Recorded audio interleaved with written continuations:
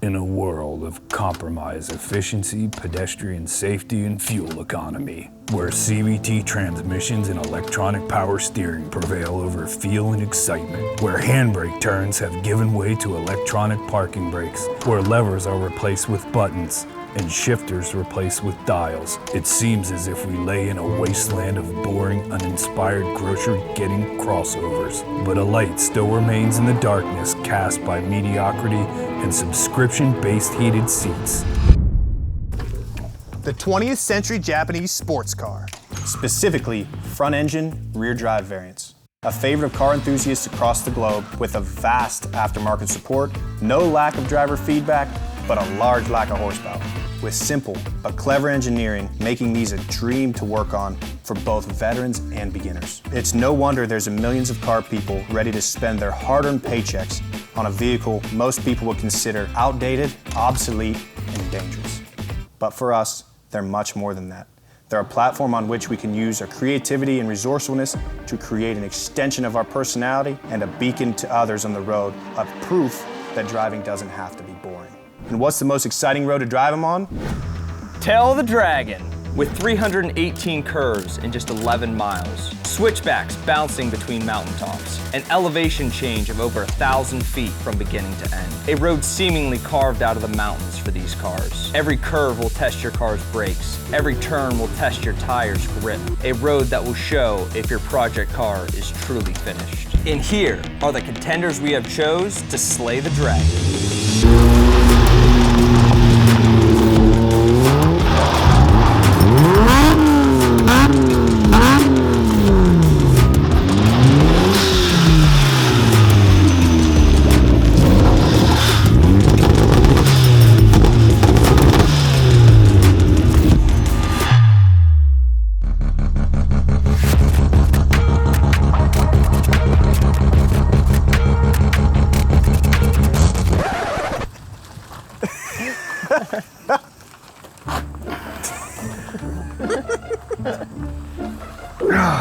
I wish I could help, but I don't want to ruin the shot.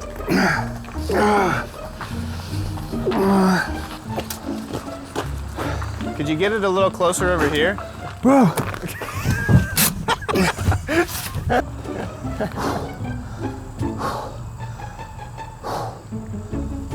Made it. It's a light car. It's just not easy to push. I really wish I could help, but I don't want to lose my position. All right, cut back the other way. Right there.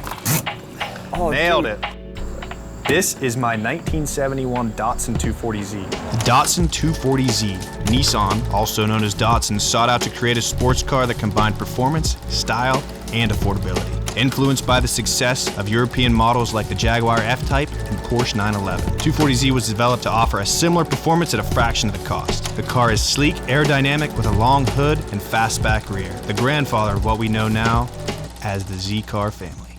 Specs: 151 horsepower, 156 foot-pounds of torque, 4-speed manual, 2,355 pounds, rear-wheel drive, and a 0 to 60 around 8 seconds. And this is what I've done to mine. I've had this car for about a year. I've done a few upgrades here and there to try to freshen it up, but it is far from ready to go to Tail of the Dragon. It needs a lot of things still. A few things that it does have now: it has BC coilovers all the way around, Weldon coilovers with Swift springs. It has a Holley Sniper EFI fuel injection system swap with an Arizona Z-Car 4-barrel intake, long tube headers, exhaust, polyurethane bushings, and some sticky tires. But besides that, everything on this thing's factory. We do have a comp cam. It's a pretty lopey cam, so it idles pretty interesting. But really, this thing's mostly stock power. We do have a 5-speed swap, originally a 4-speed core, but it does have a 5-speed in it now. We did swap in a 280ZX rear differential for the longer gears. But let me show you around this thing a little bit. So if you take a look, this is the engine as it sits. We're gonna be doing a lot of different things before we leave on our trip. But we do have a dual fan, electric fan controlled by the ECU inside the Sniper EFI, the 3-core aluminum radiator, and this is our Arizona Z-Car intake. This is the brain.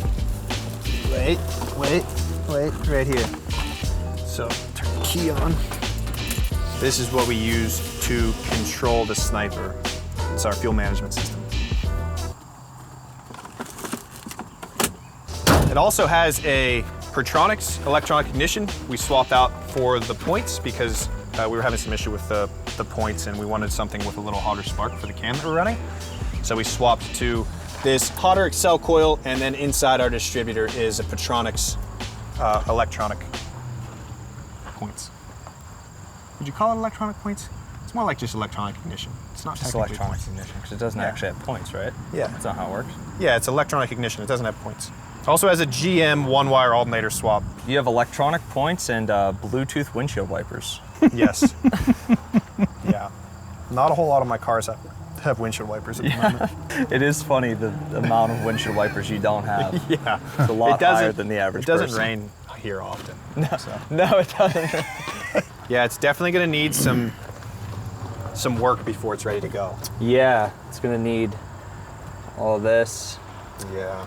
That's a little goofy. Oh, look at his throttle move when you move the cable. Oh, Scott. Dude, They're I everywhere. can't, Look at this man.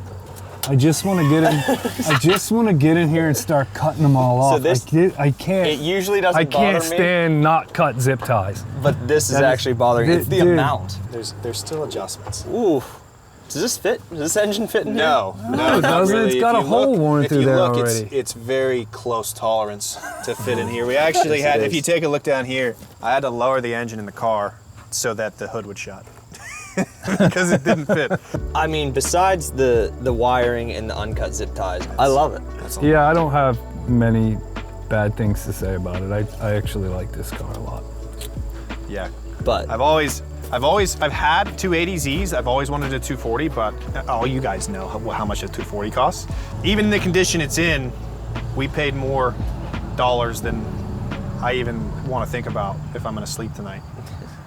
what's up, everybody? This is my 1994 Mazda Miata. The Mazda Miata was introduced in 1989 with one thing in mind: fun. And it was well received, selling over 75,000 units in its first year of production. A cheap, fun-to-drive roadster that relied on momentum instead of power. Inspired by classic British sports cars like the Lotus Elan, Mazda aimed to blend reliability of a modern Japanese car with the charm of a traditional roadster. Specs! 128 horsepower, 110 foot-pounds of torque, 5-speed manual transmission, 2,100 pounds, rear-wheel drive, around 8.6 seconds 0 to 60. And here's what is done to mine. Mostly stock, actually pretty much everything's stock underneath of it. Suspension, brakes, the wheels. I don't know what the wheels are, but it has some wheels on it and it has some Amazon tires on it. No rear sway bar, but everything else besides the drivetrain is stock, which, I mean, in true fashion, you know, leave everything stock and put a turbo on it. But let's get into that. That's more interesting. You gotta keep a pair of pliers under the seat because Those are my pliers. these are Devin's pliers. I'm looking for those. I keep them under the seat. So this is really the only thing that this car has going on. Basically everything you can see is eBay. eBay turbo, eBay air filter, intercooler kit, piping, everything. What do you? So brief history of why there's a hole in the hood in this whole car is you guys are gonna cut yourselves. It wasn't. Okay, but for a hole in the hood, it was done pretty well, right? Yeah, definitely. So the reason there's a hole in the hood, in the past,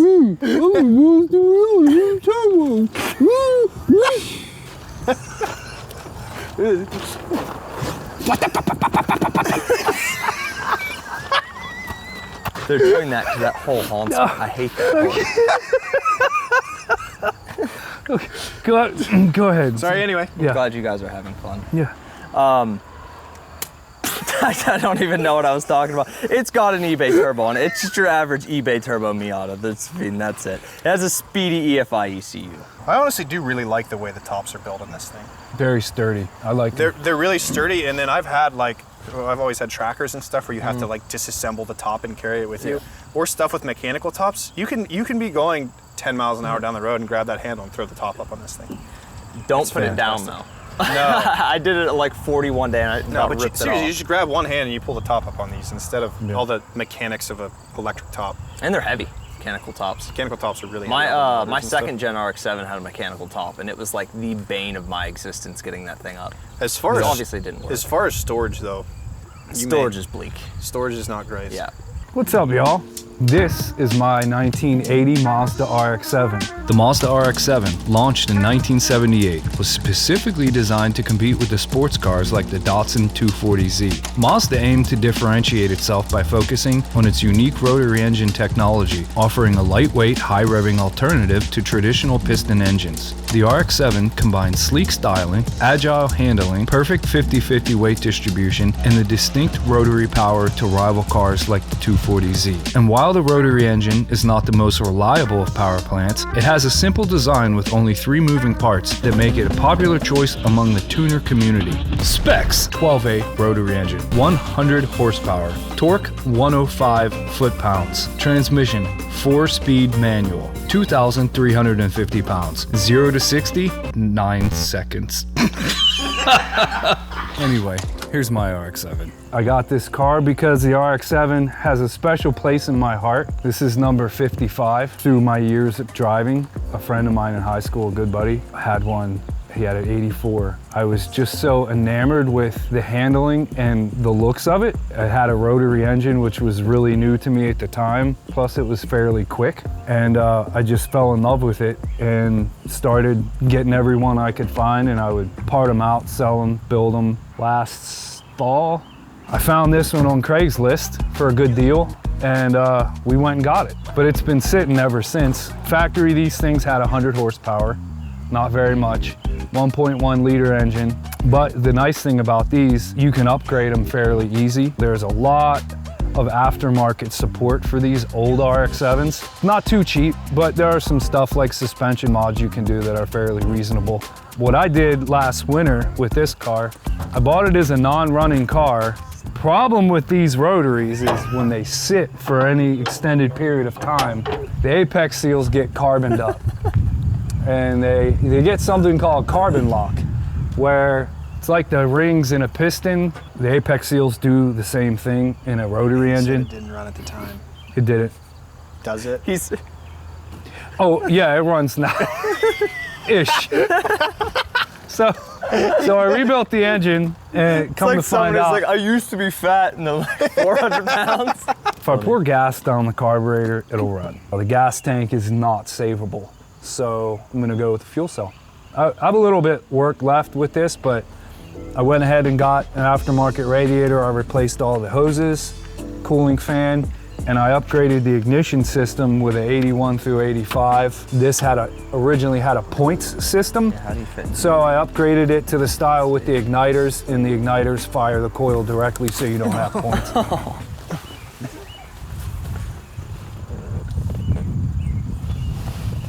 How you fitting there, buddy? There's actually more room than in a Miata.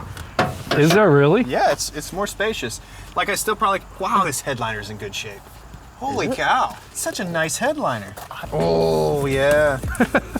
1987 called, they want their shift knob back. Yeah, I mean, it's not so bad. I wouldn't be able to like wear a helmet and do any autocrossing or anything. Dude, no way. How long has this thing been sitting? I think 20 years. How long has it been sitting since you did anything with the battery? Not since the winter. Look. It's a new one. It's still keeping time. Nice. It's still keeping time, dude. That's crazy. Will it crank? Do you want me to try it? Yeah. Oh yeah. It cranks even. Nice. So this is my pick for the Dragon. I have everything to replace all of the brakes. It's all I in have here, all huh? wheel seals, bearings, everything for a nice reliable ride down and back. Is it all in the passenger seat? It's all in the back in the passenger seat. Yep. I also rebuilt the carburetor too, so that's done. Sponsored by Rock Auto. Yeah, not. I wish.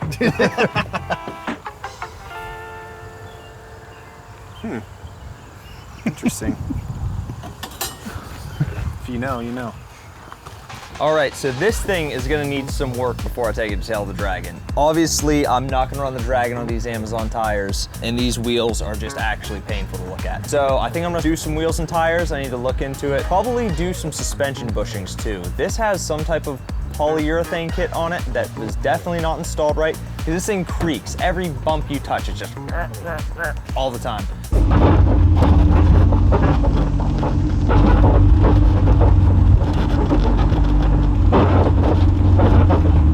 Oh, God. So probably do that, and then I really need to get the tune dialed in on this thing. I've got it safe to where you can get into boost and it runs great. The idle is terrible, the cold start's terrible, the hot start's terrible.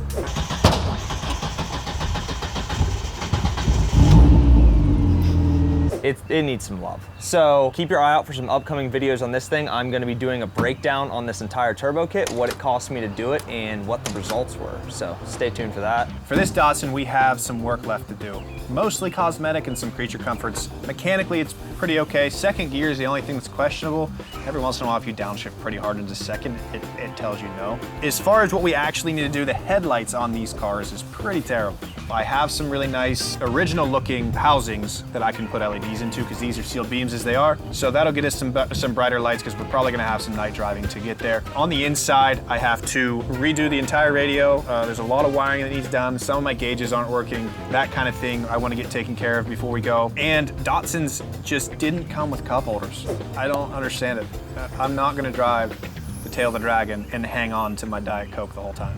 We're gonna mount some cup holders in the back. I have them already, they fit pretty good, but they're not mounted yet. So we have to mount those. Everything else is pretty much ready to go. So with mine, I have a lot to do because the car was sitting for a significant amount of time before I bought it. All the fuel lines, seals, bearings, I have all the stuff to do it. Brakes, shocks, probably do something with the headlights also because these are just old sealed beams and I'm gonna want to be able to see. So that pretty much sums it up. Not a lot. Not a whole lot. Gonna take a whole lot. But we'll get her done. Fuel cell? Fuel cell, Yeah, that's the main thing. She hasn't been driven for a long time, so gotta get some fuel to the engine and go from there. So we're really liking the format of these breakdowns. So each of these vehicles coming up in future episodes are gonna have a breakdown of their own. All this stuff we have to get done pretty quickly because our trip's coming up soon. All of these episodes are gonna be leading up to one big episode of us driving these things to Tail of the Dragon, seeing what they can do on the Tail of the Dragon, and maybe hitting some events on the way there and on the way back. If you guys can think of anything these cars need to make it there and back and perform well on the Dragon, drop it in the comments. And yeah, maybe we'll do a little comment review. We'll read through the comments, see what you guys think these cars need to be able to tackle that road. Also, put your favorite car in the comments. Let us know if your uncle had one, Yeah, if your step cousin's sister had one. No joke, 50 to 80-year-old white women love this car. They absolutely love it. Every gas station I go to, they're, oh my God, that's so cute. Oh, thanks. Yeah. All right, if we're gonna get these things down there, we have some work to do. Absolutely. yes we do. Let's head to the little shop. Get Hell to yeah. work. All right. Wait, the little shop? Yeah. It's where we film videos. That's where we shoot all our videos, dude. I know that, but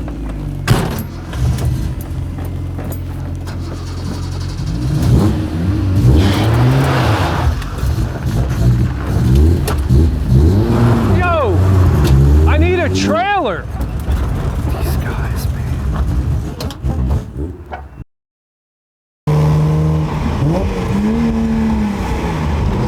Does not like second. Threw it right back out.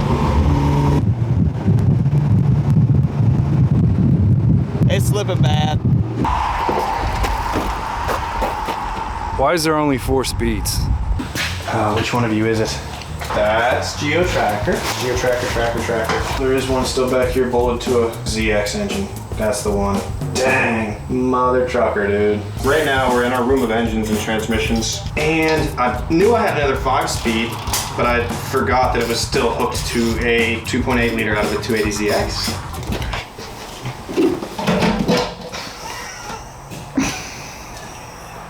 I feel like this looks disorganized, but really, it's not that bad.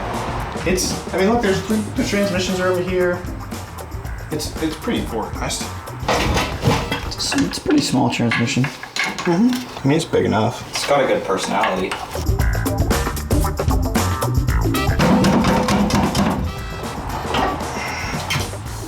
Oh,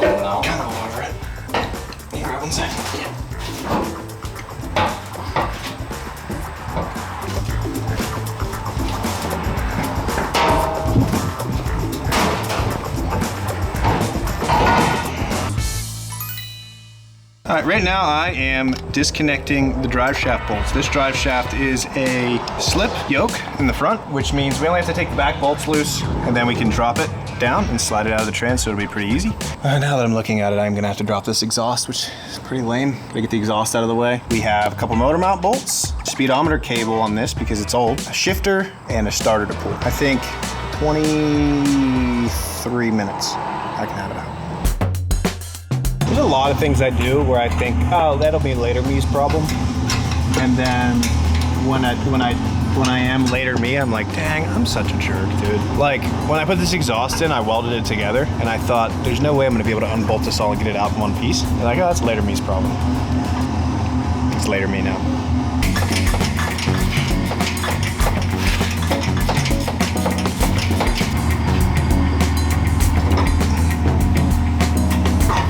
So now what we need to do is bring the car back down, undo the shifter. Somebody just duct taped the boot in there. That was me. Remove the shifter from the transmission. I need to disconnect the battery because I gotta remove the starter and I don't want to be messing with the starter if the battery's disconnected. Then we can take it up for the last time. We can put a pogo, jack stand, underneath the engine. We want to support the back half of the engine so that it doesn't rock backwards, and then we're gonna be able to just yank our transmission out of there. Ow! See how nice this boot is? When I got the car, it had no boot there. Now I am pulling this big rubber boot out so I can get to the bolts for my shifter. That's step one. We don't even have the car racked yet. Oh no, it's already ripped? Yeah, it looks dry rotted. Mm-hmm. Mine's the exact same way. It's new. Mm-hmm. That's pretty crazy. That sucks.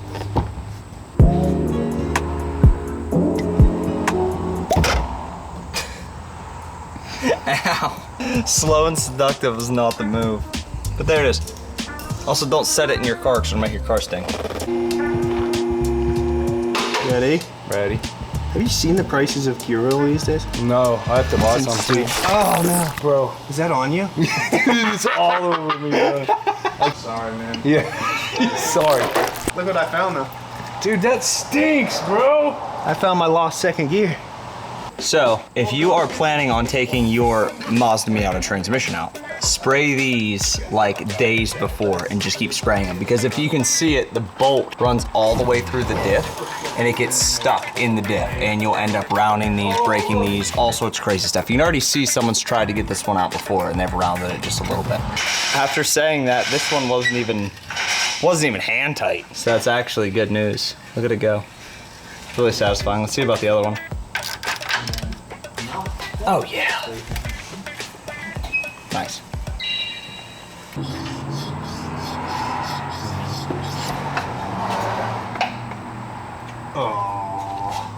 Oh no. That looks horrible. All right, go ahead and wiggle. Seems like there's something still holding it, doesn't it? Sure does. Let me pull that mount bolt out and get it out of the way.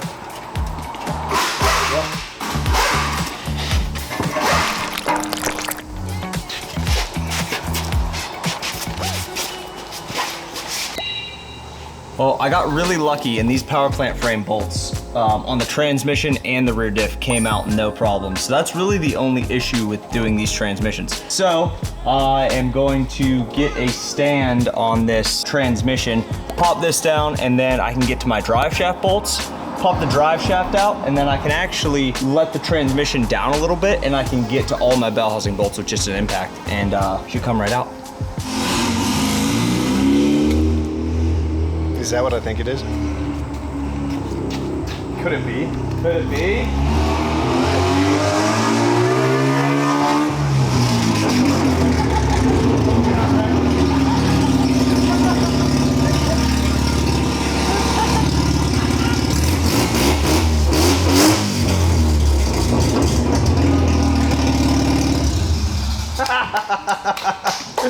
No way!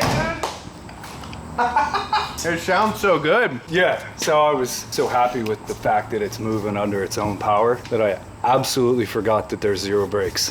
Yeah, I saw you. Yeah. I saw you about to run into the building. It's looking good, man. It just drove in here on its own. No more pushing for this bad boy. This is our fuel cell until I can track down a gas tank, which will probably be never. because these are super hard to find. So Devin, true story, Devin found one on Facebook Marketplace. Looked like it was brand new. It was in a lot of 79 RX-7 parts. Guy wanted $100 for everything. He messaged the guy and he's like, hey, you still have this stuff? And he's like, no, man, I sold it all. He's like, well, can you put me in contact with who bought this stuff? Because we just need the fuel tank. And the guy was like, well, that's why the guy bought it also. We missed our chance, but that's all right. Something else will come up. Got no brake pedal? No, it's dead. Speaking of dead, how was your doctor's appointment today? Left early. I did, but I didn't make it. So I knew today was transmission day. Oh man, how many does that one have? I was on the way to the doctor and I thought, oh, I should probably just get a transmission instead. 5-speed out of an FB in the drive shaft. It says 5-speed. Did you check it? I couldn't put my finger in it. Also, 77,000 miles. How much?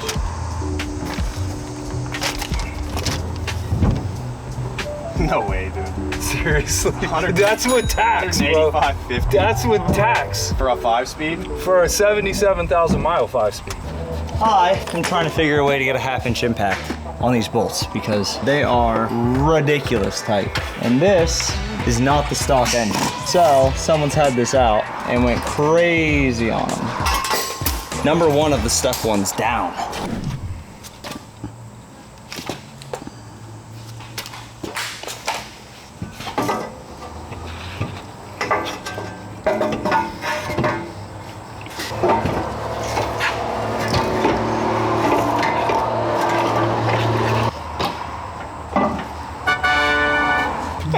Not too bad. Man, I was really trying not to look like I was struggling on camera. I almost didn't have it. For a second there, I was like, I'm gonna drop this thing. I'm gonna find another 5-speed for a Dawson tonight, because this thing's gonna be on the ground in pieces. That wasn't hard. Got it right up there. Oh, well, the exhaust has got to come down. Hanger runs right past the power plant frame. It's gonna be better with the exhaust down anyways. I just really didn't feel like doing it.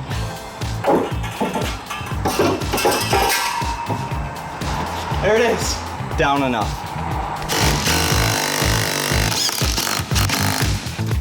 All right, putting your drive shaft bolts in, because the old ones didn't look that great.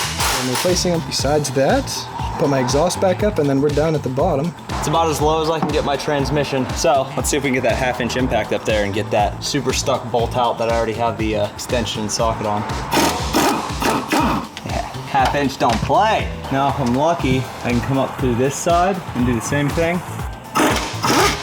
Uh-oh, I think my socket just got kicked off. I think we're good. Nope. It might just be the angle that the impact has the socket on there. It is. It's not getting on there straight. I'm gonna try a swivel. Hope for the best. I think it might have broke loose. Got it. Got rid of the extension. Upped our torque a little bit. Hey, there's Greg. Hi, Greg. The smart thing to do would have been while the transmission was on the ground, make sure that the fill plug came out so that we could fill it once the transmission was in. But as you can tell, we did not do the smart thing. I'm gonna try to heat it and quench it and see what happens. John got me a water bottle.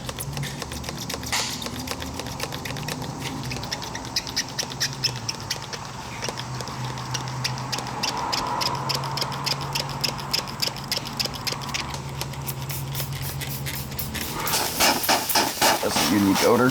Yeah, I don't know what chemicals in here that John got us. Could be like wheel acid or something that we're breathing. Foaming up, really weird. Seems like it changed the size a little bit here. Yep, there it goes. Come on now. You want to. You want to fit past. Doesn't want to at the moment, but. I don't mean to interrupt. What is that? That's a good question. Where'd that come from?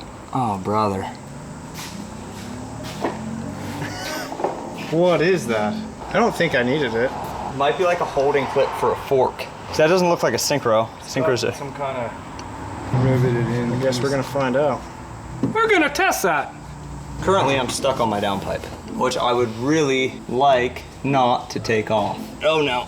Oh no, I need that. Unfortunately, it's looking like downpipe removal is the only way, which I really don't want to do that because it sucks. It sucks to get the downpipe off. I think if I spin the transmission, I can clear my downpipe. just fantastic. It'll be interesting getting back in, but that's okay. Oh yeah. I can't believe this came out without taking the downpipe out. I don't know how it's gonna go back in, but I'm not worried about that right now. It is a stock clutch. That's why it's slipping. This is just like an AutoZone clutch. No, it's an Exedy, just a stock Exedy clutch. It's actually still in decent shape. Got a little bit of glazing. That doesn't look right. Unless this is a 1.6 clutch. Maybe he had a 1.6 clutch on warranty because they're cheaper. That's a lot bigger. Let's see if this thing even splines onto my transmission. All right, it does. That's a good sign. Maybe it's a 1.6 clutch he had in there. Maybe that's the difference. But then that means this is also a 1.6 flywheel, I think. Yeah, this clutch is not right. So the issue is that is a 1.6 flywheel, not a 1.8 flywheel. So the difference here is my flywheel is flat, which means it's a 1.6 flywheel. The 1.8 flywheels have these raised up holes for you to bolt your pressure plate. That's why that one looks like it's sticking out. The kid who had this before me probably just had a 1.6 clutch setup lying around. Dude, I want to say for some reason he did say it was a 1.6 trans. I don't know. How's it going here, Devin? Good. I'm just putting my shifter back in. Gonna see if this transmission's any good. Right now it's seeming questionable because we found some large chunks of metal in it, which usually is a bad sign in the transmission world. So, update on my flywheel status. My good buddy Mike actually has a brand new flywheel for a 1.8, and he said I could buy it off of him. So, we're gonna head over there and pick it up in the Datsun, hopefully. The Datsun's ready to go. Devin started like 2 hours before I did, so. True. And he had all the right parts. Yeah, that's true. So, we're gonna go pick up that flywheel, and we will see you guys tomorrow with hopefully the correct flywheel. Well, it's the next day. Put the trans in last night. I drove it home. First, second, and third gear all feel horrendous.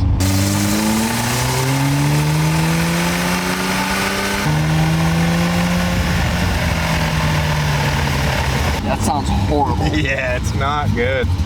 But it works. Watch this.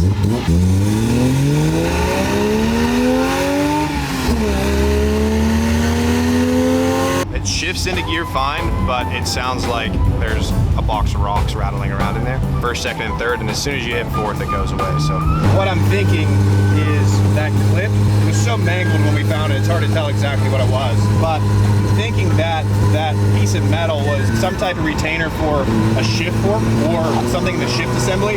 And what's happening in first, second, and third, the fork is either riding on the primary shaft or against the gear or something. Because you can really feel it in the shifter. That noise translates right into the shifter. So it seems like something in the shift assembly with the shift forks. I'm hoping that we can open this transmission up, open the other transmission up, and find whatever clip is missing, and then replace it on this transmission and still use this one.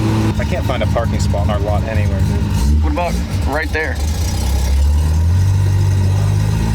So we got the old 1.6 flywheel out, and my buddy actually hooked me up with a brand new 1.8 flywheel, so that came in super handy. So let's go to the table and get a breakdown on the differences. All right, so I'm gonna give you the very basic operation of how a clutch works. You have your flywheel. This bolts to the back of the engine and spins with the engine. You have your pressure plate. This bolts to your flywheel and spins with the flywheel. And then you have your clutch disc. You can think of this like a brake pad. It's a very similar material to a brake pad. It can take some slipping, kind of wears down like brakes do. Sits like this. And you have your pressure plate on top. Now, when your clutch is released, these all spin as a unit. When you want to change gears or you want to come to a stop, you have your throwout bearing. Your throwout bearing sits right there. And when you hit your clutch pedal, this pushes down on all these fingers right here. And that actually, to put it in simple terms, lifts this up, essentially. I mean, it doesn't actually pull it off the flywheel. It has springs in here that allow it to pull back. And what that does is take all the tension off of your friction disc. And now your flywheel and your pressure plate can move independently of your clutch disc, which can allow you to change gears, it allows you to come to a stop, and it allows you to get moving again. And so the reason this clutch is gonna hold more power and this clutch was slipping is because this is what's called a stage 2 clutch. It's very cheap. This is a budget build. We're going as cheap as we can. This has more clamping force than a stock clutch.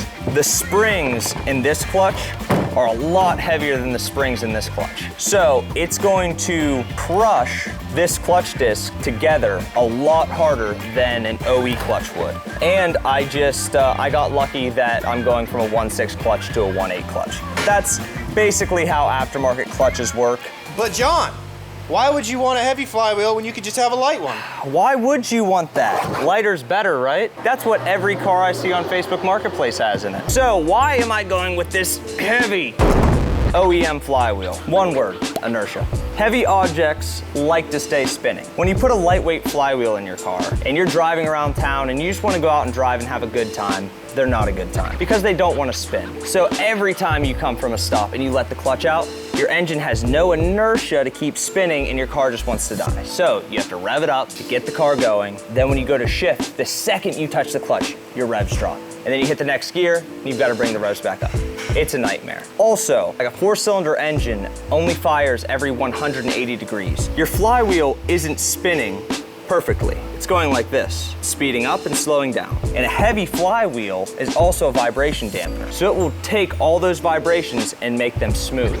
So when you let the clutch out, everything's nice and smooth. Put a lightweight flywheel in your car, it loses its dampening capability. You'll get clutch chatter. When you're letting the clutch out, you'll feel the car kind of jerk a little bit, and that's because it's wanting to stop. It doesn't have the inertia to keep going, so you're feeling every hit of that engine through the clutch. So please, if you're building a street car just to drive around and have fun, put a stock flywheel in it. Don't put a lightweight flywheel in it, please. I don't want to hear you putting a lightweight flywheel in your Miata, your Civic, whatever it is. Just keep it stock. You can put a bigger clutch in it if you feel it is necessary, but keep it stock flywheel. They're good. So all of this together goes to the input shaft of your transmission, right through here. And this is how that power makes it to the wheels. This is the one that had the second gear issue where it was popping out of second gear. You would have seen it at the beginning of this video. We're going to tear it apart a little bit, and along the way, we're going to show you exactly how power is transferred through this and out to the tail shaft. Also, we're on a scavenger hunt to find something that could look like that clip we pulled out of the other transmission once it ran through the gears. We're going to get disassembling this thing and then show you guys what it looks like once it's disassembled.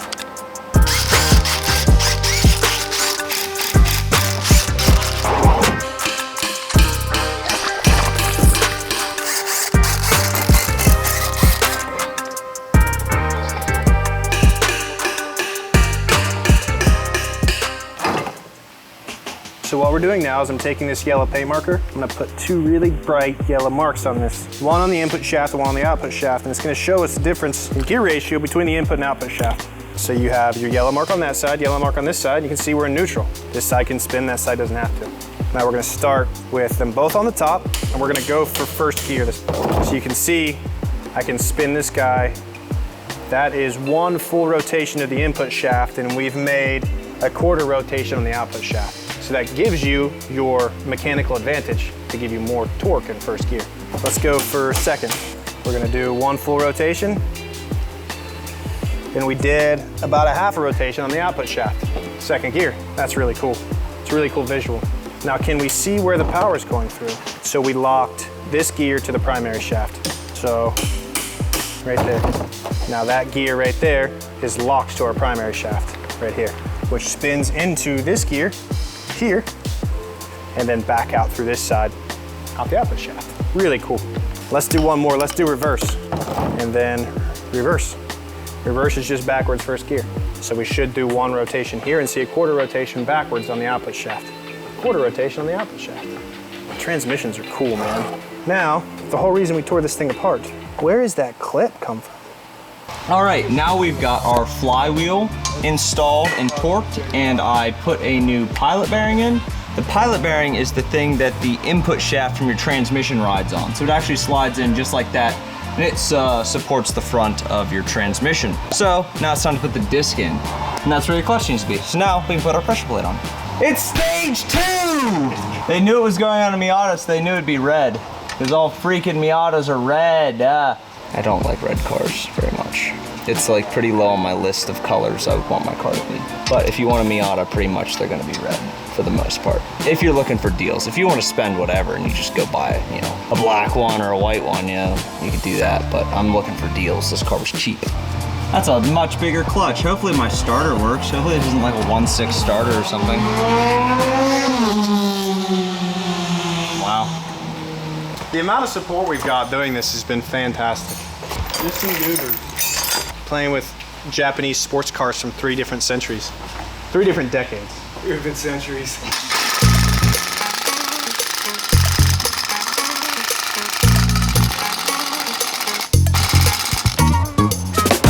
Sick. It's time to put the transmission in. We got our pressure plate torqued. Now we can pull our clutch alignment tool. And now we're ready to install our transmission. Leave it in the comments. Can a front wheel drive car be a sports car? It can be.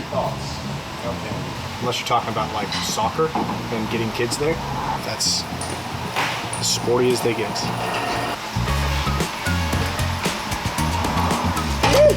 Got it. Do you mind giving me a hand, Evan? What would you like to do? I'm trying to remember exactly how it came out. I think it spun. Looks like it's gonna have to roll up over the downpipe. Yeah, it's this tab here. Looks like we gotta get that over first and then roll up. Yeah, so we gotta roll it this way first. Yep. We gotta come back a little bit because we gotta clear the subframe with this bolt hole. So we gotta like, maybe if we straighten it back out, now can we go back towards the passenger side? Oh no! Uh-oh. Oh, look at what he did to me. Oh no! I'm sorry. He didn't drain the transmission. That stuff's expensive, dude. I didn't want to lose it. No, I found it. Now my wife's not gonna let me sleep in my room tonight because I'm gonna smell like gear oil and I have to sleep outside on the porch. Is there anything I can do, John? I'm trying to remember how this is supposed to go in. Let me get a pry bar on this downpipe.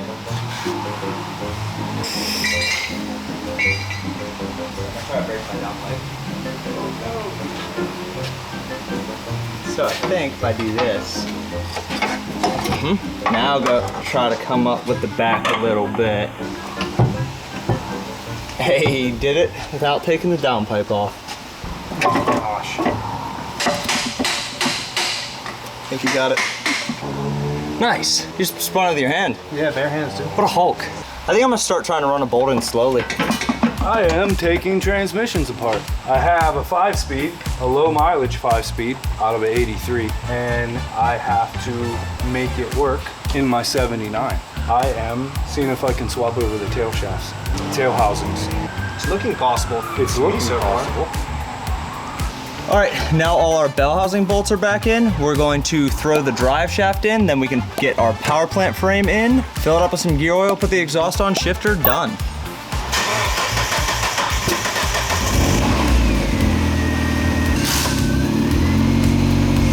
It's definitely harder to press. Is it really? They weren't kidding about the clamping force. Oh yeah. Does it feel nice? Yeah. You hear that? That's one thing I love about new clutches is listen to the noise it makes when you let out the clutch for the first time. That was a whole lot of wasted time. Sick. More clamping force, baby.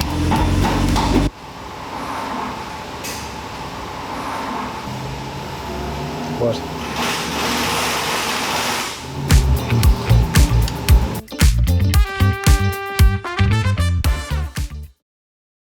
So we figured it out. Come here.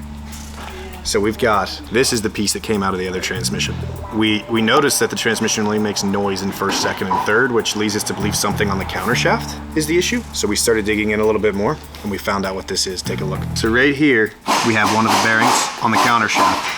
This bearing it's a ball bearing, so it's got all these balls in here, and those balls are held in by these retainers. Well, what must have happened, probably not this one, because this one sits external unless it came out this way, but one of the bearings on the countershaft must have failed pretty hard and threw this retainer out. So now we have 2 balls that aren't being held in the right place, you know what I mean? You'll want your balls to be secure in a bearing.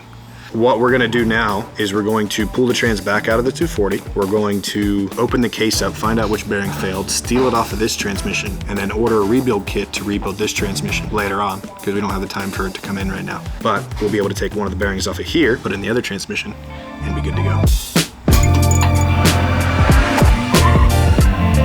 What are you doing today, John?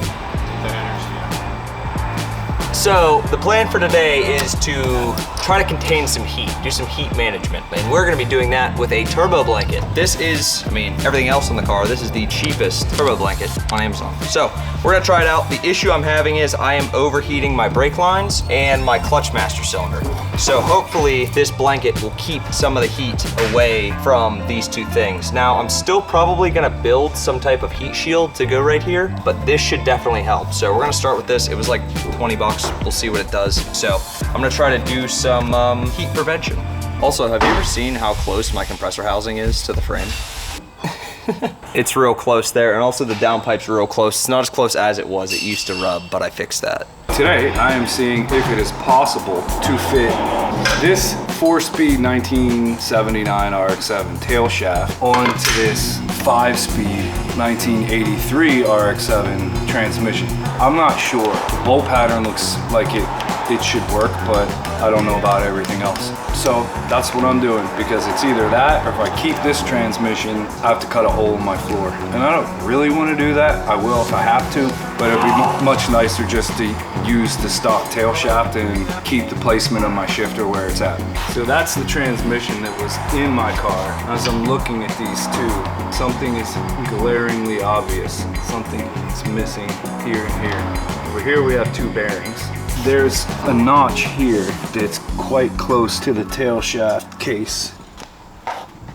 I just found out why this came with rubber gloves, and it's because the inside of it is just all fiberglass, so I am super itchy now. But what I did figure out is I put a little hole in the blanket for the wastegate because it was gonna obviously hit and not be able to go around. So I took a little razor blade, put a hole in the blanket, ran it through the wastegate, and then for my oil line, I just actually put a slit in the back of it. I'm probably gonna have to use some type of like heat tape to hold it together, because like I said, it is fiberglass, so it's probably gonna end up coming apart. But for the keen viewer, you will notice that this is on backwards. This is supposed to be the bottom, technically, because this is the big side. But the big side didn't fit down through here, and I kind of wanted the big side on top, keep more heat away from this area. So right now I'm actually really happy with how it's fitting. It looks stupid. I don't like the way it looks, but if it helps with heat management, I'm in.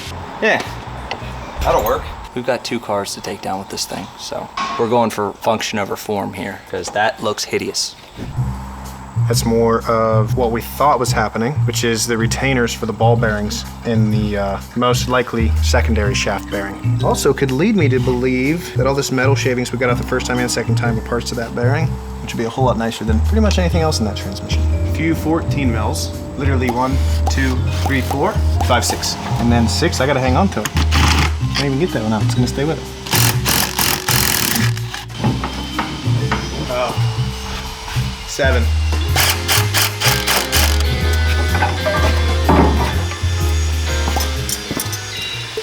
I need to run to the parts store, and I do not want my car to get hot again, because I've got more heat shielding to do.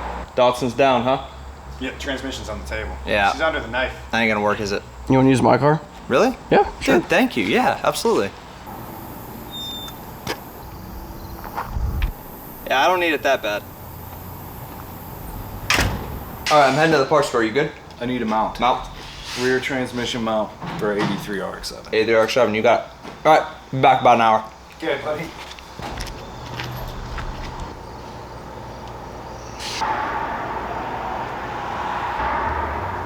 We have a detent here to pop out again.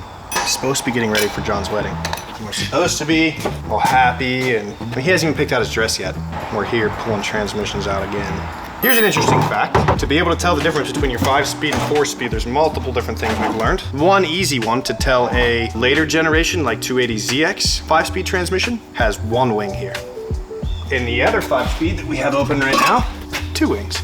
See, that's like about the only difference. I mean, there is a little bit difference in gear ratios. This is a longer gear ratio 5th gear than this one is. They call them close ratio and wide ratio transmissions. And then something that I learned over the weekend that I wish somebody would have told me, like I'm telling you, is when you're looking at a Datsun transmission and you're trying to tell whether it's a 4-speed or 5-speed, you don't have a shifter, you're on Marketplace trying to buy a transmission, the guy tells you it's a 5-speed and it's a 4-speed, easy way to tell. Right on the top here, you see how this is all smooth, there's no casting, no access to the shifter rod. Here we have the drivetrain out of a 280Z. This one was out of a, must have been 86-ish. If you look, I know it's really 30, but if you look here, there's this 6-bolt plate that's supposed to gain access to the shift rod. If it has this 6-bolt plate on it, it's a 4-speed. Ask me how I know.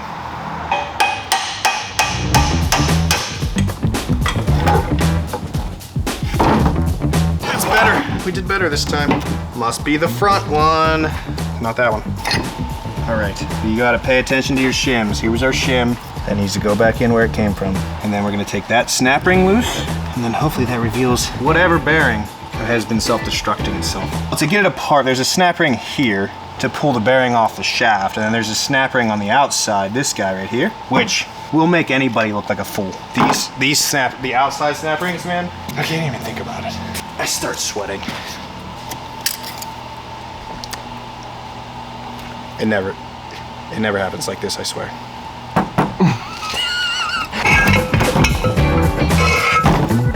Which one of you lousy, no good ball bearings is it?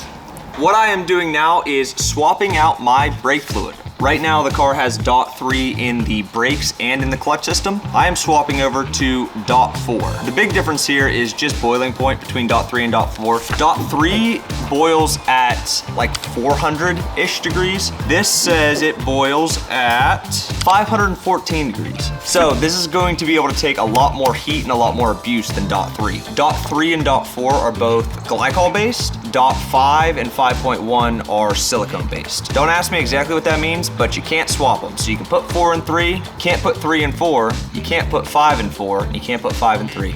All we have to do is open up the bleeder on the clutch slave cylinder, suck all of the fluid out of the master cylinder, dump this in, bleed it, good to go. Woohoo! Look at me! I'm a Beyond with a turbo and I run on hot dogs! Woo!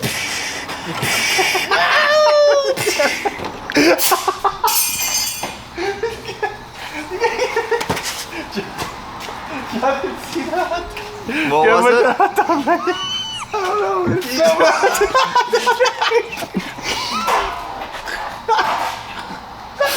Whoop, there it is.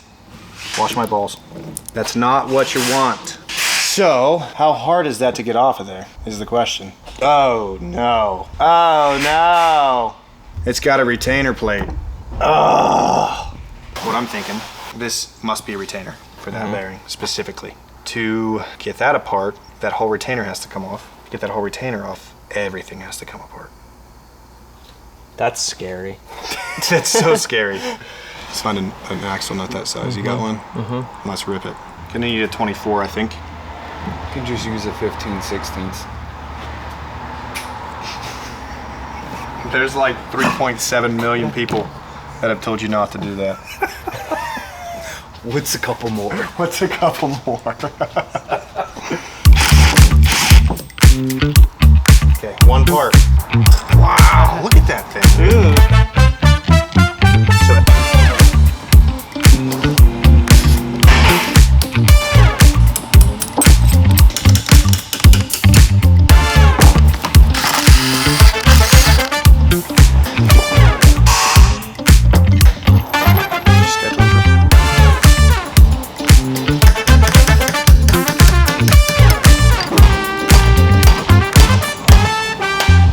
They're good. No. There's another spring. We just need one more guy and everything's fine.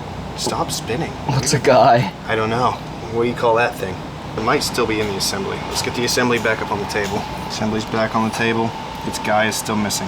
How'd you get all the way over there, guy? We're almost to our bearing, which means we're done with disassembly and then put our bearing in, we're on the reassembly. Our bearing's not here yet, so we're just prepping for that. But all we have to do now is pull this 6 bolts, pop the plate out just enough, and we can get on this side, drive that bearing out of the housing, and then get our new one, put it in there, put everything back the way it was.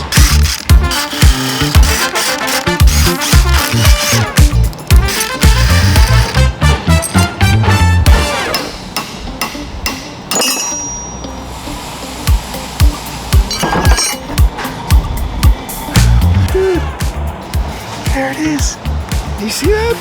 The source of all the trouble. What a day. Well, we're out of parts. So wait till our new part comes in and then do all that stuff backwards.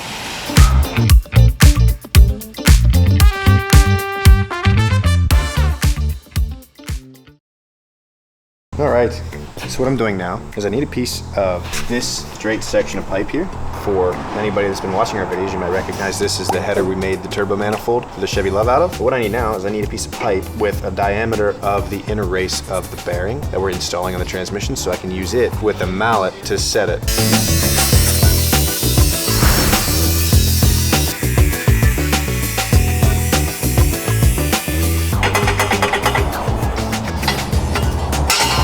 It's pretty straight, it's got a little bend in it, but it should be what we need.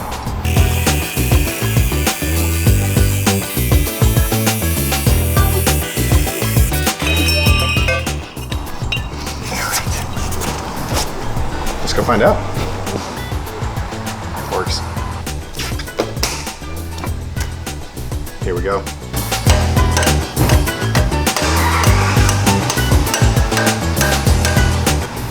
New bearing installed.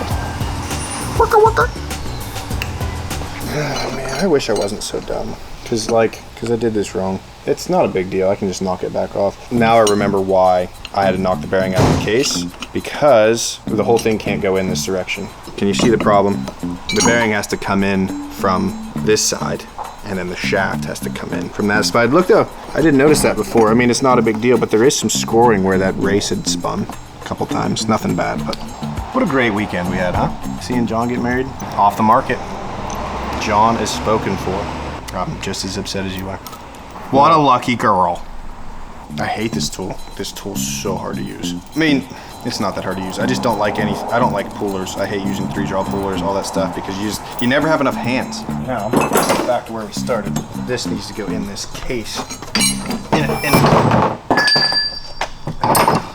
Oh gosh, goodness. Cut that.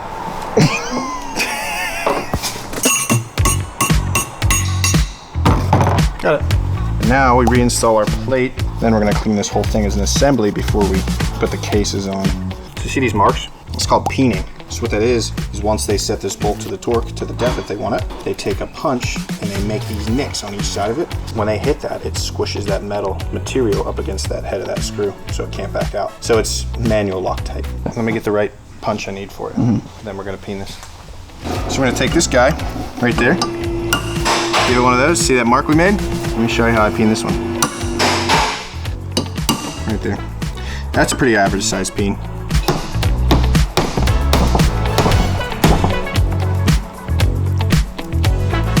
Now, here's what I'm worried about that I didn't think about. You know that thing that fell off? Will it go on now? Did it need to be on at the beginning of that? Potentially, yes. Oh, it might just sneak by.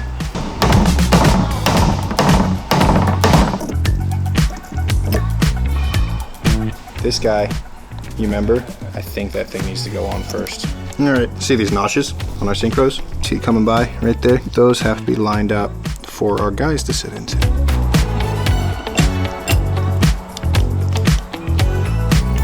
So this, Scotty? Yeah. Goes into that slot right there, and it's sprung and it has to be pretty collapsed. All right, watch your fingers. It should snap into place, hopefully. Right there, 2 of them.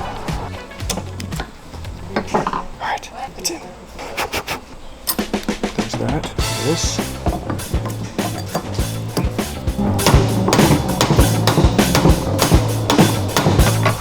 Almost there. I think we did it. Shifts. D10's back to where it's supposed to go. It's back together. Well, at least this half.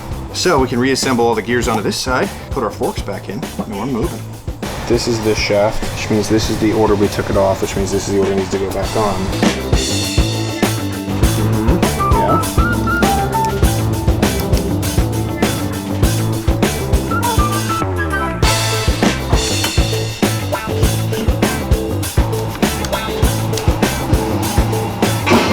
Another ball.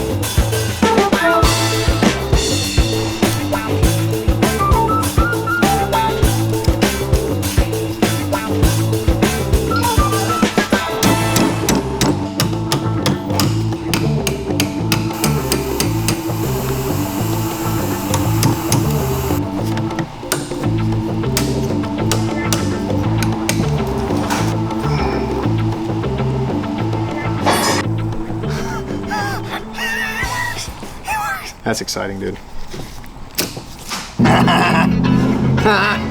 So what we need to do now is finish setting all of our depths for our bearings, which I have to learn how to do. But before I have to do that, I can reinstall my last few bearings here.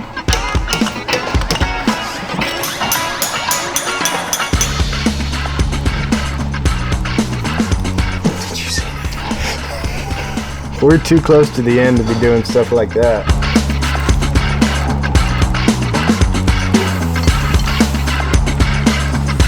I think we might have done it. What a stressful experience. I mean, we always say, if anybody can do it, we can do it. If there's somebody out there that can do it, we can do it. But man, I don't know about that. That took every last marine cell we had. So we don't have a torque wrench that will work on a nut like this because it's so far onto this shaft. So I'm just gonna have to use the old elbow torque wrench. We'll just have to calibrate it for reverse threads and send it to 101-ish foot-pounds, which is like about a lug nut. So as tight as I make lug nuts. So all we're doing is we're putting a notch in here. We're peening that nut so it doesn't back off on its own. Give that a good peening and should be ready to put this together. Does anybody have any objections to why we shouldn't put this transmission all the way together now? I think everything's good. There was no parts left on the table, so.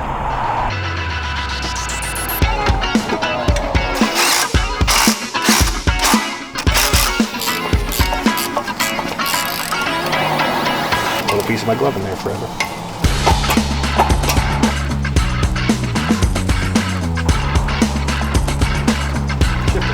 I don't know where I put the pin that goes through it. Pin. Reverse. First. Second. Third. Fourth. We got a 5-speed. Congratulations, sir. You have yourself a 5-speed.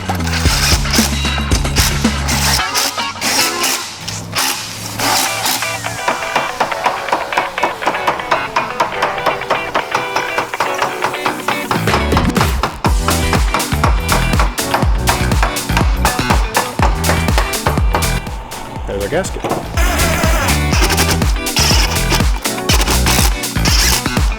We'll wipe down our pivot ball and where our carrier bearing rides. All right, right here.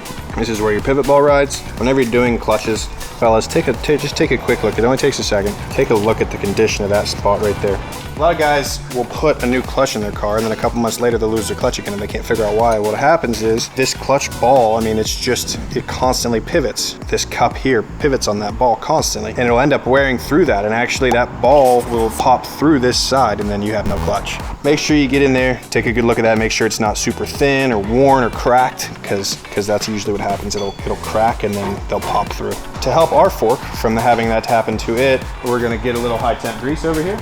High temperature, like bearing type grease.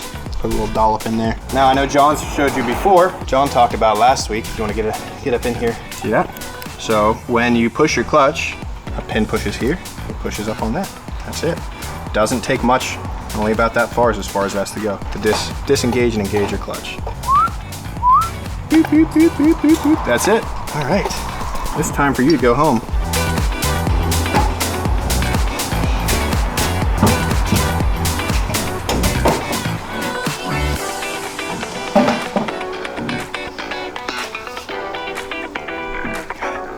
We're down to the shifter again. So this is our third rendition of transmission in this car. We just rebuilt that transmission that you guys saw on the table. This shifter is all that's left between us and slapping that Miata in a drag race.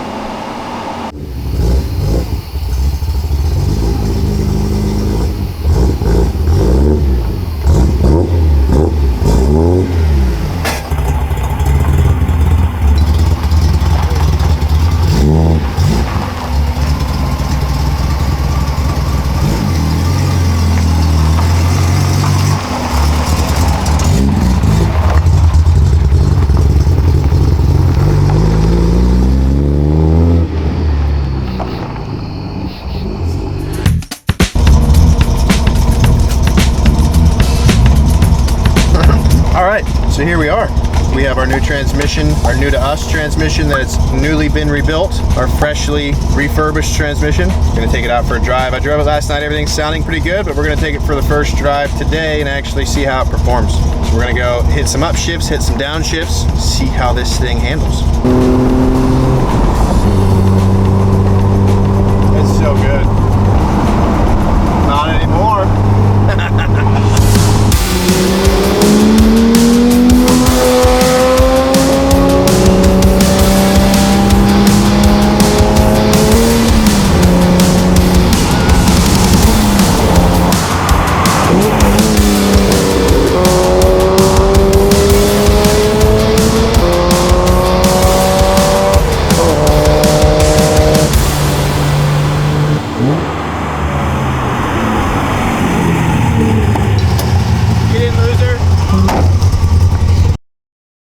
So guys, we got 3 weeks till these cars gotta be ready.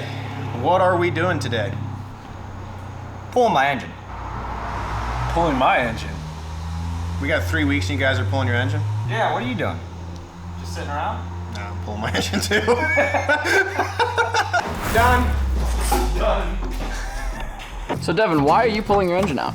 Well, better question is why is Scott pulling his engine out? The answer to why is Devin pulling his engine out is because Scott's pulling his engine out. I was pretty comfortable with my power, being able to take the RX-7 until Scott said he was pulling his, and now he's Bridgeporting it. So I will not be outdone by an RX-7. So I'm pulling my 2.4 out and putting in a 2.8 and then swapping my cammed head over to that. I'm not pulling any stops.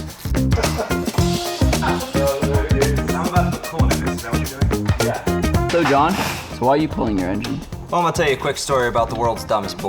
My man Shia Mazda put in the comments that you can't run your oil line under your turbo blanket, which I wish I would have seen that a little sooner because the heat popped the oil line and I lost oil pressure, but I did have a piece of junk Cadillac in front of me that I thought was burning oil. I was like, man, that dude's car sucks. Look, it's burning so much oil. You smell that? It was my car. Hi, bud. What else happened, John? The blanket is soaked in oil. It's also blown up. Look at her go. So, dropped oil pressure. I think I lost some bearings. Hopefully the crankshaft's okay, but we're about to find out. Hi. Why are you pulling your engine out? Well, I am going to enlarge the intake ports of my engine so that I can keep up with these guys because I don't think a street ported 12A is gonna do it. So we're going Bridgeport with Holly. I'll show you. Holly Street Deep, 625. Probably have to tinker a little bit, jet it, tune it for sure, but should work great. I'm not sure yet what the vibe is in here. Like, I don't know if I'm allowed to ask for help yet. It seems like everybody's pretty invested in their own thing, but it's gonna take 2 people to pull his hood. So, Mr. Cameraman, would you like to help me pull my hood? Thank you. Got it?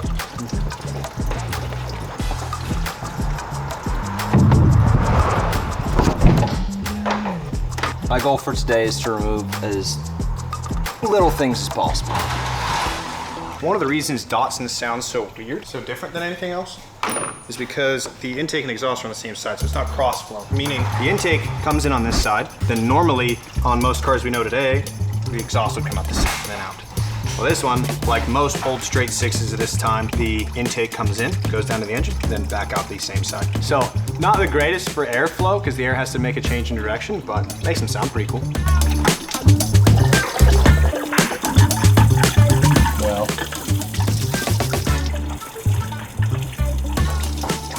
it's still coming out of there. Sorry, John. Coming your way. Uh-oh. Oh, here comes Norfolk too. Watch out. I have a couple exhaust bolts, one more bell housing bolt and a starter, but I figured in case anybody else got close, I wanted to have the engine crane. If I got it, then they don't. One of the problems with pulling the engine out of the Datsun, I made it so low that the engine crane doesn't fit under the car anymore, so I'm gonna have to jack it up. I don't know that I have a floor jack here. That's the whole engine wiring. Done. I haven't pulled a Miata engine in a while. The wiring is way easier than I remember. The wiring's actually done. There's like 4 plugs, so that's pretty nice. Heater core hose is stuck, and the issue when you have a stuck heater core hose is these are brass, so if you try to grab them with a pair of pliers too hard, you'll just end up crushing them, so I gotta be careful with that. Other than that, it's going great. I am almost there. It's got to unbolt the engine from the transmission and get her out of there, but I'm getting ants all over me because apparently while this thing was sitting, it got moved in by a family of ants. So I'm trying to use the engine crane to pick the car up so that I can get jack stands under it and then set it back down. But I can't even get that close. I'm not that smart, so I really gotta remember how I take it apart. Oh my God, that's tight.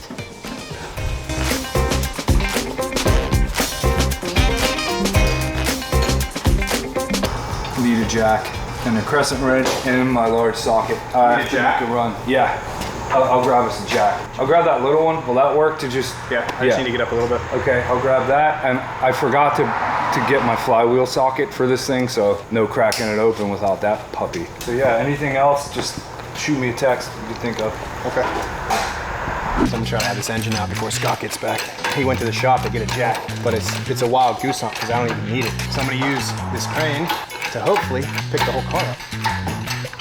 Would you look at that? Oh.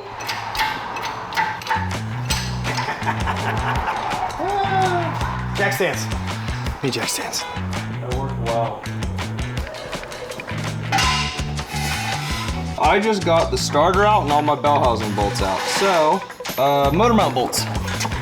There's my motor mount bolts. I gotta rip those, and then after I rip those, it's that stuck heater core line, and then my fuel lines go into barbs, and the barbs are not letting go. So I gotta figure that out, and I don't wanna rip the lines. I might end up cutting them, because I guess they are a little long, so I could cut them a little shorter and be fine. We'll see.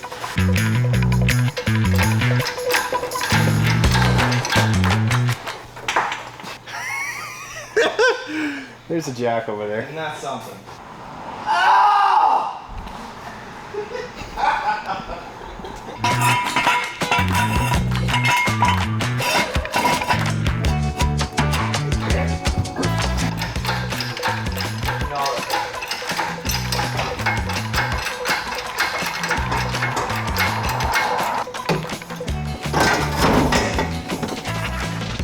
Note to self, when I put the other one back in, put the weight on the forward side. Pick it up like this. It'll go in easy. That's what she said.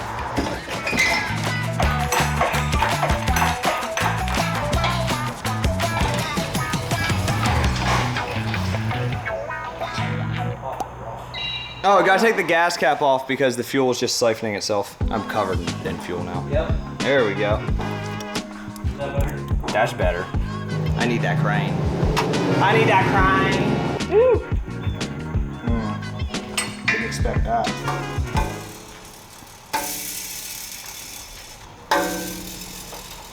Hi, buddy. What is that? Devin's got some news for you. What's that? He needed other stuff anyways. He's not going to be mad. And Scott wouldn't be mad at me anyway. What? There's a jack here. I found it. Oh, okay. I still need it in my socket. See? What a good guy. What a nice guy. Show guys. I need to find a place to put this engine.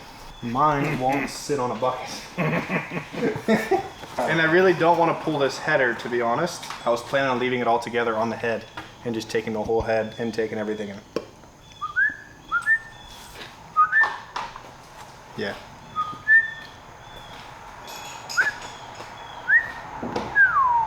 Yeah, exactly. He gets it. I get it. Totally. What's interesting? The oil? No, this. That's machining. It is. That's also interesting. Your clutch disc isn't centered. Sit pretty. Go ahead. You good? Oh, you don't want any wood? Yeah, let's put a piece of under that. Two by. Set the whole thing on the other thing. All right, go ahead. There we go. All right. Yeah, should be ready to start. All right. Oh yeah, that does need unbolt. I mean, I can just go. I can just send it. No, it's got to unbolt from here. I didn't notice that. Yep.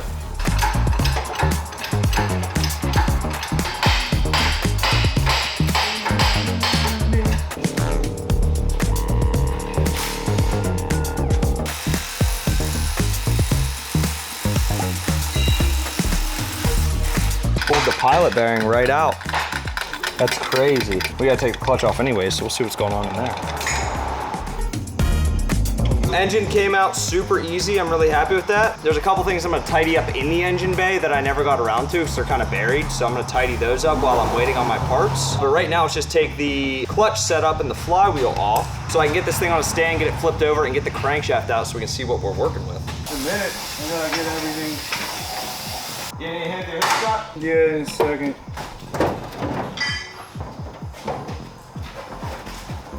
Oh, you just got it. What the heck am I hitting? Subframe. Okay, what do I do? Alright, that should hold that. Running out of space. No, I might just pop this radiator out. I thought I could swing it, but I don't know. It's not gonna be fun going back in if I do. Yeah, we're gonna do that.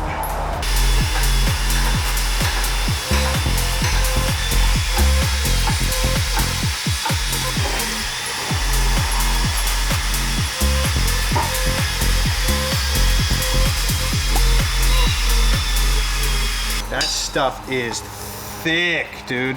Dude, I've got ants all over me. You're destroying their home. Can't blame them. What? I know. I don't want them to be dirty.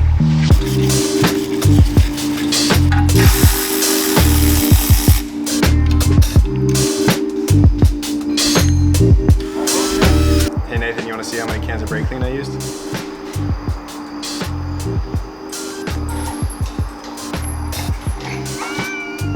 I hope you learned something about engines from this. Oh, that's looking good. It's so clean you can see yourself in it. Look at that.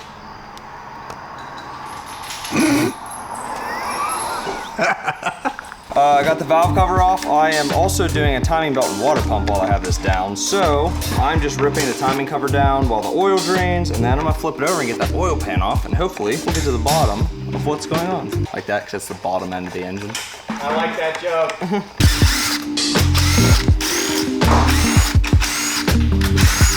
All right, I think it's almost time for a head swap. You guys swapping head over there? Yeah. About to put my engine on a real engine stand instead of a milk crate. So, grab your engine stand. Wow. Engine stand.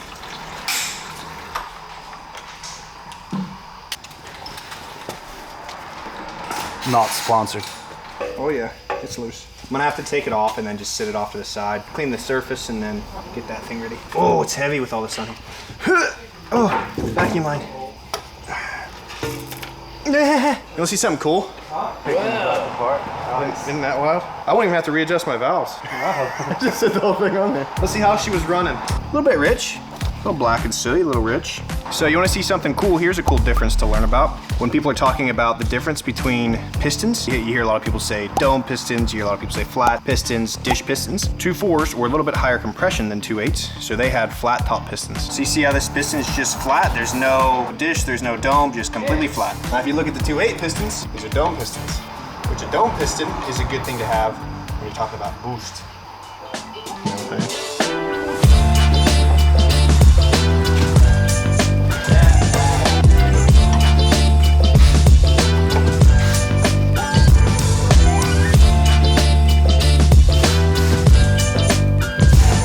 Time for the moment of truth to see if we have any damage. If we have any damage, it's probably on the back, but we'll see.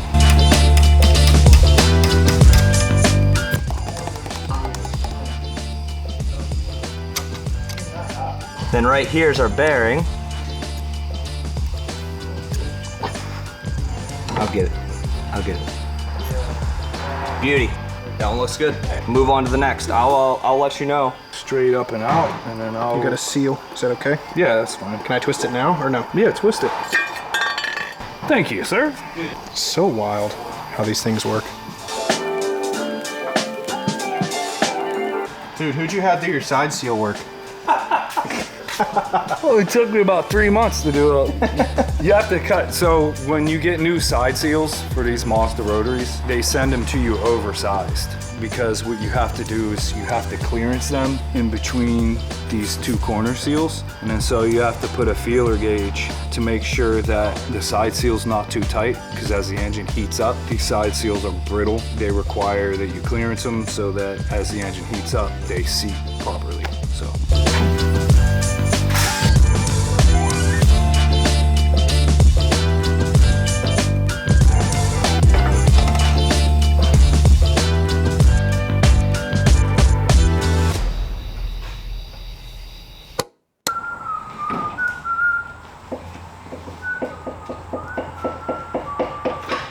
All right, we got our 2.8 together. It's mostly back in. I'm sitting it back in the engine mounts now. Pretty much just hook it up. it should be pretty ready to go. I mean, we're using the same head, so everything should just slap back together. Fuel lines, heater core lines, everything else, that all ran to the head anyway, so it should go back together the way it came apart. I've got some oil, some zinc additive to get this old engine broke back in, and new oil filter, giving it all, not taking any stops. Not holding any stops?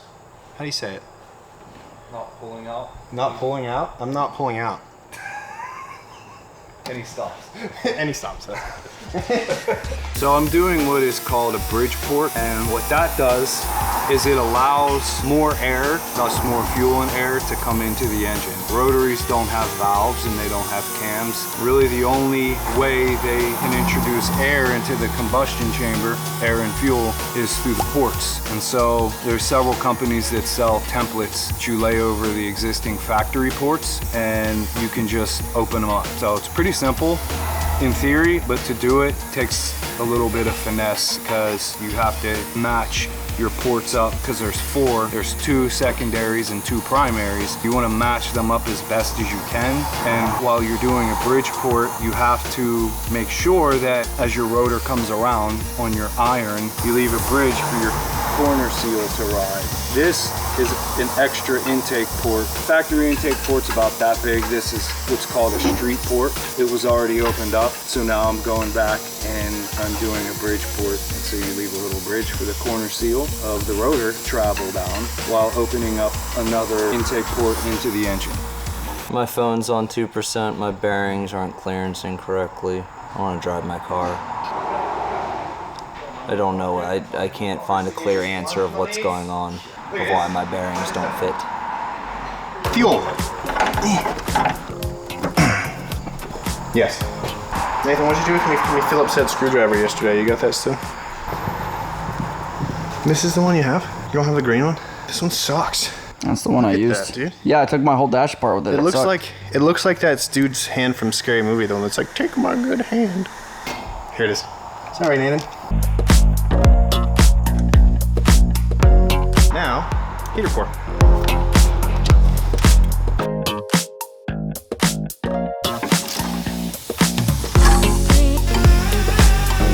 Nice. ECU.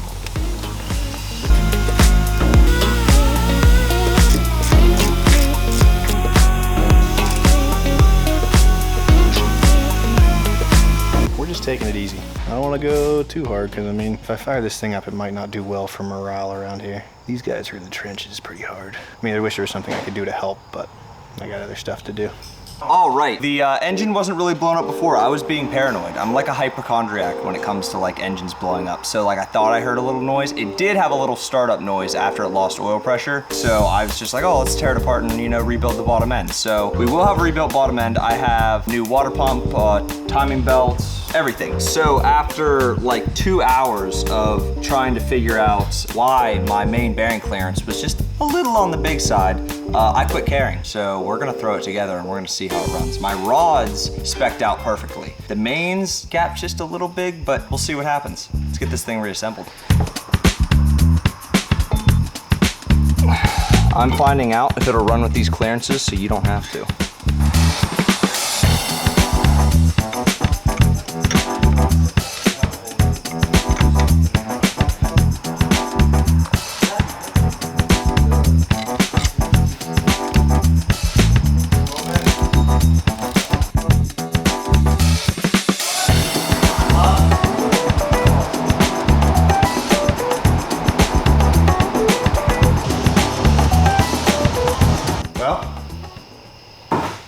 Did you get that? Nailed it, dude.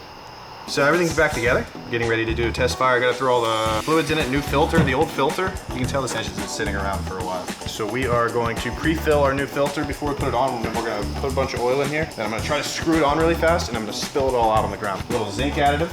Then we'll talk about maybe some coolant after that, we'll see. Don't wanna get too crazy until we know this thing runs. That was a good one. Use that one. That's a man-sized oil filter. You see that? I got big hands and I can't get my hand all the way around it. You know, it's girthy.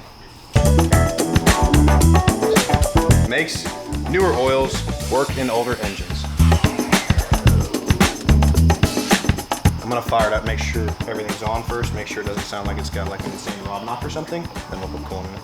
So we have to relearn our Holley Sniper to tell it we have a bigger engine now. This reads in cubic inches, of course. We want an idle speed at right around 850 with our cam. We have a mild cam. Our ignition system's in negative on the coil. All right, it says cycle the ignition. Turn it all the way off. Back on. Give it a shot.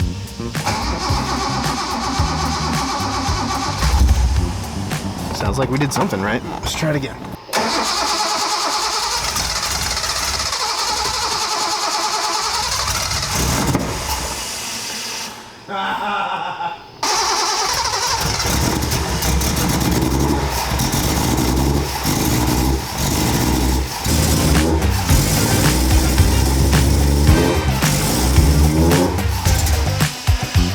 It runs.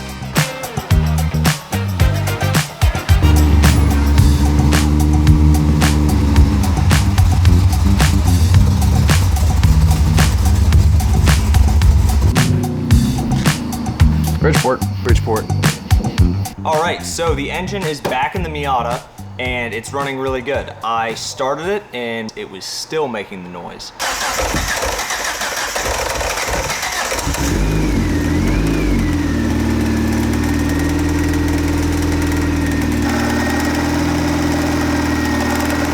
That's the noise it was originally making after it lost oil pressure from that hose blowing. And me being paranoid, I was like, dude, that's something in the bottom end. So I ordered bearings for it and was like, I don't want to start it, I don't want to mess with it, because if I score the crank up really bad, then I'm screwed because we're supposed to be leaving for Tail the Dragon in less than a month. So did the bearings, you know, got it running and everything, and still making the noise. So I started hunting for the noise and found that the bolts on the two-piece harmonic balancer were loose. So you have the main part of your balancer, and then the accessory drive part of your balancer actually bolts on with 410 mils. And when I had the engine out, I saw that 2 were missing, and I didn't check the other, so I just tossed it back in. I was like, I'll get to that later. Turns out the 2 that were in there were loose. So that balancer was just shaking around, which is a crazy coincidence that that happened the exact same time I blew my oil line. But seems to be what it was. I put probably 85 to 100 miles on the car since I got the engine back in, and it's running really good. Only blew 1 coupler, forgot to tighten 1 clamp, but other than that, it's running really good, and I'm super happy with it. I think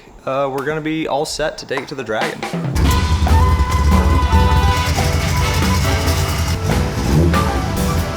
So I am done all the bridge porting for this engine here. Now it's time to reassemble, get the Doritos in their home, get 5,000 seals and springs all put back together, and hopefully she'll be running.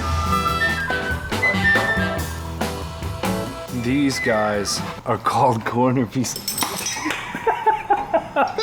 So these are corner pieces. They're under spring tension. Once you put your apex seal and your apex seal spring in, any movement of this rotor, and they love to pop out. Not only do they love to pop out, they love to go down in here. So when you build your first rotor, what's really fun is when you get your housing in your rotor and you get everything set up and you get these little guys, then you get ready for your center plate. You have to lower your eccentric shaft into the rotor. You have to move that plate around the eccentric shaft. It's like one of those games that you have the little hoop through the piece of metal. You have to follow it as it's turning. It's like that, but way more irritating and frustrating. So I just load them up with petroleum jelly, and hopefully it keeps them from popping out and going to where they love to go.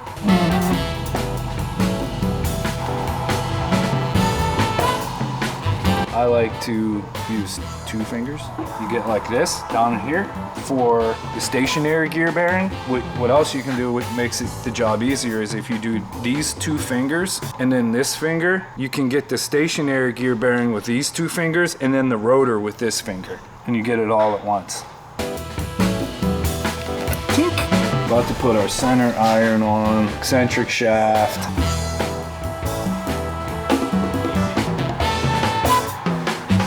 Now this is where you need a friend to hold your shaft up while you work the middle plate around, and then you say a prayer that your little corner pieces don't pop out.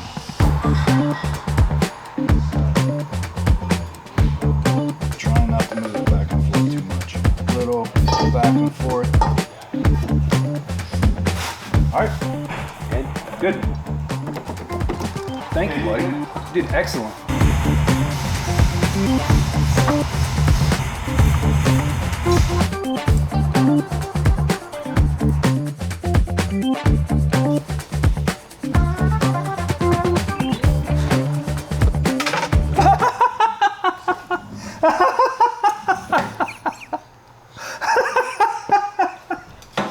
We got 2 more. Now don't move.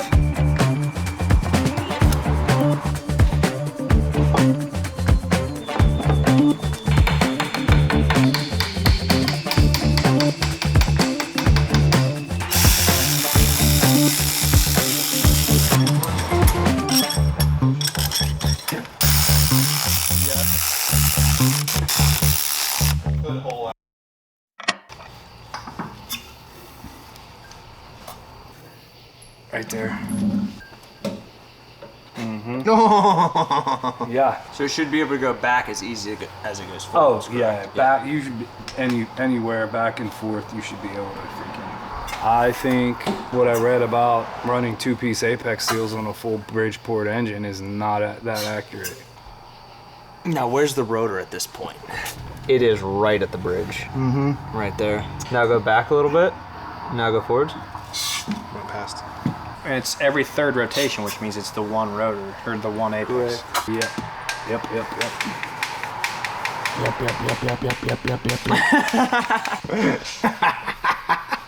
Too soon. Did you, Look at me, my apex seal's getting stuck. Apex seal's getting stuck. We're getting the other table out. Coming apart again.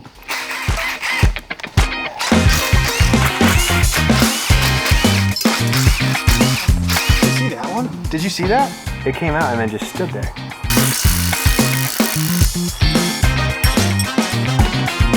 I see it. See what? I see the problem. Don't take any more off. Look. Is it rotoring upside down? It's upside down. That's great. That's great That's news. great news. It's the best news we've heard in a long time. Put it together. Quit Messing around. Don't use that. Moved over this side. Line me up back there,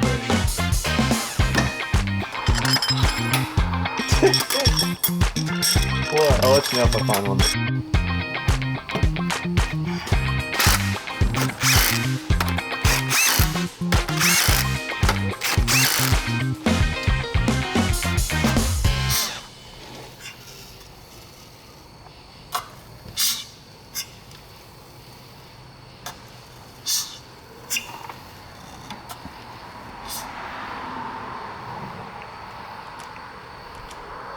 I'm just kidding.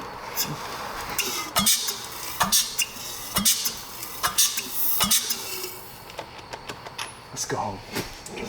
Is it good? We're good. Fixed. Fixed. So we're here in an undisclosed location. We got permission from a landowner to come out and use this parking lot. Unfortunately, Scott's still on the bucket, so we're not going to be able to see him today, but we're going to see what these 2 cars with the new engines have got. This has an open diff, so it may not kick it very well, but I know that that thing will.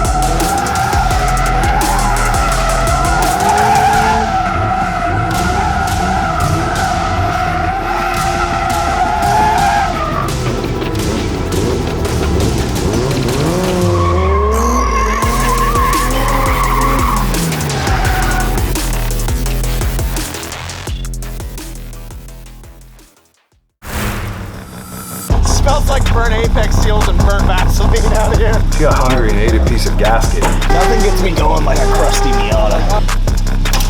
Oh no.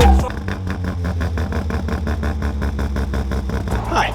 Hi. So here's what I'm doing. I'm still getting breakup. I'm using a Pertronic ignition. I'm still getting breakup at anything above 5,000 RPMs. It seems to change with temperature. It seems to change with where I put the advance, but I can never get it to go away. I've tried it everywhere in the safe range of timing to try to get it to go away, and it just hasn't. I'm starting to think it's something with the Pertronic ignition, which I'll show you what that is. So this is the original distributor to the Datsun housing, distributor housing to the Datsun. But this is not original. This is what's called a Pertronix ignition. It replaces your points with a magnetic pickup here and then a sensor here that picks up every time every one of these little magnets goes by that pickup. It tells the coil to fire to send spark to the spark plug. So this is an aftermarket system. I didn't have any breakup issues before I did this, but I've done a lot since then, so I don't know that this is the issue. I'm gonna try, I had a 280ZX engine. It's like an 82 280ZX engine. They were originally from the factory a electronic ignition. Now, I don't know exactly how that ignition system works. I mean, it's 2 wires, but this seems to be some type of ignition control module. So, I mean, I can see, I have the original harness, so I can see what went to the positive side of the coil and what didn't. I'm gonna give it a shot. I'm gonna throw this thing in, I'm gonna time it, and then go out and see if it breaks up. See, that is different. I noticed that was a little weird. I think I have to flip this over. I might have that on backwards. I'm feeling my butt crack out. I wish that all shirts were XLTs instead of XLs. Can never not have my belly hanging out. Reach for something on the top shelf, belly's hanging out. It's embarrassing. I had a lot of coffee today. Feeling fired up. It was dark roast. I don't know enough about coffee to know what that means.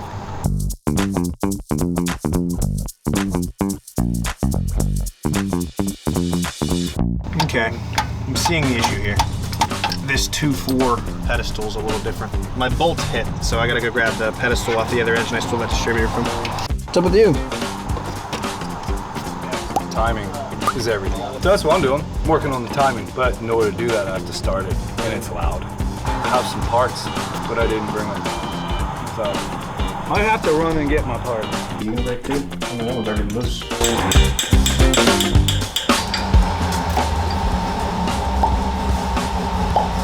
So here's 2 things that aren't the same. This is the original 2.4 liter L24 distributor housing. So with the distributor we're trying to swap in, it's a little bit different. Luckily I still have the distributor pedestal from the other engine, so we gotta swap that over. The flange should be the same. That should let us bolt that other distributor in there and give it a shot. Yeah, we're gonna do that.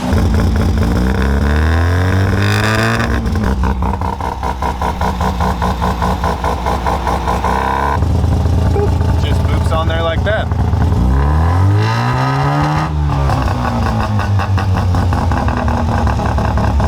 Inconsiderate, really. Can't breathe. It smells like burnt Apex seals out here. It smells like burnt Apex seals and burnt Vaseline out here. Hey Scott, why does your car smell like burnt Vaseline? That's not this. Because it actually is burning Vaseline. That's funny. Yeah, no, that's funny. You put Vaseline in there? Oh yeah. You remember? Yeah, I remember. He put his car together with Vaseline. Starting to smell some fuel now, finally. Hi, what? That's what I'm working on. I'm having an issue where my car is going into launch mode just randomly. You'll just be driving and it'll just go, what?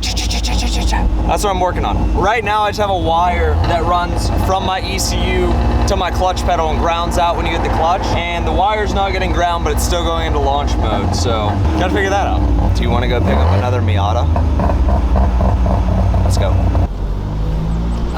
Civic first reactions. Starts up nice. That's all I got so far. Oh, second reaction. Shift's nice. Nice knob. Now, I haven't driven a Civic in a while. It's like driving on easy mode. It smells good in here too.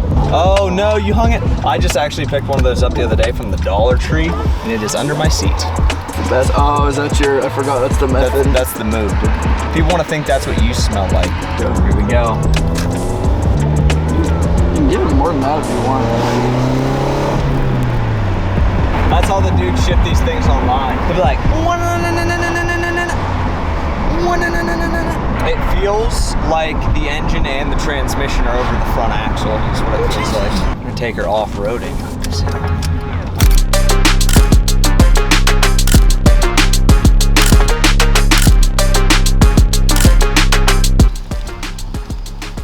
Careful, you're gonna break it. I've done that too, and I'm like, oh, this thing's gonna break. Got the brass screws, dude. How's the battery? It's a new battery too. I've been keeping on the trickle. Oh, you got a drift button. It does have the drift button. That's sick. Oh, one thing I might take off it is the parking brake cables.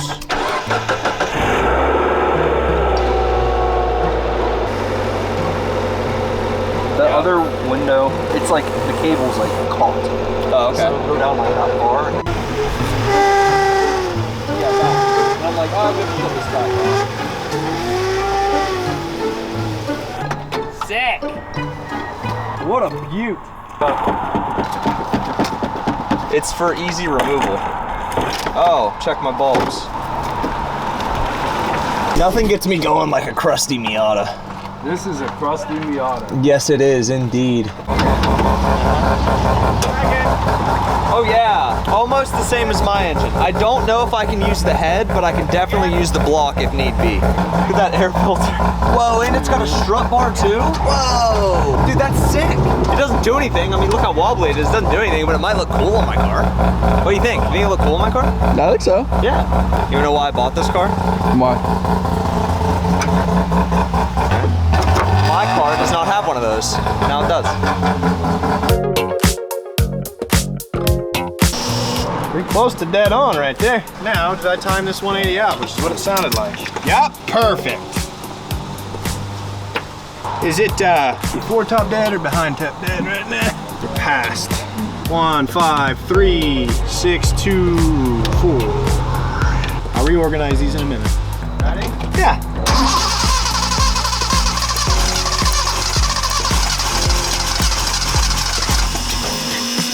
You're gonna have to give it some gas. It's flooded, and I also don't know what's going on.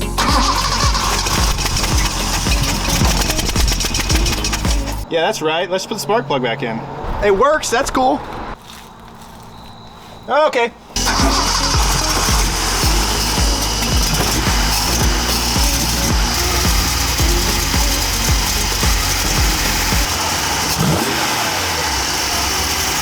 I can't tell if I'm numbed by that RX-7. But this sounds so quiet. Like it sounds like it's running nicer.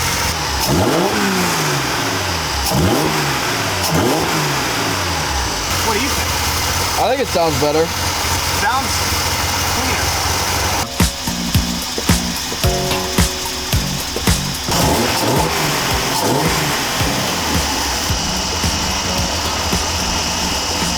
I don't know.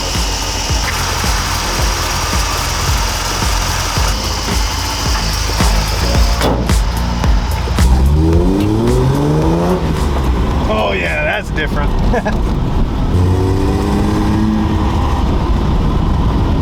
I'm very excited. No, that ignition's running way better.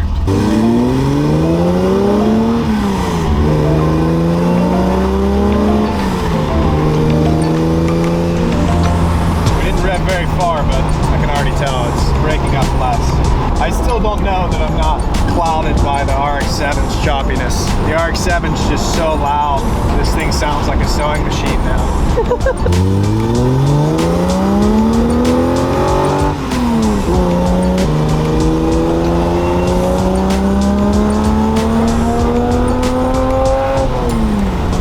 It broke up a couple times there, but I don't know if that might be a spark plug issue. Let's see, here we go.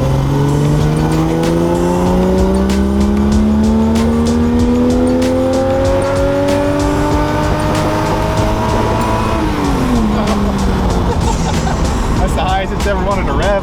Yeah, that's definitely better. I think these plugs are ruined. I'm gonna do plugs and wires, and I think it's a new high score for RPMs.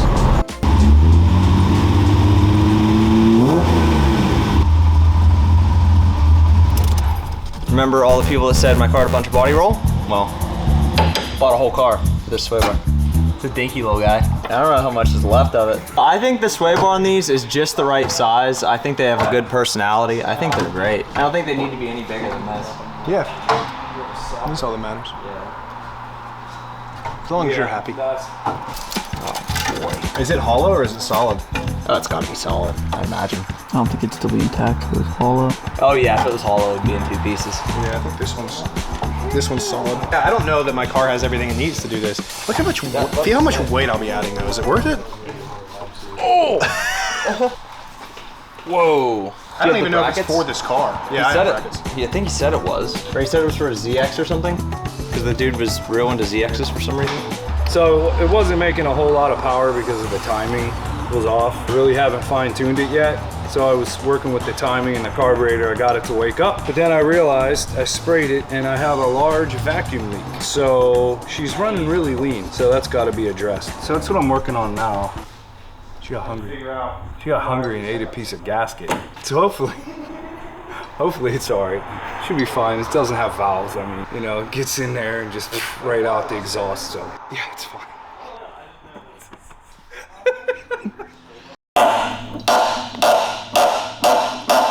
If I do it really fast, it'll sound like Scott's car. It sounds like his car so much. Hey, look at me! It sounds like Scott's car. Yeah, it's funny. I thought it was funny. I used to have an RX-8, and That's so cool. Scott gave me this for the RX-8 when I was like, I don't know, 17, maybe. Look, he's unhappy. What is that actually a piston to? Honda Civic.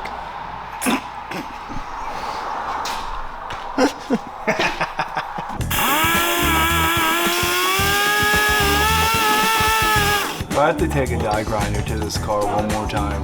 The die grinders ran longer than the RX-7 has.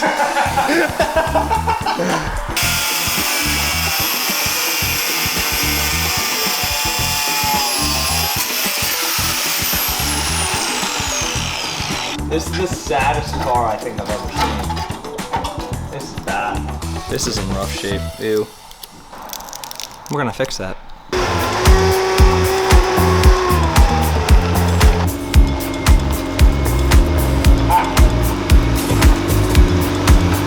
Set it on something? I don't really care enough to set it on something.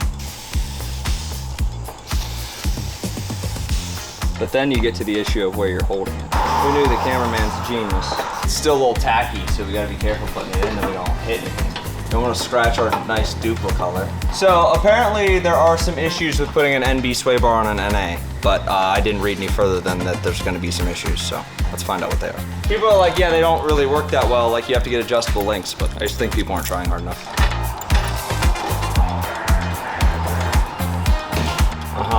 Yeah, that's gonna feel good. The bolt is gonna hit my spring though. I gotta flip this bolt around like that, and then like that. Oxygen sensor.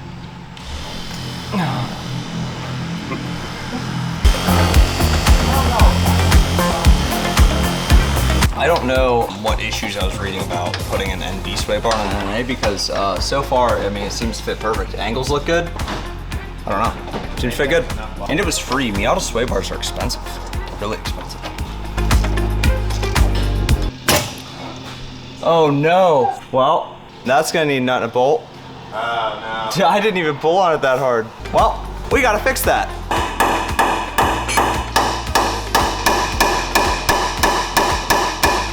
She ain't budging.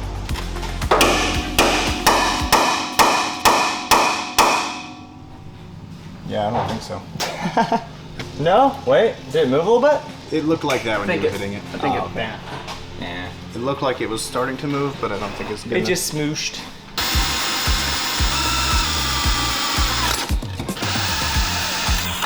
Made it through.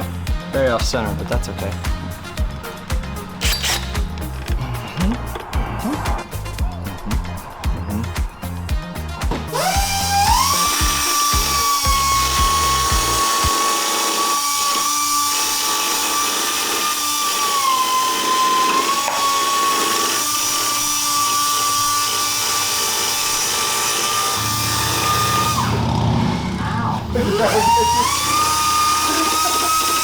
Well, it was a good fight, and we finally got it. Nut and a bolt, worked perfect. I can break this one again and it would be easy to fix. I don't know what screws we need. I'm guessing it's this one, but I'm also guessing that I'm wrong.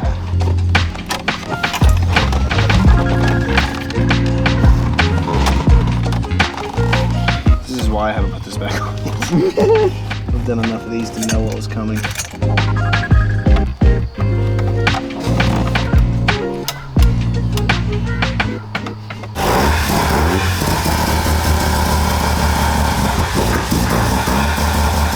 The RX-7 has made it so toxic in there, you can't even walk in. I had to back out, fight the bugs. It's so gnarly in there. Not running lean anymore, that's for sure.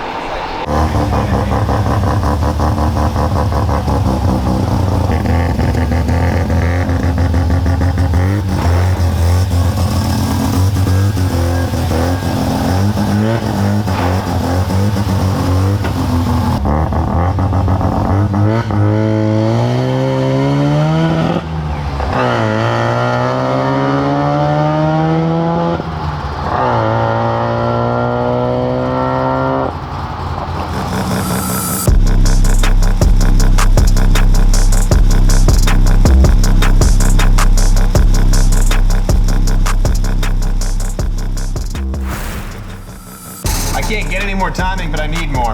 Vacuum leak. Massive one. Massive. Right to the outside.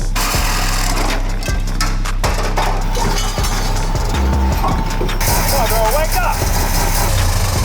Is that intake? Yeah.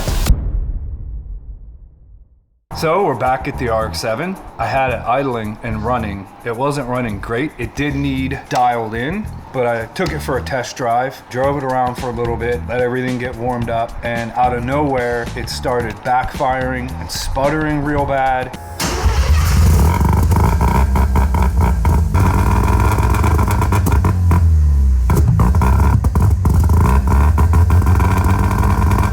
Running pig rich, so I brought it back to the shop and I started going over the ignition system because as I was timing it, I noticed that my light would drop off. It would advance and then just drop off. So I completely rewired my ignition system. I pulled everything out that was in there, double checked everything, I marked everything. What I found, there was an issue with the rotor. Bought a cheap rotor and pulling the distributor out and putting it in, removing the rotor and put it back in, it kind of got worn because it's cheap, and I noticed that it was the rotor button was turning on the shaft without the shaft moving. So I got a new rotor and I got a couple new coils, even though I ohmed these coils out and they ohmed out good. I'm probably gonna end up replacing them anyway, just so I know they're done. I got a carburetor calibration kit because the carburetor I'm running is a Street Demon 625 and it works a lot like a regular Holley, but there's small differences. And the thing about my setup is I'm running a stock 79 intake manifold. And what I've done was I got an adapter and I ported the intake manifold to match the adapter, to match the ports on the engine. And the way it sits, I have to run a carburetor that doesn't have a choke. Not that I need a choke. I don't need a choke because I'm not really gonna be driving in winter and I can wait till it warms up. So that's what I have that'll fit right now. I do have a backup plan if this ends up not working that you guys will probably see later down the road. But for now, I got a calibration kit for the specific carburetor that I have. So what I'm gonna do is I'm gonna start with the smallest jets and the smallest metering rods and go from there.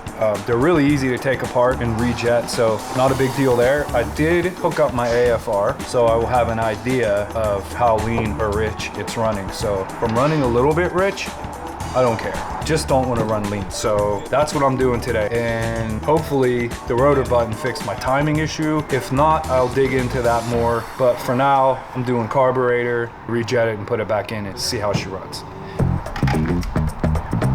Here is our speedo cable. I can feel that it's not in the gauge. There it is. Now it's in the gauge. So this has a notch on here. Well, this is the male version of our female. That slot fits into that notched out section right there. And then as the gear spins inside the transmission, it spins that, spins the cable, spins the back of the speedometer, tells you how fast you're going. Since we put this transmission in, I haven't been able to get the speedometer working. Couldn't figure out why. And it was even before we pulled any of this stuff apart. So what I just learned is that you have to clock the the speedometer gear on these. So if you look at this thing, it might not be easy to tell. If you look right on the top, the actual shaft that goes through this housing is off center. So if I hold it by the gear and spin it, maybe that'll show you. Inside of here is a corresponding worm gear that drives this. And what I just found out is when you rotate this inside the transmission, rotate the housing inside the transmission, it pushes this gear closer and further away from our drive. I think that's why we never had a speedometer. So how I found that out, shove this in here where it's supposed to go in your home. So if I take our drive, our cable that goes up to our gauge cluster, and I put it in there, and right now I can spin that. I shouldn't be able to spin it once it's installed. It should be locked. As long as the transmission's not moving, this shouldn't be moving. Now if I rotate this, now I can't turn that because it just engaged those two gears. And then I slotted it out a little bit so that I could take this and hold it in like that. Isn't that weird? That's such a weird thing. Now there's probably gonna be guys on here that are like, oh, I've been doing this forever, I know this worked. Well, I didn't know. Now I do. If I want to lean out my mixture, you have to go with a larger rod. So right now I'm reading up. It's recommended to make changes in the metering rods by 0.02 inch increments. Keep tabs on the effects. If the desired result is not achieved by changing metering rods, the jet needs to be changed. Primary jets are specifically designed to accommodate the metering rods. Jet sizes should be increased or decreased by 2 sizes at a time. More peening. I mean, try it. I think that's it. I think it'll work. Pretty cool. My diff's bad. You wanna see? It's got a lot of back and forth I've got. But the real issue, let me show you. Check this out. If you zoom in real close on this guy, watch this. See that? It's not what you want. You wanna go see if my speedometer works? Sick. That's fine, whenever you're ready. There you go. Doctrine should have a name. What do you think?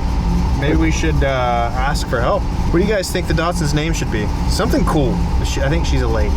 Like my tracker, that's a dude. His name's Bruce. But this, seems a little more feminine, don't you think?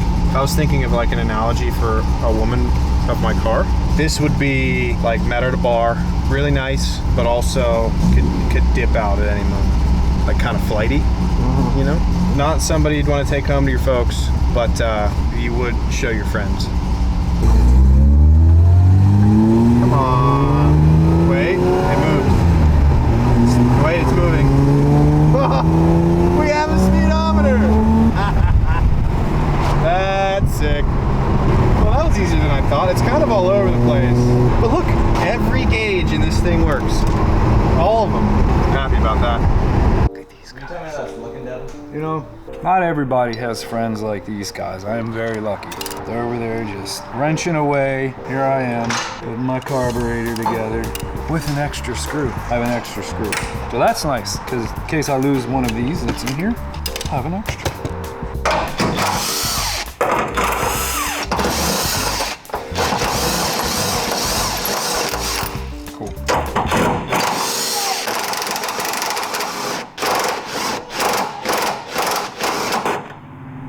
Nice.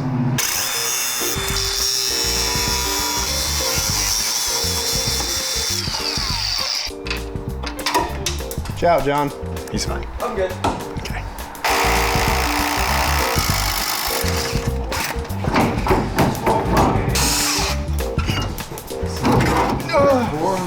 Look at that. Look how cute that is. You got power to the starter. Yeah? Yeah.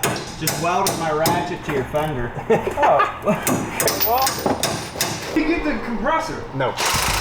This thing weighs like 50 pounds, dude. It can't have that much on it. The nut's off. It's still loaded though, so. That was anticlimactic. I know, you guys are the one hyping it all up.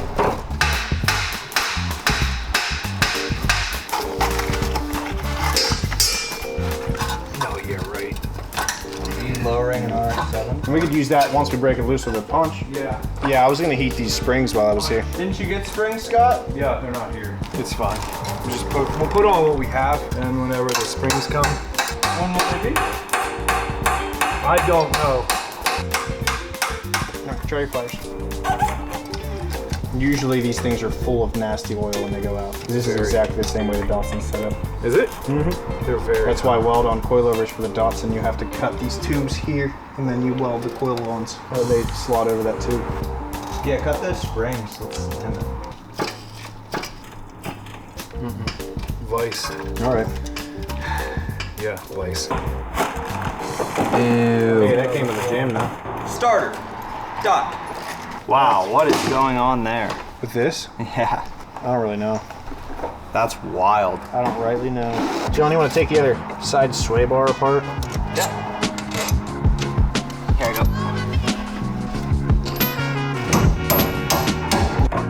Isn't it funny that sway bar links are always just too short? Ow! Yeah, they love to do it.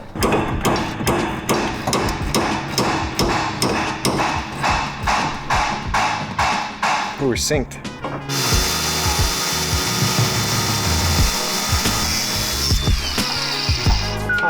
Hot.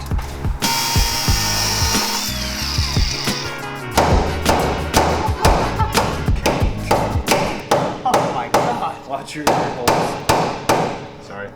I was all the way in there. I thought this was bolted close. He clipped it and zip tied He it. clipped it and zip tied it. I'm like, dude, what There's is a going clip on that one? Yeah. Oh, I thought they were both missing. That's what I heard. It's like clipped on the other side, too. Well, that makes a lot of sense. There it is. Okay, now I gotta finish cutting that top. That was painful. Got it. There it is. We all want to line up because it's this and then this. What are you doing? You can't stay away. Scott, is that carburetor done yet? Just about. Are you finished with that carburetor? Yes, I'm working on my carburetor. That's different. It's much different. And that doesn't fit on this shaft at all. Don't fit on the shaft. At all. See how that one fits? The other one don't. So I'm gonna knock, this one's bent, so I'm gonna knock it out, straighten that guy up. It's a little bit wonky there. I don't know if you can see that or not. Straighten that out, put a new bolt through, tack them both in place, and then reuse the old strut mounts with the new struts. These strut mounts are fine. They don't even have bearings in them. This one's just like a Robbie boy, like a friction-y. Just throw grease in there. Yeah. Like that. So we'll just have to rebuild these because those new ones aren't right. Even though it came in a kit with the struts, it doesn't fit the struts it came in the kit with. Beats me, pal. You getting fuel? Oh yeah. There's a accelerator pump gnarly.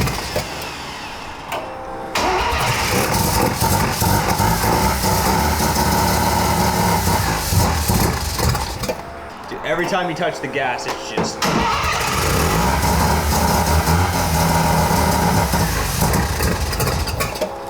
T L. Okay. Yeah.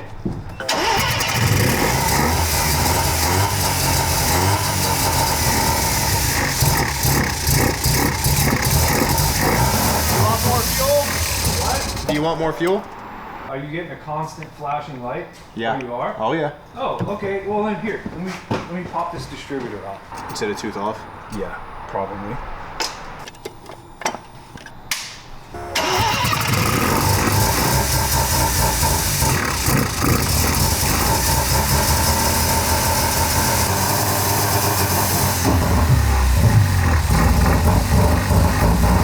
I can't get any more timing, but I need more. Okay. Can I move the distributor? Yeah. Okay. Okay.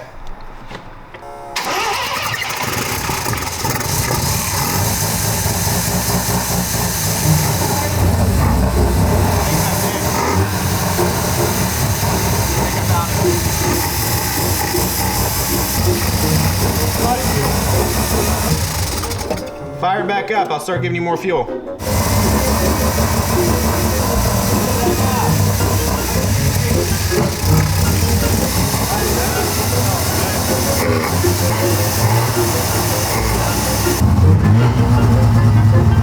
I was 13.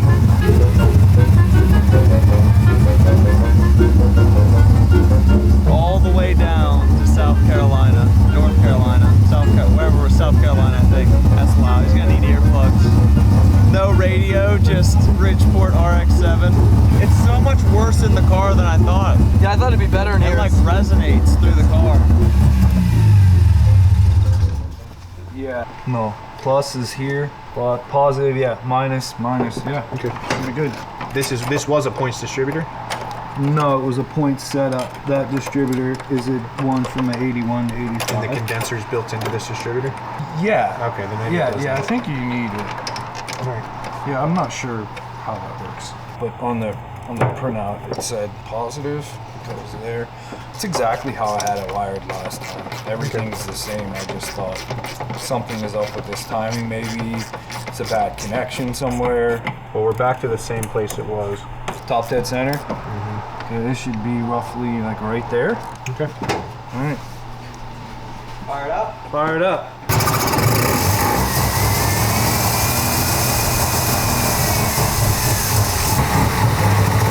Shut it off a sec.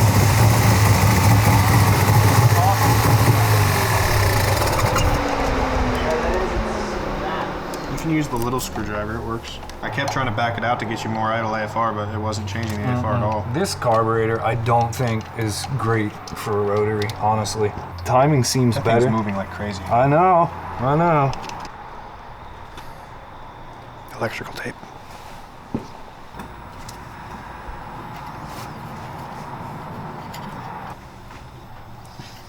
We'll see when we start ripping it up.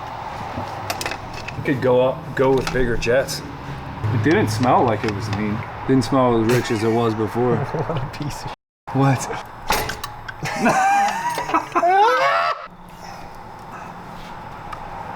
You gotta be kidding me. Bro, this thing is not gonna run right with all that garbage. Chinese garbage. Gotta keep it out of America. China doesn't like me. Now you're gonna have to redo that, I'm sorry. Yeah, it's fine. The little contacty guy fell out of the cap. It's probably gonna fall out of the cap again when I flip it over, we'll see. You want the ones made in Japan. Those are the better ones. It just fell out again.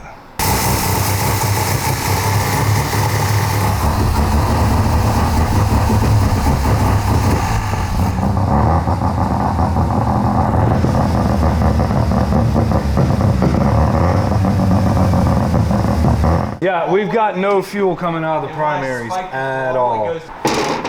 So why is that? The AFR is right.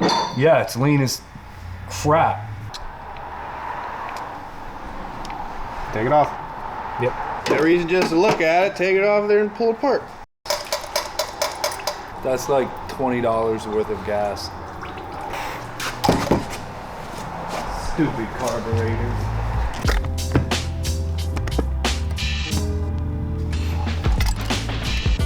Hey, how'd you get out of there? Yeah, where's the other one? Give me it. I don't have it. Where is it? I bet it's in this oil pan. It is. Was that my metering rod? There's so much fuel in here. Oh, there should be a spring in there too. Well, it's gone. I don't know where that's at. I can't. So, primaries, secondaries.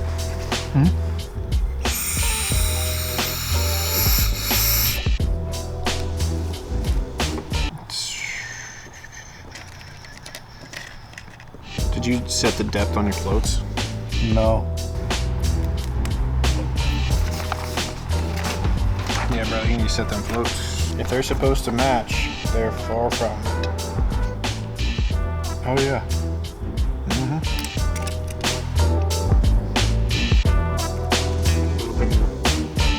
Good.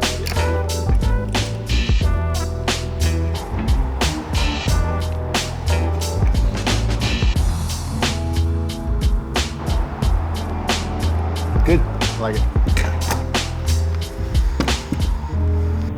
Floats adjusted. Floats adjusted. Carburetor no longer busted. Car's still a little crusted. Rotaries can't be trusted. Burn!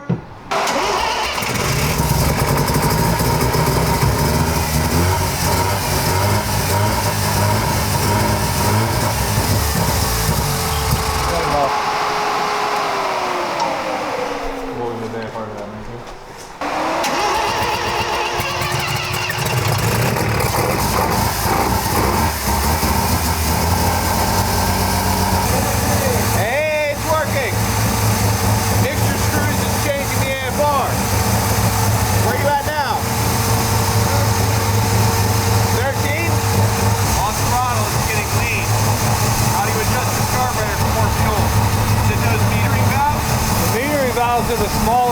in there now. So the jets are the smallest jet with the smallest metering rods. We need to go, probably leave those metering rods in there and go up a jet.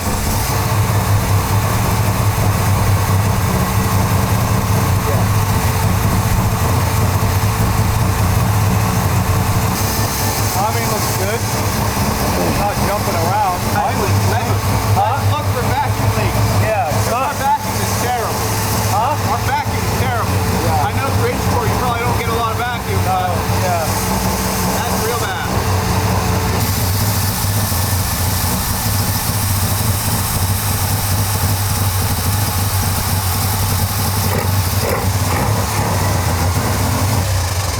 Is that intake? Yeah. Are they tight? Should be. Tighten them again. They're tight. I'm just cranking them down, man. Just sending them.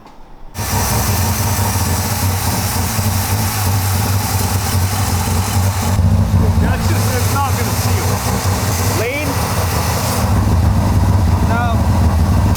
Got fans blowing everywhere.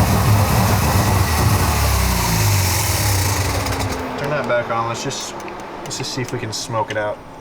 It's coming right out of the adapter plate.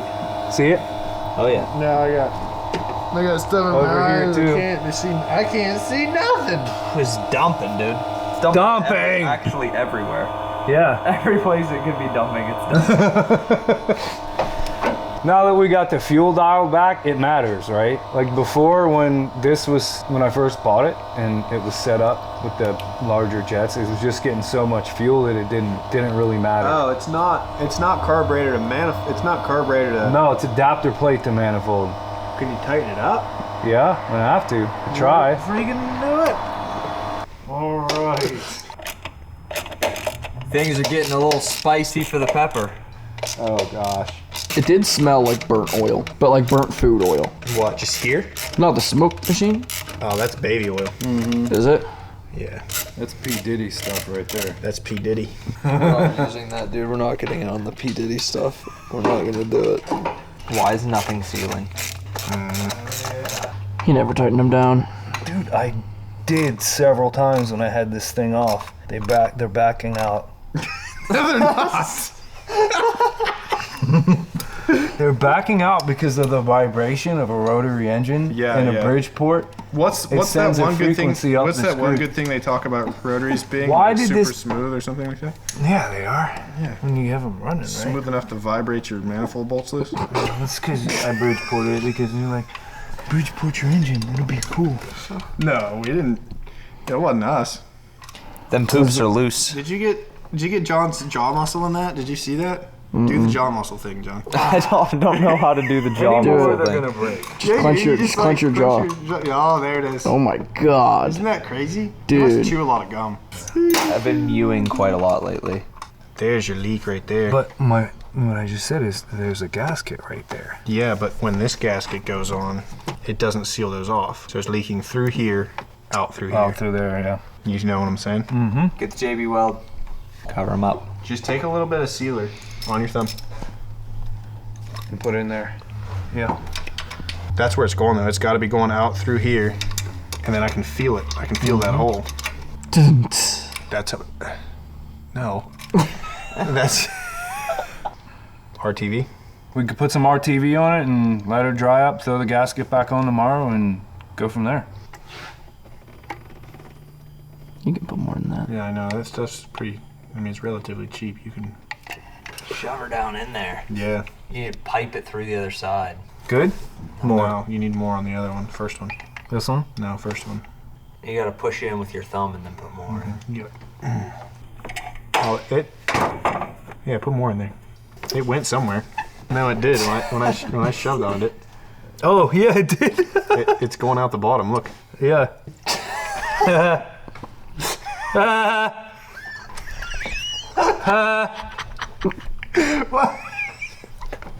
What's so funny?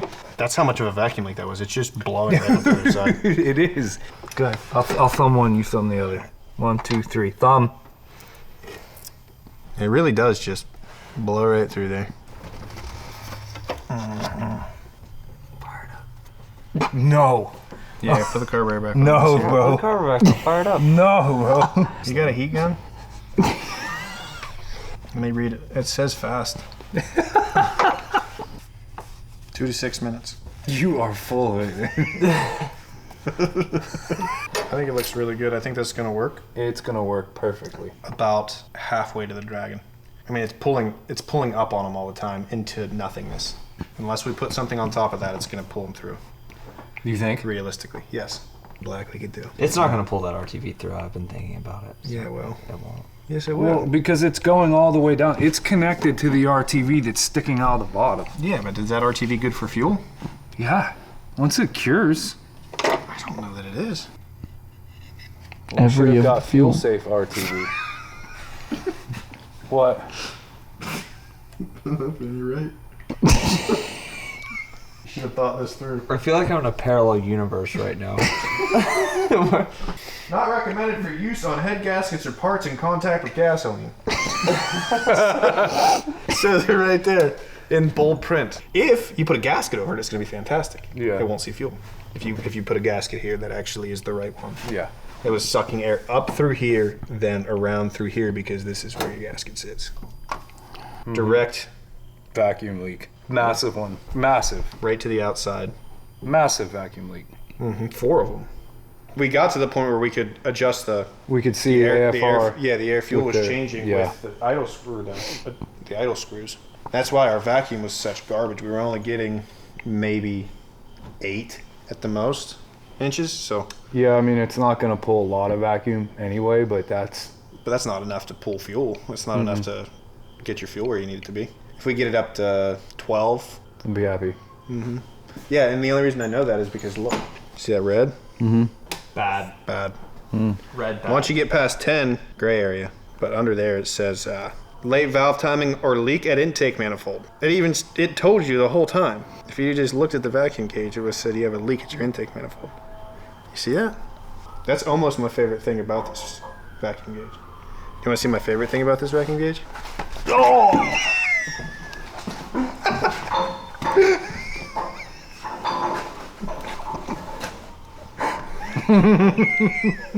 That was so good. I can't even be mad at that. I can't even be mad at that. All right, well, we gotta wait for this stuff to dry. And Yeah. let's get out of here.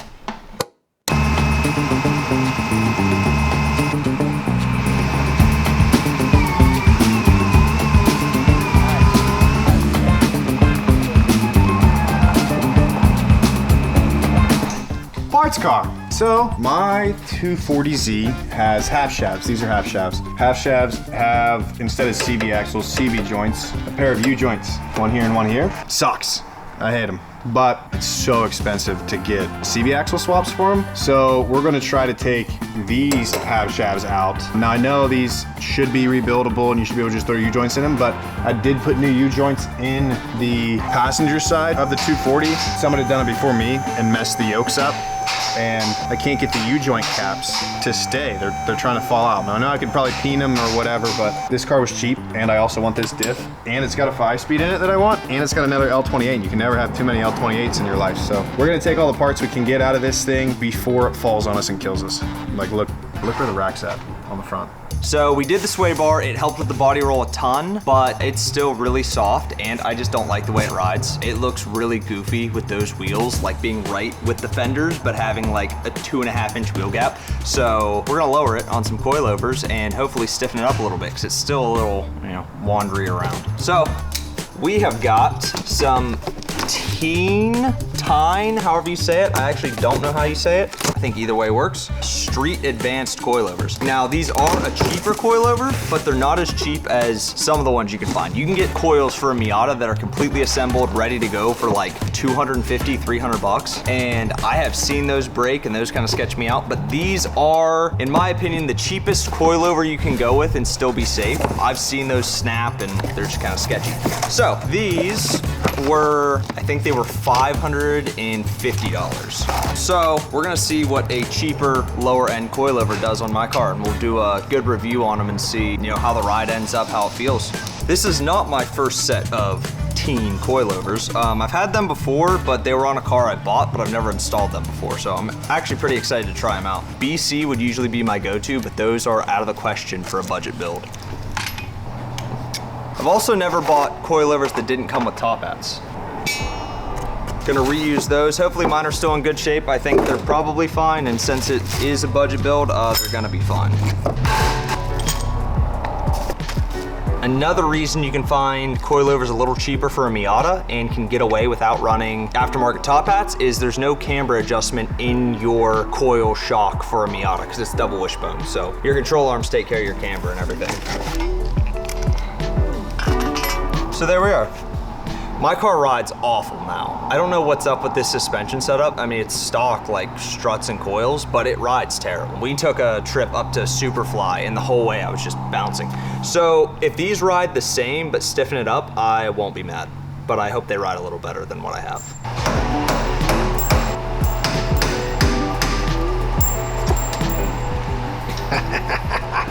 Did you see that? So guess what? The RX-7 was running really good for 5 minutes. We figured out vacuum leaks and we fixed them. We were messing with it this morning and we got it to idle real nice, firing great, and then it stopped. So I just realized when I got in that the fuel pump's not kicking on. So we're gonna figure out why, and if not, if we can't get it tuned with this Holley and my manifold that's on it, I have a backup plan. So you wanna see the backup plan?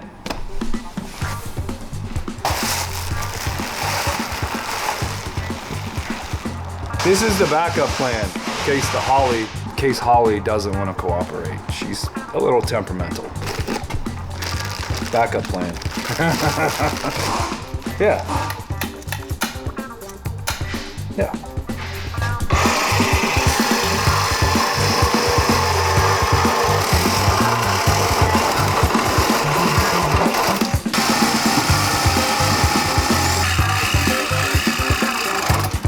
See how that coming out of there?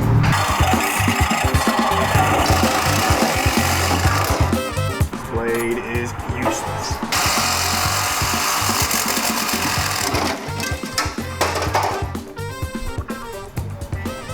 Look how nasty my hair is. Last night was a hair washing night, but I skipped it because I knew I'd be working on this thing. You see all that stuff coming out of there? It would have been a waste of time. I wanna run. I wanted to run, but she won't because she doesn't love me yet. She will learn to love me. I've given you new parts. I've given you gasoline. Given you new Apex seals. No. So you've got the 2 bolts in the trunk, then 1 bolt at the bottom here in this control arm. I'm gonna take this top control arm bolt out, and this should allow the lower to go down farther to be able to get it out theoretically. Also, this axle's bad. I have a new axle for it. So while I've got the spring and shock out, I'm gonna throw a new axle in it. I've got to figure out how to put these new ones together.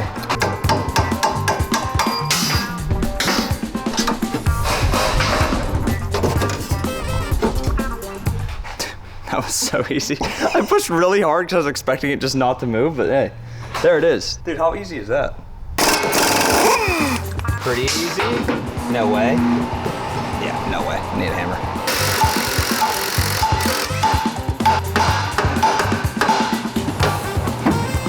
Axle. Slowly but surely.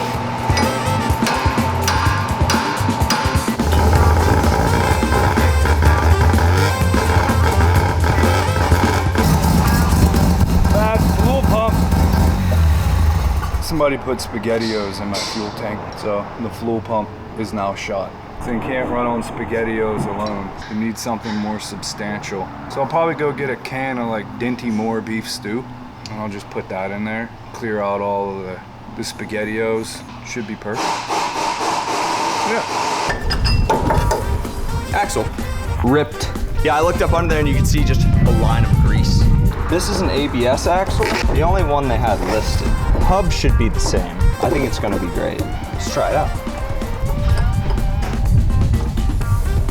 I think it's gonna work. That looks good. Yeah, this axle has a tone ring on it, so it's an ABS axle. I guess we'll have ABS on this wheel. That's better than nothing, I guess. So I think what we'll do is I'll just grab this whole thing. I'm gonna pull it out. If you snake that drive shaft out for me, and then just make sure the pan's in place to catch the gear oil if it comes out. Hopefully there is some in there. Ready? For sure.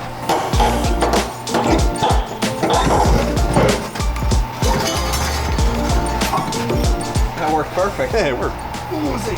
I bet it looks heavy. Yeah. That's a big boy. Looks good, fella. At least they've made them thick enough so they can't rust. I wonder if that drive shaft will fit. It's probably too long. Looks nice. That's it. That's all I need out of this thing for now.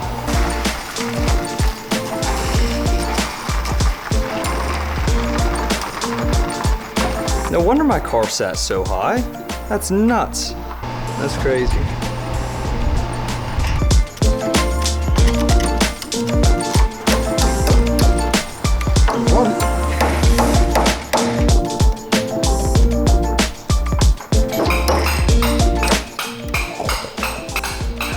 Got it though.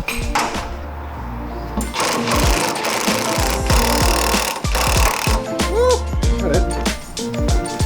One cap. They're always like this. It's always just that much room to where you can't get them out. The lame part about that is you got to press it all the way back out the other side to get it out.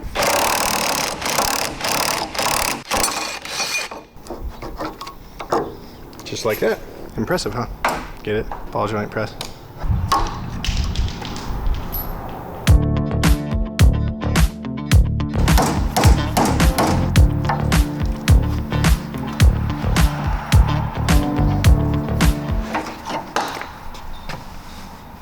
No bueno.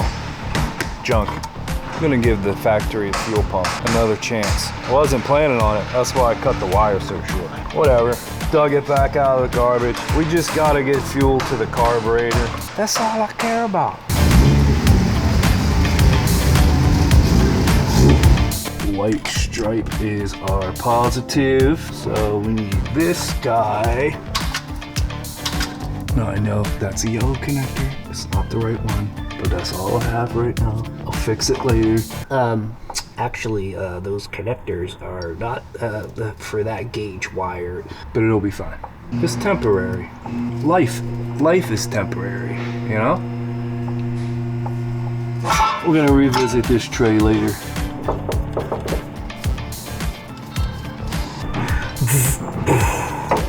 All right, fuel.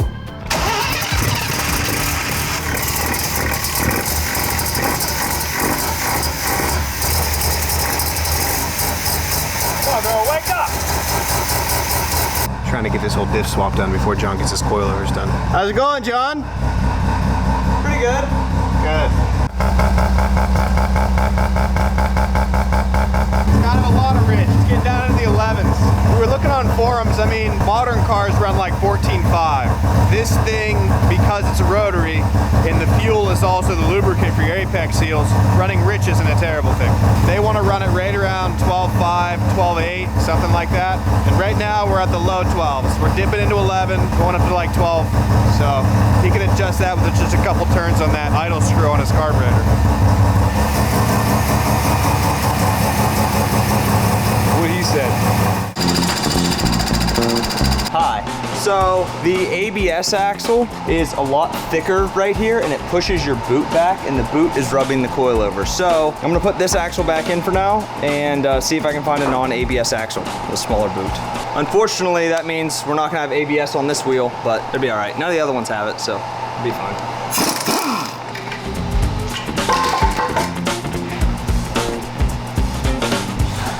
Diff. They're so heavy. Yeah, John, something's definitely wrong in this one. The new one? No, the old one, which is good. All right, we gotta switch over our diff mount, and then if these studs, might have to pull these studs if they're not the same, and then just put it back the way it came out. That's wild. I unplugged the connector that fires the coil, and the trailing coil is most definitely firing when it's unplugged. So I'm gonna try something. I don't know how that's even possible, because these igniters fire your leading and your trailing coil. So without it even being hooked up, I don't understand how it's firing. So I'm gonna remove the power supply from it, start the car back up, and see if it smooths out, if it's any better. It seems to run fine for a while, and then all of a sudden, out of nowhere, it starts backfiring and getting nasty. So I'm gonna take the trailing coil out of the mix. At least it's sealed.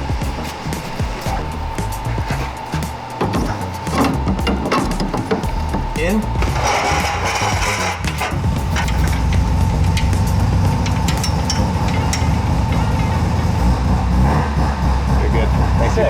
You get it? It's fine, I'm not busy. Oh, nothing. I just, it's just, seriously, it's just balancing there right now. This guy. What you got? Show you what I found. Let's do it.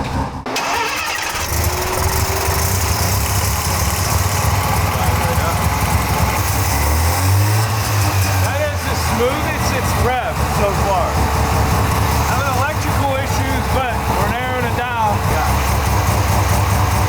Okay, so trying to figure out why after it warmed up, it started sputtering and backfiring. Couldn't figure it out. Timing would be all messed up. And so I was playing around with the ignition system. See over here, on your distributor, you have two, they're called igniters. Rotaries use two ignition systems. So you have a leading side on the bottom and you have a trailing up at the top. And so there's two coils. There's a coil for your leading plugs on the bottom and a coil for your trailing plugs on the top. What was happening after a while of running, the timing light, it would just be bouncing around real erratic and it would just fall on its face. It wouldn't want to run. So I got it running and I disconnected the trailing igniter, which triggers the trailing coil, and it smoothed out. So right then and there, I knew something was going on with the trailing ignition system, because as the rotor comes around and makes compression, that leading plug fires first and then the trailing shortly after. So if your trailing system is messed up, it could be firing that plug, firing your mixture before it's supposed to, making it run bad. So I knew I had some kind of problem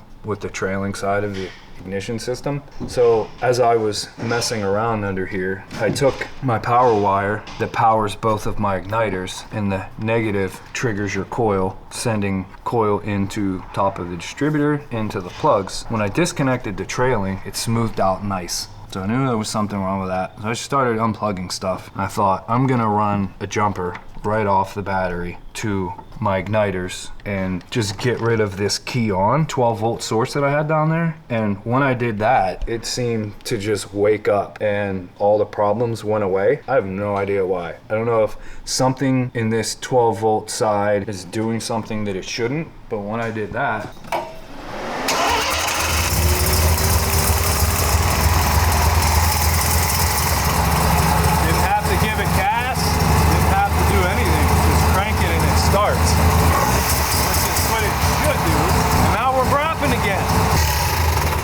don't ask me why, because I have no idea. I could probably figure it out, but we're gonna leave well enough alone. So what I'm gonna do is I'm still gonna use this, except for I'm gonna run it to a relay off of the battery, and all this is gonna do is switch that relay from battery positive. Basically doing the job of this jumper wire that I already have right there. So we have less than 2 weeks and my car is completely apart. So now I'm gonna focus on the suspension and getting all of my new suspension components in, and taking it out for a drive after that. So stay tuned for that.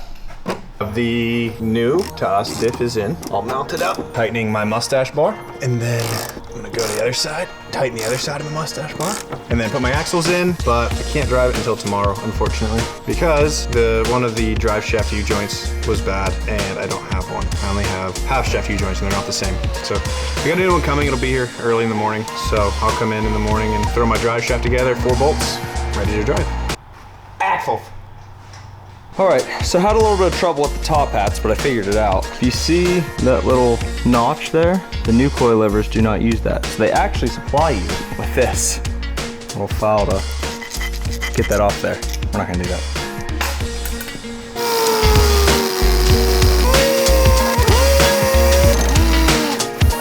Should fit right on now. Looking nice, small spacer, top hat. Spacer, no spring, it's late.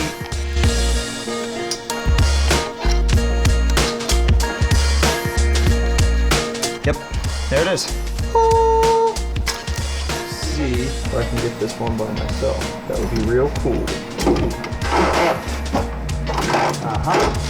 Got it. Key is put it on the max low setting.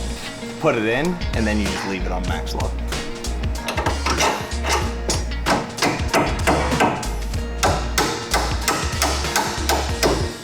It's gonna ride hard. I can already tell.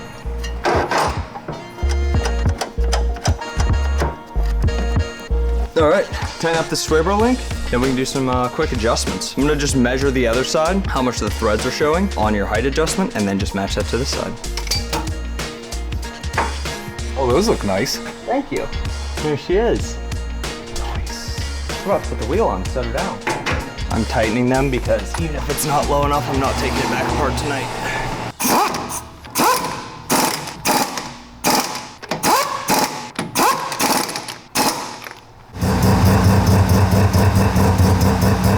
She loves me again.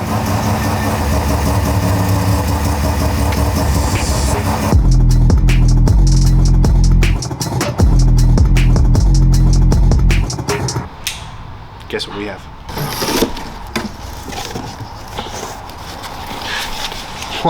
Look at those, dude. They look so good. I am so excited.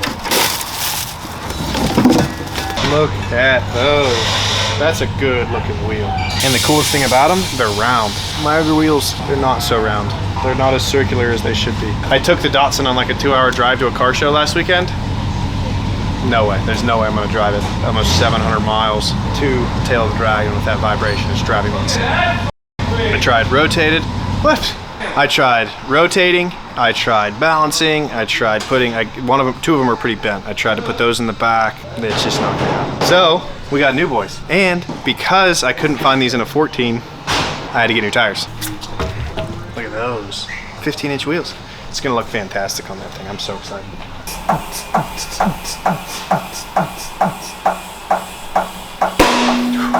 Woo! That was scary. All right, I've not had good luck with used parts in the Datsun. That transmission had a bad bearing. I was hoping that I would get a lot better luck with this rear diff out of that 280ZX from last week, but I didn't. This had a very bad, it's a ball bearing. It's technically a pinion bearing, but it's more like a pinion carrier bearing. It's like halfway through the pinion because the pinion's so long on this. I'll show you what the new one looks like. The old one's disappeared.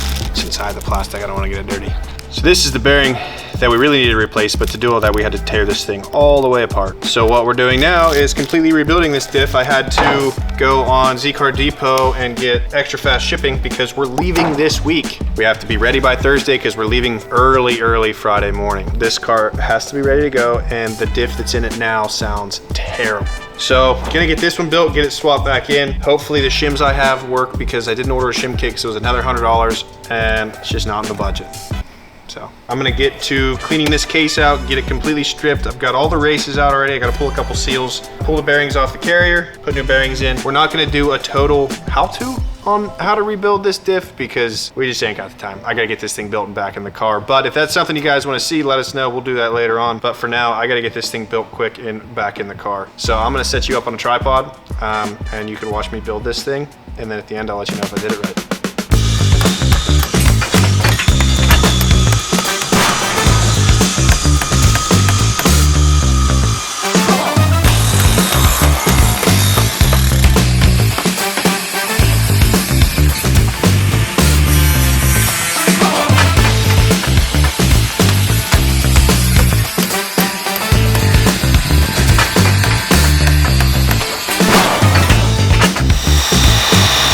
You wanna see how open diff is? Watch this. That's the definition of open diff. That's the definition of one wheel peel right there. So where we're at right now, I've rebuilt this pinion setup 5 different times, trying to get this pinion looser. Every time I torque it to spec, torque it to the bottom of spec. Trying to loosen this up, it gets too tight. So right now I have it pretty loose. There's been times where we've rebuilt diffs and had this issue before, and then we put it in, take it for a drive around the block and come back, and whatever was stuck or whatever was not sitting exactly in place then pops loose, then you can torque your pinion nut. We don't do that on customer cars, it's only on our cars, but this thing, I've had these bearings out like 4 different times, checked everything, checked all the shims, checked all of it, and it's all good, but every time I tighten it down, something's getting stuck. I've actually been running with a drill. Feels a lot better running with a drill. So, what am I gonna get? I got nothing left. That's really tight. Yeah, I got nothing left. Run it down the road, bring it back. We'll see what it does. That's all I got. got. I'll run the growly diff I've got. Yeah. Maybe I'll just throw the other diff in the back of the car. That's what I was thinking. Maybe take the other one with you. I could probably fit it down on my spare tire well. I would take the other one. I really don't want to be putting a diff in at an Airbnb. I'm sure you're not going to get the security deposit back. If that's Gear the oil case, everywhere. yeah. They're gonna come back and it's gonna smell like dinosaur blood. They'll never get, it's probably a gravel driveway and they'll never get it out of the driveway. No. Yeah, I mean, throw it in, we'll drive it and bring it back, I'll drive He made it look really bad. It's not that bad. No, he's just really strong. Nathan, turn that. Yeah. It's not good. Yeah. Watch this though.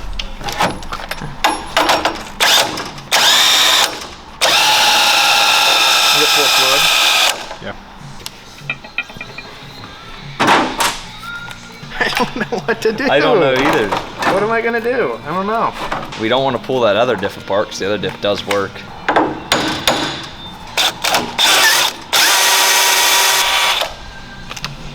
Better. That feels good. If it felt like that, I'd be happy, but it doesn't when I tighten this nut up. The last thing we were feeling was 60 foot-pounds. Calls for 139. I'll put it at the 139 and take it for a drive. I don't care.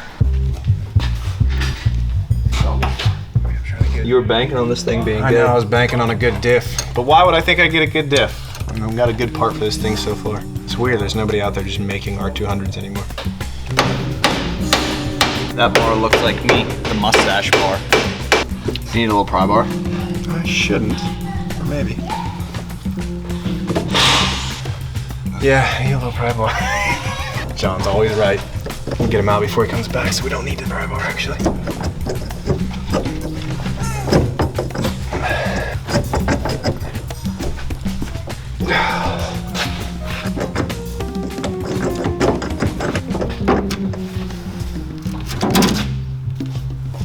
Thanks. Oh, we can see. Why do you have 3 drive shafts? I don't know, I hate it. I'm with you, dude. I hate it. Yeah, I'm team anti-half shaft. Those are gonna be fun to get back on. Yeah, they are.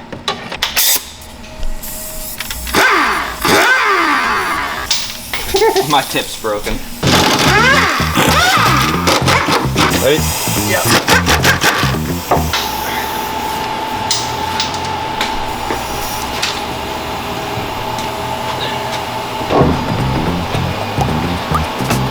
This one spins really good.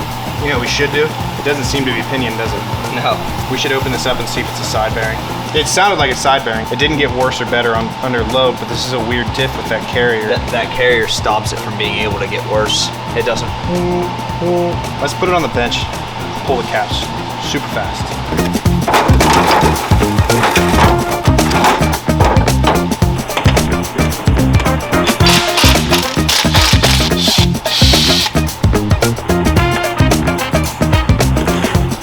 Not what that looked like when I put it in there. That's brand new oil.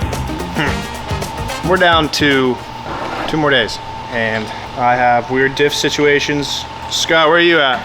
Doing my wheel bearing. You got 2 days. I should have it done. If I rush, I could have it done in 2 days. If you rush. No rush. No rush though. No rush. No just, pressure. You were just leaving it at sunrise on Friday. All I want for Christmas is a good Datsun diff. What do you think we're gonna find? What do you think we're gonna find in there? Here's our symptoms. It's loud, whines really bad, but it doesn't change on or off throttle. It just whines all the time. Would make you think side bearing, because usually a pinion bearing would be on throttle off.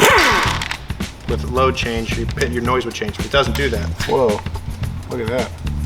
See that? Here, see, is that pin moving? No, but it's shot. That's the problem. Pin is shot. That thing's moving all over the place.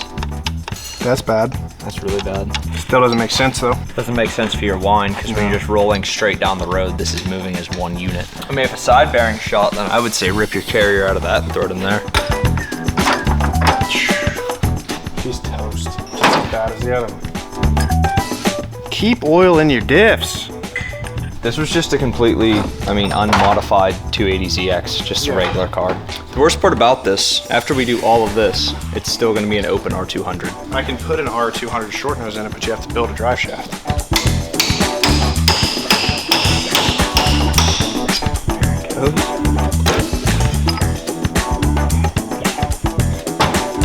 Bad.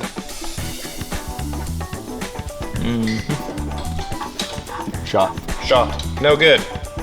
Well, now we know. This one was worse. So we've made the right choice so far in rebuilding the one we did rebuild, because this one, everything's rebuildable, but with that carrier the way it is, All right, let's put that one in. That one. Yeah. Let's put that one in. Last time you saw me, I was working on my carburetor, I think, trying to get it. Oh, and the timing. So timing is good now.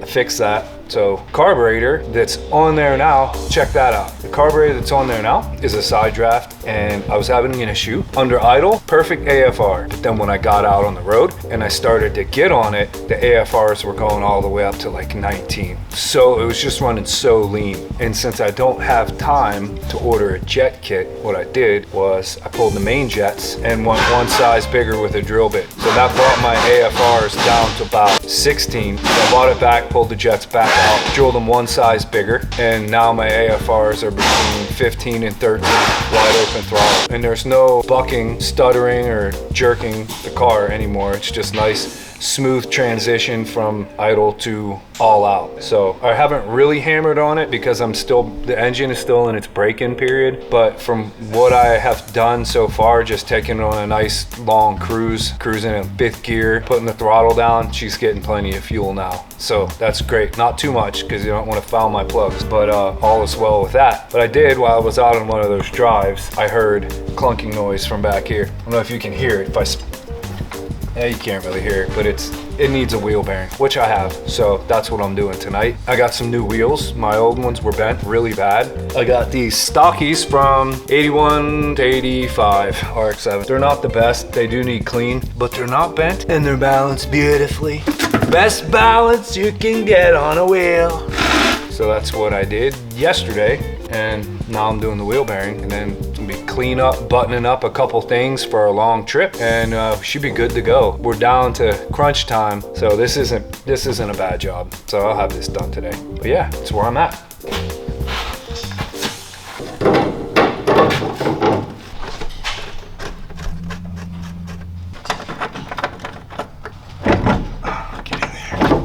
Good. Oh, sick. That's a really heavy diff. Isn't that crazy? Yeah. That's the only way they could make this 50-50. They just added a bunch of weight to the diff. Still not 50-50. Close. Whatever, dude. We're ready to pull the wheel bearing. We have a puller. It pulls wheel bearings. That's why they call it a puller. Let's go. All right. I know, what do you think? How many pulls do you think until it comes out? 5. 5? I'm gonna say I can do it in 3. I feel like I can do it in 3. 1, 2. Axle. Let me grab my parts, I'll show you something. This bearing is basically just held on with this collar. Like it's pressed, pretty sure it's pressed on. I know you can tap them on fairly easy, but ooh, listen to that. She crunchy.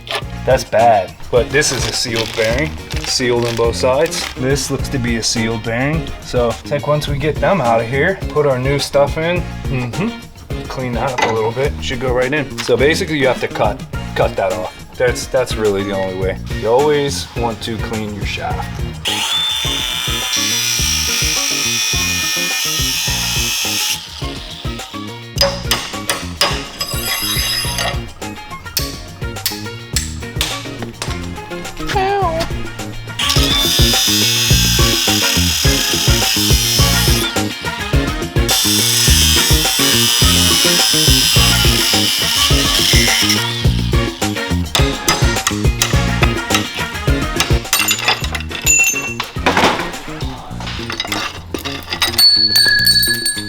Drop my balls.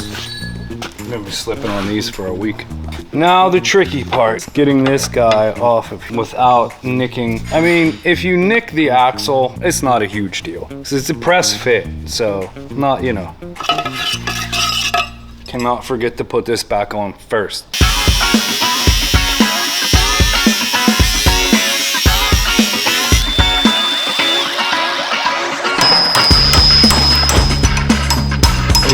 You don't have to go all the way through them. You can just put a good enough groove in there to where you get your chisel, and then once this groove opens up, it's no longer compressed onto the axle shaft, so you don't gotta go too ham with it.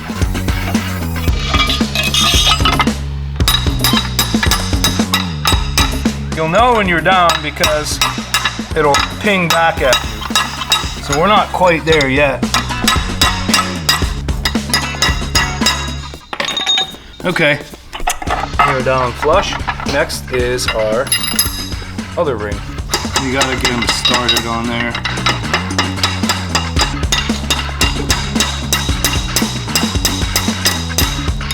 Yeah, this one we're going to need, we're definitely gonna need a pipe on top of this because I can't get it started, I don't think. Yeah, it's just, so we'll go ahead and see if we can find a pipe to send this down straight, get it started, and then we'll send her home. New diffs in. We're gonna try it. I don't know. I'm not super confident, really. I don't like the way it went together. I followed the service guide to do it. We'll see. Felt really tight. I loosened it up. So the pinion nut is not torqued to spec, but the bearing preload is in spec. I thought since I can't get more bearings, I had a better shot of going loose with the torque and the right preload, because if I would have went tight with torque and took it out for a drive, it could just thrash those bearings instantly. This might thrash those bearings instantly, but I feel like it has less of a chance. Let's find out. Ready? Yep. We got the interior back together. Cigarette lighter works. Here, watch. Wait. Whoa. See that? It works. Look. I wonder if we can go vlog style. Oh dude, this camera's hard to do that with. Yeah, it's real quiet.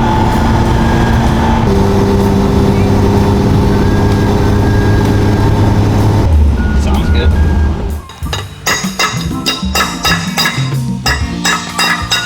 Well, it's going. It's just slow going.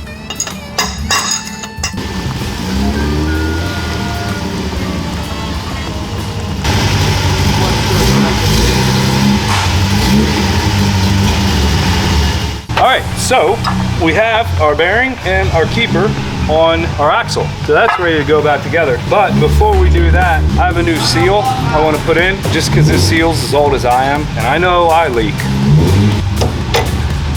Old seal. I don't know, this one looks wider. You always want to check, whenever you do something like this, you always want to check your old parts against your new parts. This is more like the one we have.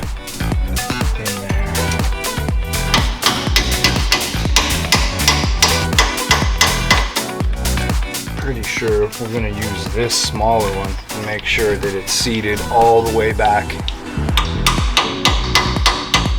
And it looks like it does recess back in just a hair.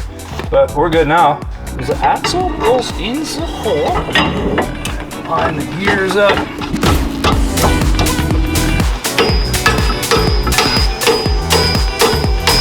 Like how I swing the hammer. I don't know, somebody's gonna say something. There. That better? Better? You like that? You like that hammer swing now? I'm good. You okay? Really, I'm fine. All right, so after I lowered my car, I realized I had an insane amount of negative camber on the rear. I put it on the rack, went to do an alignment, and I had like 2.75 degrees of rear negative camber. And when you were driving behind it, it was just like this. Pretty ridiculous. So I was looking at adjustable upper control arms to try to pull the camber out a bit, and those were too costly, out of the budget. So what I ended up doing was taking the hole that the bolt goes through for your knuckle to your upper control arm, and I dremeled that out a little bit and was able to actually push the knuckle straighter to give me more positive camber, which it's not positive, but it's less negative now. I think these are supposed to have like 1.5 degrees, so I think I got there. I'm gonna throw it on the alignment rack and see what we got for rear camber specs, because I don't want to do 1,500 miles with almost 3 degrees of rear camber. Yeah, but it looks sick. No, it looked dumb. When you were behind, it looked sick like when you were looking at it from the side and the front and stuff, but then when you got behind it and you saw the wheels, it just looked so goofy. It looks pretty good now though. I'm happy with the way they're sitting, but I dremeled them out just like by hand, and I think I did this side slightly more than the other side, so I think this side is gonna be less cambery than that side, so we're gonna see if we need to do any more adjustments, but this side actually might be too positive. I might need to give this side a little negative camber, because this is like 0. It's like straight up and down, so we'll see.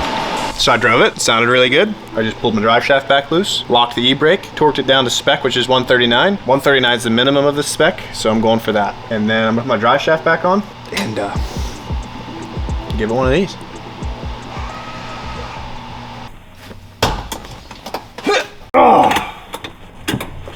Really pulled that. Going on a test drive. We're gonna see if our diff can make it probably 2,000 miles this weekend. We're gonna find out. Good news, I just rolled it a little. It's not like locked up, so that's a good start. I'll let you know how it goes. Put some tools away and going on a test drive. Ready? Buckle up, baby. So it's not that bound up, I guess. But this is what that diff did before. This is that diff that did that.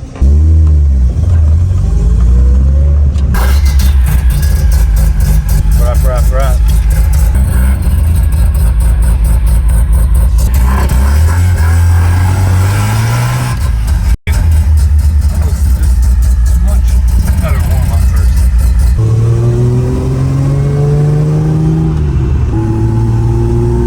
The vibration's back. Yeah, it is. With a vengeance.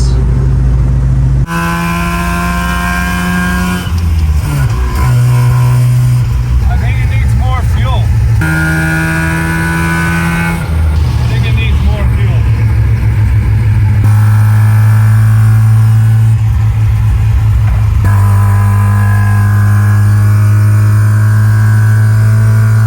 Gotta give her what she wants.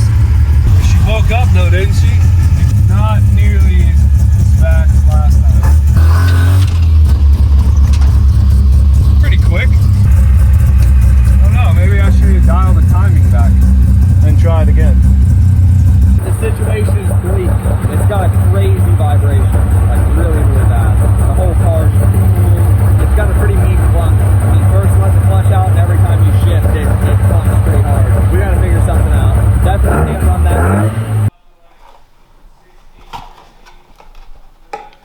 My current plans are bleak. I've got my researchies out, but man, finding Datsun diffs is not easy.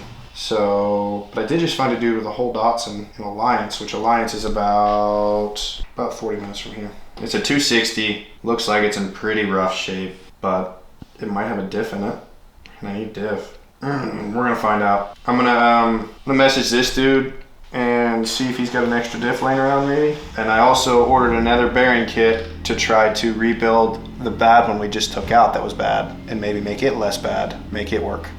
I don't know. I'm about to pull it and see what the bearings look like in the pinion area. See what we're working with. Let's do that. Let's gotta keep our feet moving. Let's go keep our feet moving. Let's get something done, you know?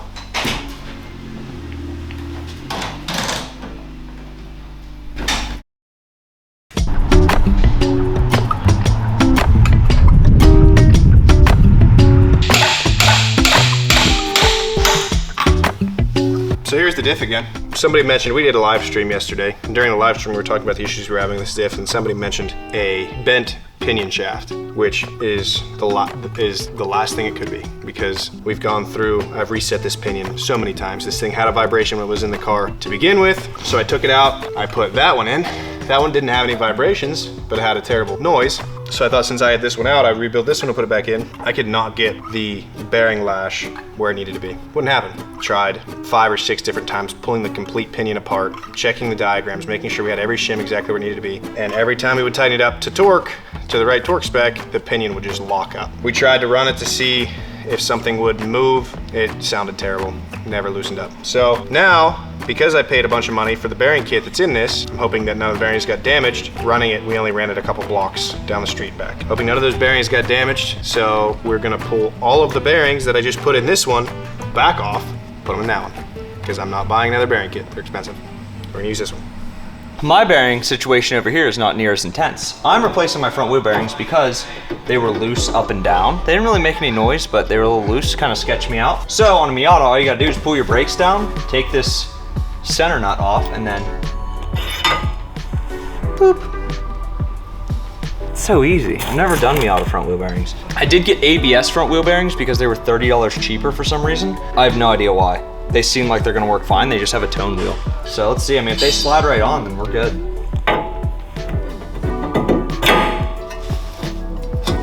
Yeah, I don't know why they were cheaper.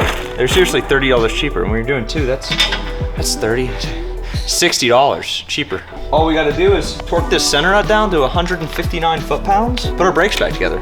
We got new front bearings. 159 is kind of a lot for this little car. I bet that's like the highest torque thing. More foot-pounds than the engine makes. How many foot-pounds of torque does your car make, Nathan? No, that's 163, but that's close enough.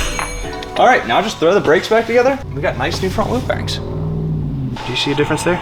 This is the new race that I used to rebuild that diff. You know what I'm saying? This is the original race out of this 200. Now look at the inside diameter of those things. Completely different. I'll show you a better version of it.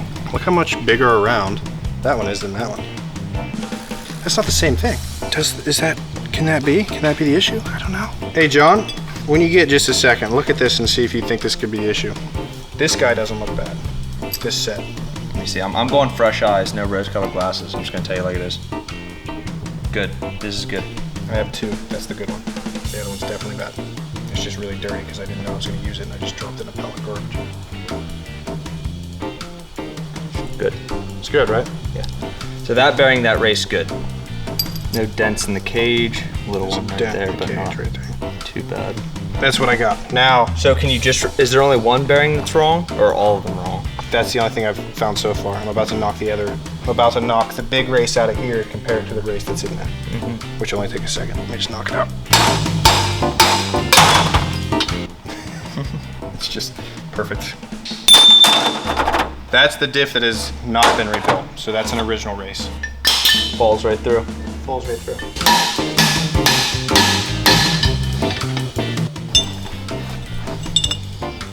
Different.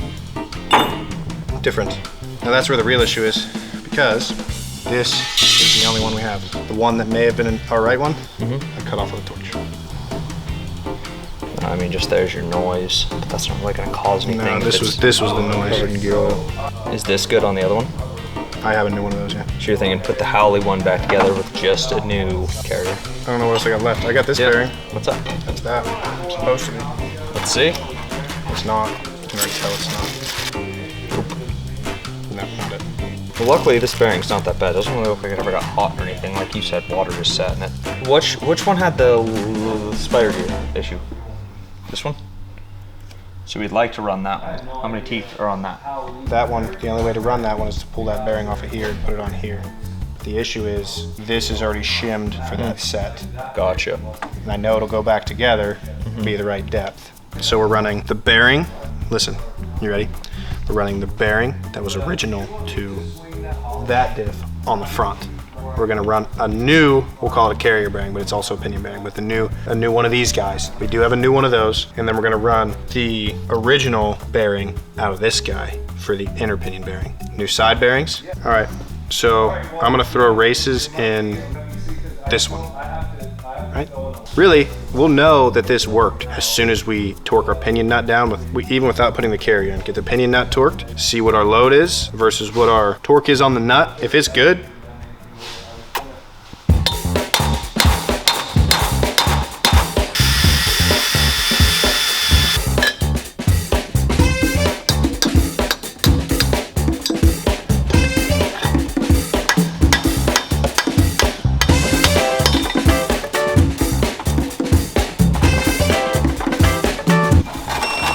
that's 100. I'm so excited, dude. 139. It works. We gotta get everything together to make sure it's done. Oh! No! I did not just fall. That's the funniest.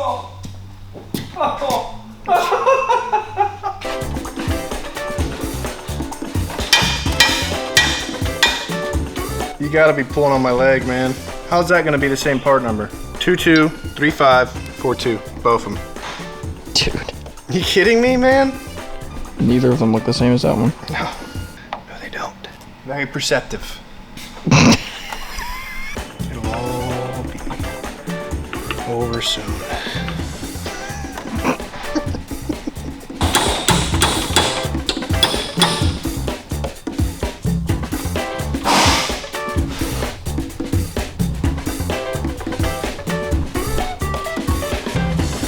Great. Moving on, putting the thing in it.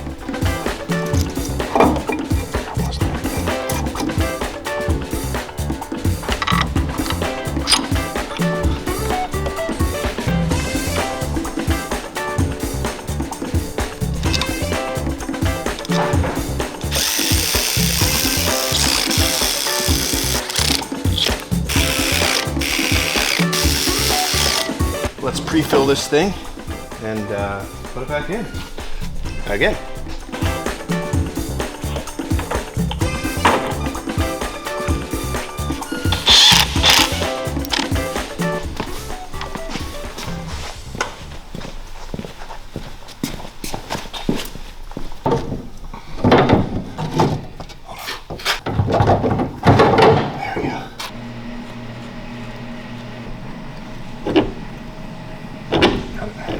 Sick. All right, I can take it from there. Heavy thing.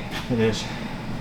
All right, so tonight my final prep pretty much, because I'm not really gonna have any time to work on this thing tomorrow because we're gonna be packing up tools and stuff. I replaced my front wheel bearings because they had like a bunch of play in them. I never heard them or anything, but when I was doing the alignment, I was like, oh man, what's so loose? Thought I had like a tie rod or a ball joint or something. Ended up being the front wheel bearings, so I swapped those out tonight. I also had previously put a switch in for my launch control because I have it hooked up to my clutch, but I wanted to disable it because I don't always want that. Like if I'm rev match downshifting really hard, when I would hit the clutch, it would go into launch and rev limit me. So I mounted a switch so I could interrupt that signal, so that's in my dash now. I tidied up some of the wiring. It was kind of like loose under my dash and you would like kind of hit it with your toes. So I got that all tied up. Also mounted our gear in the back. So we've got this case, which is gonna have all our cameras and things in it. And then this is gonna have all our batteries in it for GoPros, drones, things like that. And then put this power inverter in so we can charge all our stuff on the way down. And also charge my laptop because I'm gonna be tuning this thing on the way down there. So 10-hour drive, no better time to tune. So yeah, I think it's ready to go. I'm gonna clean it up tomorrow. It'll be good. That was rough. We're here now, we're on the other side of it, I think. We'll go for a drive and find out. But man, that was challenging. I don't know how we got the wrong bearings. It doesn't make any sense to me. I ordered a kit for an R200 long nose for a Datsun. Those are R200 long noses out of Datsuns. I don't know why they didn't work. But about to take it for a drive, make sure that the diff we built out of spare parts, scrap parts, and a little bit of that kit that was left. See if it's any good. I really hope so, because I'm out of, that was the last trick. I don't have any more tricks up my sleeve. We'll see. Cold-blooded.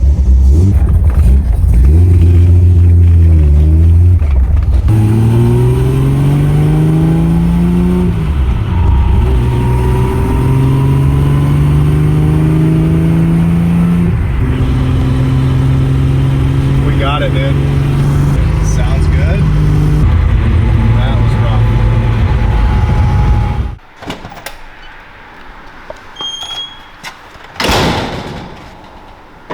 So, it's good. Nice. Feels good. Woo! All done. All done. There you go. Take a break. No more diffs for a while. No more diffs. That was pretty crazy.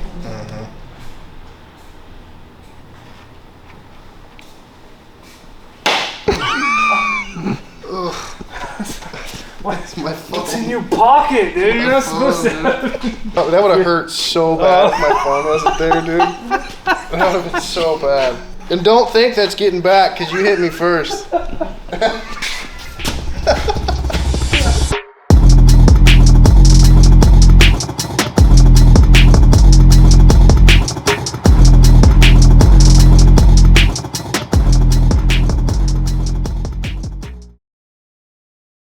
We made it! Here we are.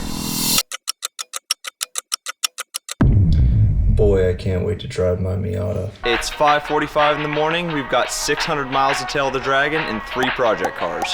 It is so cold. It's so unbelievably cold. Let's go. We're already, dude. What happened? I forgot to tighten this bolt. It's falling out, and it wants to scratch my car up, so I gotta put it in there. Thought we weren't getting dirty today. Dude, I forgot a bolt, okay? Looks good though. I went for the good stuff. the ultimate fuel for the ultimate car. We'll be getting that again soon. Yeah, how long do you think it's gonna last? I mean, theoretically, like if I'm not in boost, I should be getting like 30 miles a gallon. That's not bad. I should last for a while. I think Scott's gonna need fuel first. Yeah. I was wondering why he had his trunk open. I forgot about that. I've never seen him put gas in it. Runs better on diesel. No, I'm just kidding. What's happening now? We're leaking a little bit of fuel. I don't know why. It's never leaked fuel before, but even for Tail the Dragon today, that's leaking fuel. It'll probably be fine though. I think it's just from the top of the tank maybe. I don't know. We'll see.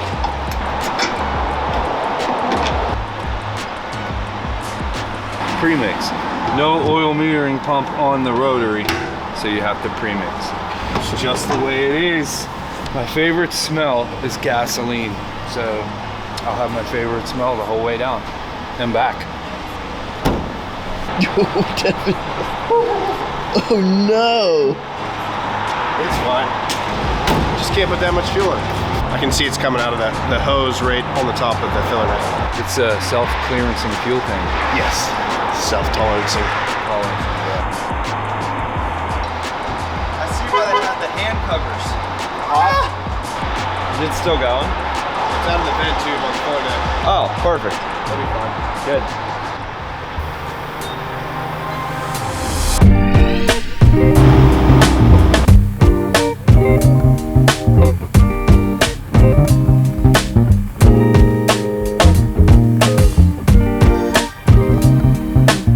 Hi, buddy. How you feeling? Really good. Miata's doing awesome. So my front end vibration, I thought it was the wheel balance. It was just the wheel bearings being loose. It's like super smooth now. We're like 75 is great. So yeah, having a great time. Awesome. How is it? I overestimated that seat. And maybe my fuel mileage. We're about to find out. This car is like the sports car version of the F-350. But it's so much fun. Yeah, probably half. That's not too bad. I don't know, how long we've been driving? Hour and a half. Wow. Yeah, so I got like a third of 15. I'm gonna need more fuel. It's too early to do that kind of math.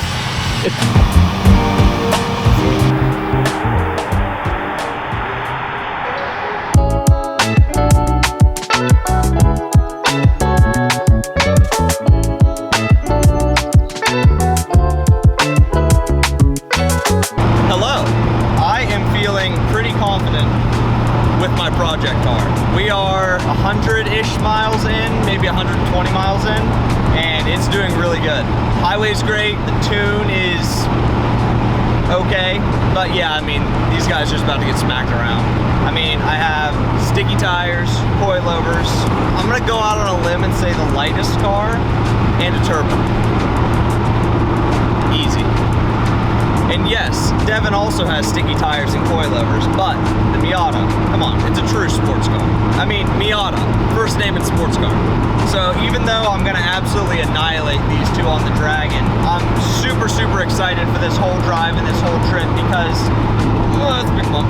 If you just glance at these cars, they're all, you know, well, we have 70s, 80s, and 90s Japanese sports cars, right? You know, on paper, front engine, three-wheel drive, 5-speed, they seem very similar, but I've worked on all three of these cars and they couldn't be more different. That's where the similarities stop. We have bridge-ported rotary, we have cammed inline 6, and we have turbo 4-cylinder. So I am so excited to swap around these cars while we're down there and get the different experience of each drivetrain. I think it's gonna be a really cool comparison. Just the power bands are so much different, the sound, the feel, everything is so different. All of our suspension setups are completely different. I mean, Scott has a solid rear axle, Devin has McPherson, and I have double wishbone. Big bump. So it's gonna be really cool driving these cars back to back, but with how different they are.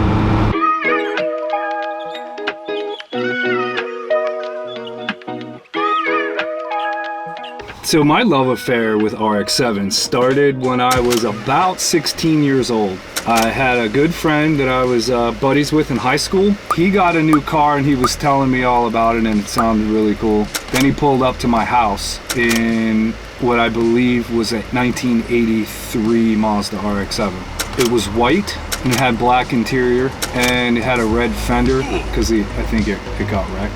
I was just taken back by the looks of it. I just thought it was the coolest looking car that I've ever seen. I had already had a little bit of knowledge on engines, mostly just piston engines at the time. When he was explaining to me the engine and showed it to me, and it was not like anything I'd ever seen before. And it was kind of amazing because it didn't have pistons. That with the styling of the car and the pop-up headlights, I immediately fell in love with it. As I started looking for them, I'm going to show my age here, I found an ad in the Penny Saver. Yes, it was a paper flyer that people sold their stuff on back before Facebook Marketplace and Craigslist. And so I found this RX-7 and the description was short. It said 1984 Mazda RX-7, won't go over 35 miles an hour, $400. So I immediately contacted a guy on a landline, of course, paid him, got the title, and drove it back. And no, it wouldn't go over 35, but later on when I was working on it, I realized that the secondaries on the carburetor weren't opening up. So I freed the secondaries up and that thing drove great after that. From the time I was 16 till the time I was about 35, just every RX-7 part that I could find, I would grab. This one I have now, I'm pretty sure is number 56. I've had all of them from every generation, and I am partial to the first generation RX-7, just because that was kind of my first love. As I started researching into how the engine came about, how it was licensed by NSU, designed by Felix Wankel, perfect 50-50 balance. They just handle fantastically. It's always been one of my favorites. Really happy to be here doing this in a car that I've loved my entire life, pretty much.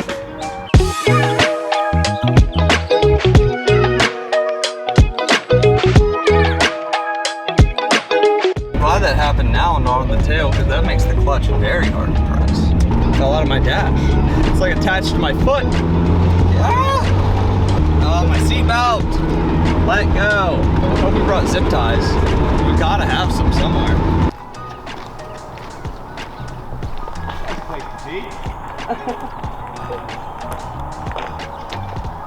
Devin, you look badass right now. Thank you. You look like the exact person I would be expecting to drive your car. That's what I was going for. No, I don't dress myself. My wife does. My wife dresses me. Thank her for the way I look. I do have to. I think it's time to show them though. The kicks, dude? Yeah. Do you know what are those? What are those? What are those? You want me to give you a... These are Aldi's shoes. Okay. Also thanks to my wife. How much were they? $15, I think, or like $12. I don't know. Something like that. Dude. I mean, we have strict rules in my house not to spend over $20 on a pair of shoes, so they were under $20, I know that. I love them though. Did you fix your relay? I did. It's not exactly where I want it, but that's the hardest little thing I've ever zip tied. It was not having it. It's up there now though. How about you? All good. All good? All good. Just enjoying the drive. You know that overlooks right off the highway? Once you get really close to I'm going that way. I don't know, did the GPS play?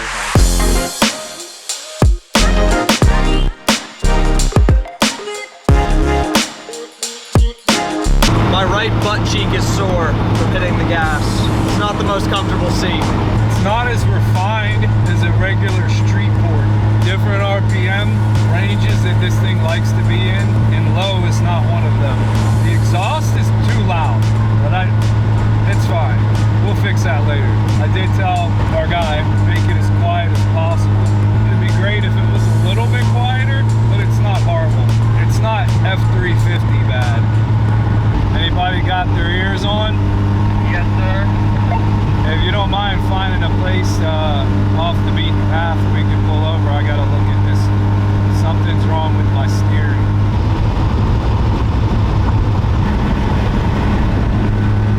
I don't know. Loose strut mount. Well, that didn't take long. So, coming out of that gas station, I cut it hard right and I heard this clunk, and then get on the highway and all of a sudden the car wants to veer one way or the other. it's not feeling real good, so. This side's got the play. Yeah? Yeah. I don't know, you can feel it though. Welded tie rod's good. If we can just tell where this popping is, I think that's it. I see it. Control arm. That control arm bushing? Yeah. Yeah, I saw that last time we were doing the alignment. All right. Is it a lot worse? Yeah. It just looked super crusty last night. Yeah, that's what it is. Maybe I can crank it down. That bolt's not. Let me see. Have the time of your life. Yeah, what a beautiful place to be though. Well, good news is we figured it out. The bad news is that the bolt is stripped. So we need a new bolt. The other good news is once we jack it up, should be able to get that bolt off fairly easy. So it's not seized or, you know, galled it in there. So should be able to get that out and throw our new bolt in and back on the road. So I'm gonna put the tools away. Am I close? Hold on, let me look. This thing is cross-threaded like a mofo. Yeah, you're pretty close. Dude, I've been turning for like 3 days. It's getting there. Oh, man.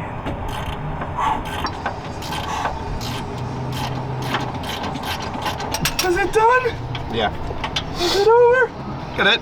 I don't know if there was ever threads there. To me, it looks like this used to be the end of the threads and it's just all the way up. Bolt's too long. It smells like weed out here. It does. It's probably Smoke City over there. Yeah, you're probably right. Could be some of that tree. Yeah. It's a ½ inch shorter. That's okay. Yeah. We do need a lock washer though, probably. I think. I mean, you probably want 2 flat washers. Yeah. By the time you put washers on it, it might be short. Yeah. Try it. Talk to Jason or go to the office and talk to Jason. I think she'll go right in. That rock face is scary. Hammer. Oh boy, she gonna drive now, boy. I should probably set this down, load it, then tighten that bolt. You can tighten it from the top.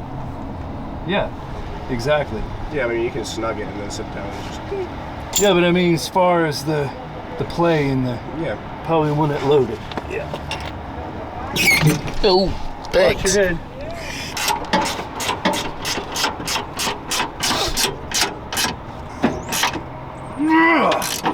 That's all I got. Bolt in.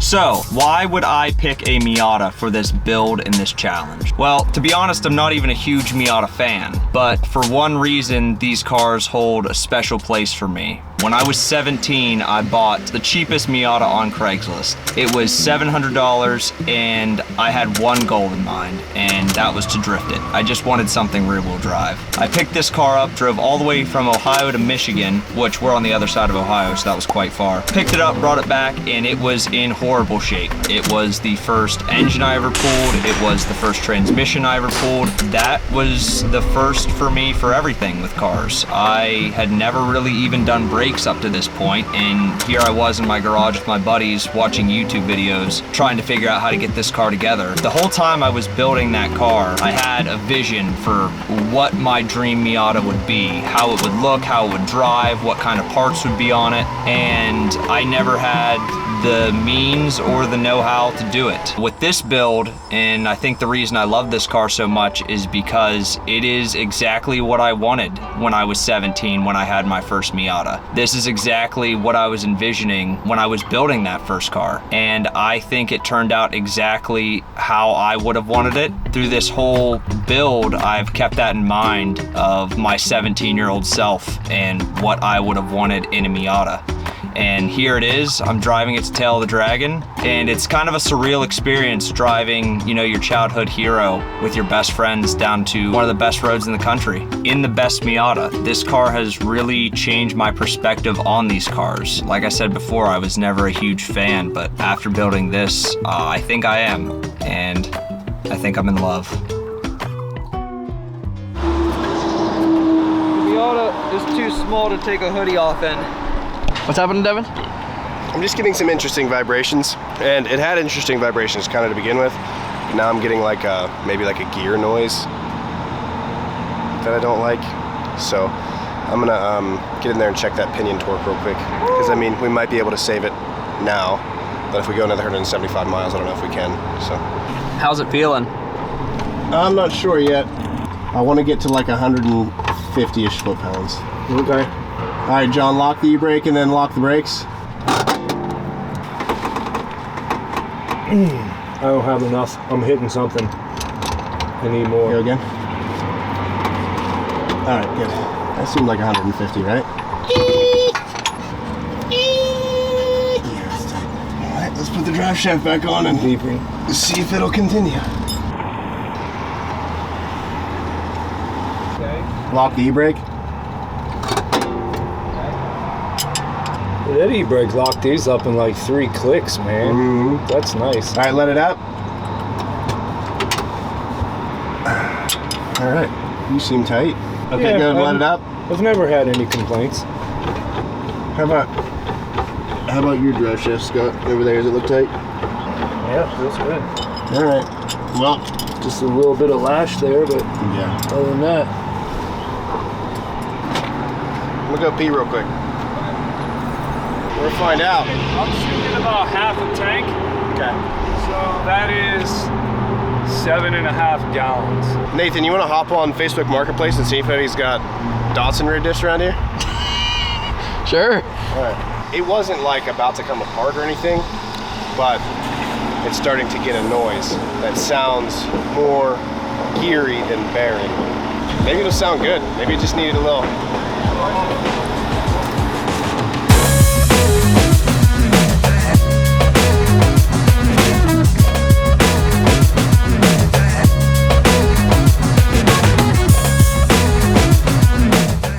Okay, we're back on the road. The diff feels and sounds much better. I can tell we actually did adjust the lash, because now I have more play in the ring gear. I can feel when I'm on and off throttle that there's a little bit more slop in there, which it's good and bad. I would rather a little bit of play in the diff and not eating bearings up.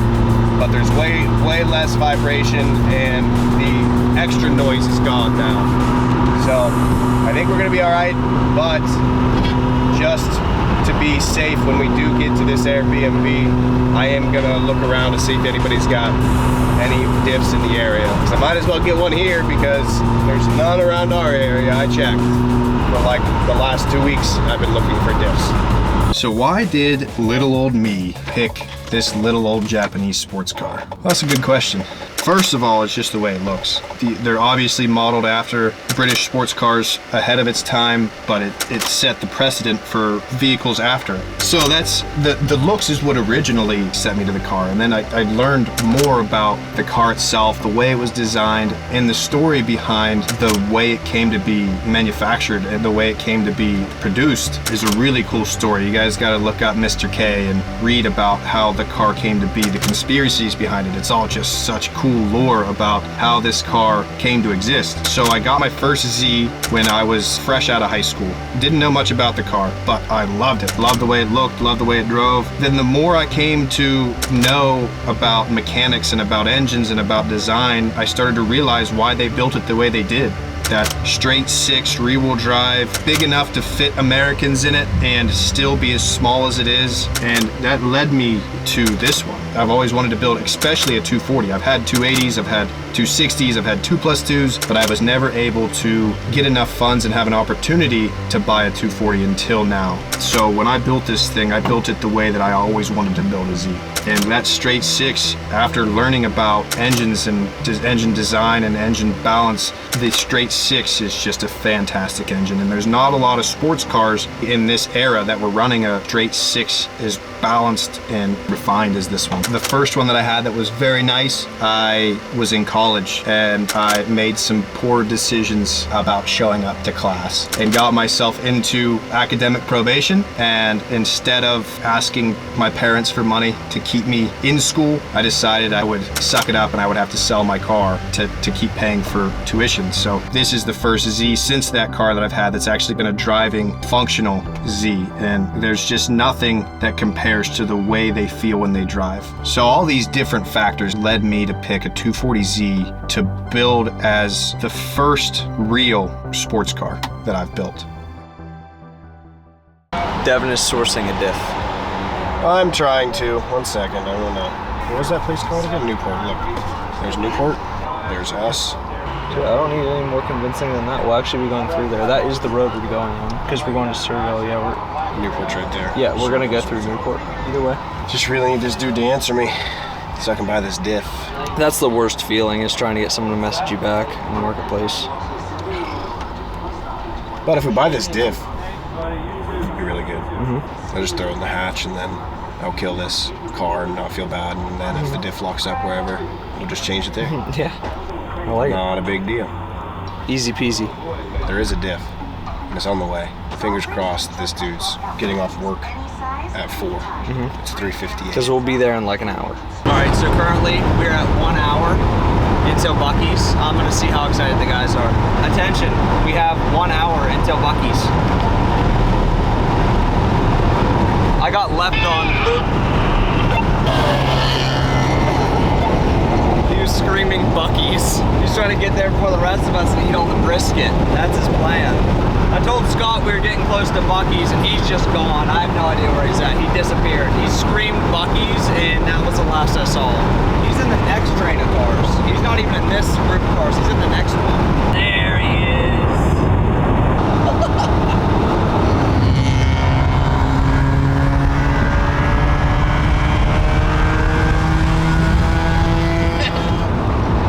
Dude, listen to that thing go now.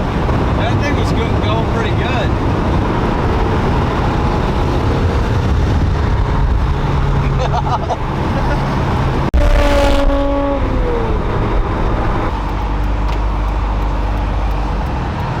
It's glorious. My car's never been there before.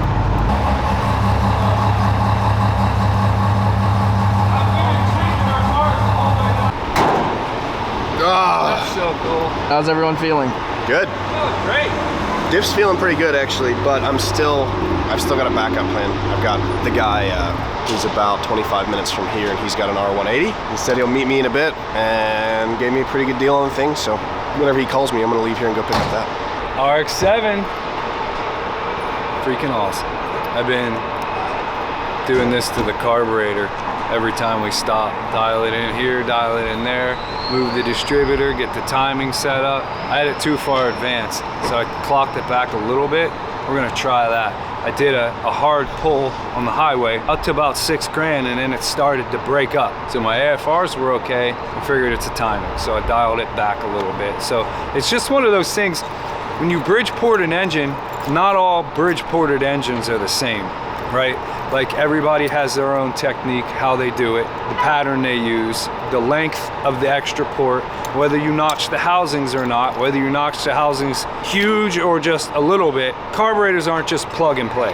You can't just, a lot of people go with the 50 DCOE Weber on these because they can flow for a Bridgeport. If you got a large Bridgeport, you have to jet it.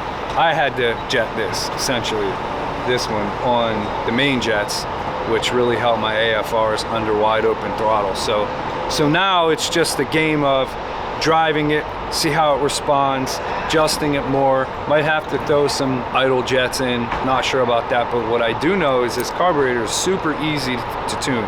Jets are right on the top. You can take them out, swap in what you want, go for a ride down the road. You don't like it, swap in bigger ones or smaller ones if you're too rich. So yeah, that's what we've been doing. We've been messing with our AF ratio and our timing today, and it's pulling pretty hard. It's pulling pretty good. We're at Buc-ee's. I know. I just saw that. It was crazy. I was like, what are all these gas pumps on this 2-lane road? And then here we are. How was it? Fresh and on the board. Fresh off the board. Fresh off the board, yeah. It was on the board, and then it was off the board, now it's in my hands. Bucky's brisket, beautiful, banging. What's up? How's it going? Good. I got a banana pudding. It's pretty wild. It's the real deal. There's bananas in it, and I think Nilla wafers. It's silly good.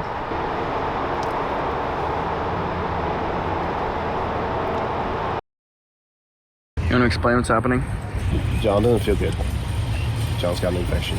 We think. I don't know. John's got a fever. And we're still about 2 hours from the Airbnb. I think we might just get to the Airbnb now. Either we go to an urgent care or we're going straight from here to the Airbnb and skipping the rear diff. I'll hit the guy up and tell him what's going on, and then I'll try to pick it up tomorrow. Ethan can drive the Miata. I'll figure out the urgent care situation. Nah, dude. Yeah, I just don't want John driving by himself. Somebody's gonna drive him. Either that or somebody's gonna drive him. Yeah. John, you want an urgent care? There's no options for an urgent care tonight. They're all closed. What about in the morning? Yeah, I could go first thing in the morning. So let's head to the Airbnb. The dude hasn't hit me back up in like an hour. All right, let's message him, give it 5 minutes. If he doesn't respond, we'll hit it. I could just definitely feel that I had a fever. It was like, it came on strong. Right after Bucky's, I was like, oh no. I started getting the shivers and the shakes. And... All right there, chill out, girl. All right, so we're heading back to the Airbnb. There's an urgent care 9 minutes from the Airbnb. John's gonna hit that in the morning. First thing, baby. And we're on for the Dragon. Still on, can't keep us down. Bad diffs, loose control arms, infected mouths. Can't keep us down. Seems like the right place. All right. What a freaking day, dude. Goodness. Read me a story. That's just actually a book. What time is it? 11:20. It's 11:20. We left at 5:40. 5:40. 5:45. So we made pretty good time. We had 2 minor mishaps. Yeah, nothing crazy. No. We had a little Datsun mishap, a little RX-7 mishap, and a little tooth mishap. Yeah. Yep. How was your face? Bad. Guys are in rough shape. Pretty bad. No, I'm good. I'm real good. You look like it. Yeah. Beautiful drive. Oh yeah. Wow. Incredible. Yeah, those roads are insane. Yeah. That dam, that was wild. Except for the speed bumps. Everything was cool except the speed bumps. Yeah, the speed bumps were so high that I scraped on them. Yeah, it's a good thing you straddled the one because your exhaust would have hit it. Yeah. I was behind you watching. It's about to grab the tilted muffler. So, we're going to try to get to bed. We have to get up early and get some chores done. John's got some stuff to do. I'm going to go try to pick this diff up that's a couple hours away and get back by the time he's done. And then Scott's got to clean up around here. Make breakfast. Thinking waffles. Yeah. Yeah. That sounds really good. It does sound really good, actually. Some nice hot steaming waffles with butter. Just don't feed the bears. So we'll see you guys in the morning. We made it! Here we are. Well, the road down here was beautiful. It was a long drive. We had a couple mishaps, nothing major, and then it was back on the road. Beautiful scenery, mountains, people were really nice. A lot of people came out and looked at our cars. A couple people recognized us. It was a really nice trip down here. The last 2 months of work have led up to today. We're gonna take these cars out on Tail of the Dragon. It is how many turns? 318 and 11 miles. 318 turns and 11 miles. That's gonna be a lot on these old cars. So we'll see how they hold in. Everybody's car's looking pretty good today. So as long as we can perform for our cars as well as they perform for us, we'll be all right. Yeah, time to find out what our buddies have built. I'm excited to try them out. We're gonna each drive each other's cars, give our thoughts on the cars, and say the positive things and definitely say the negative things. Yeah, no about holding each back. other. Yeah, we're not holding back at all. John is feeling much better today. Yep, so all fixed up. We're gonna hit this road hard.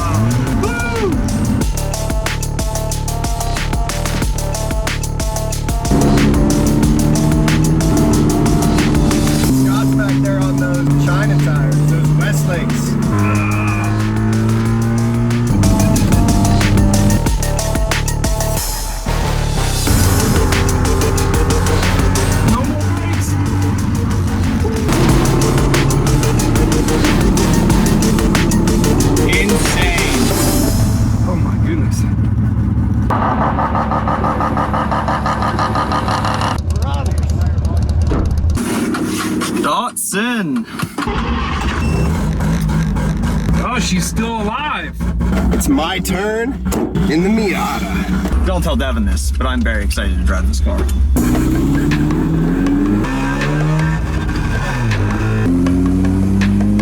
Here we go. First impressions, I'm a little big for a Miata.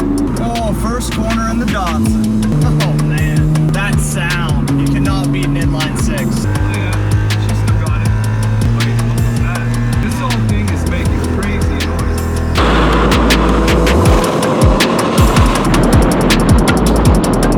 This thing is smooth on the power though. Wow.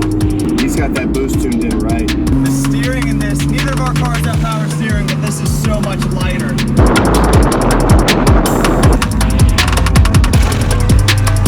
So far, so good. Oh, it's so much different than my car. This car is really fast. The steering is nice.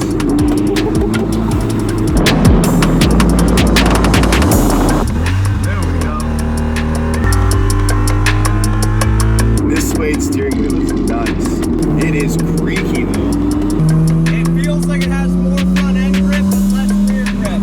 It feels like all this car needed was good tires. I mean, I am up the butt of this S2000 right now. Look at the back end kicked out right there.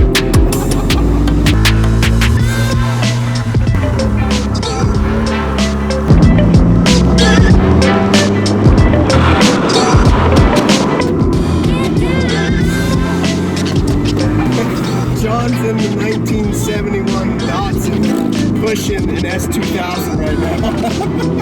Oh, now he's going for the Porsche. I am tailing a Porsche Boxster and an S2000, and I am right there with him. He's got a Boxer in front of him. He's going to get him with the Datsun. See if we can keep up with this Porsche.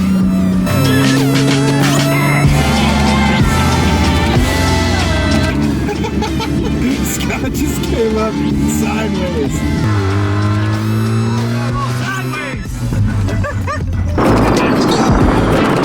Brakes are toast. The steering is lighter, but the steering wheel's so much bigger. It takes a lot of work to get this thing through these tight corners.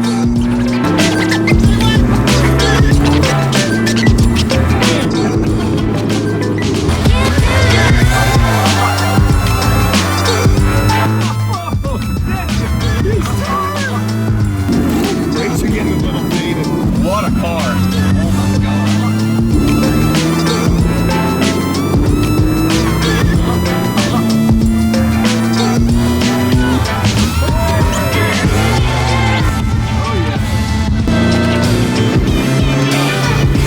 Everything is real tight in the suspension. The alignment's still good.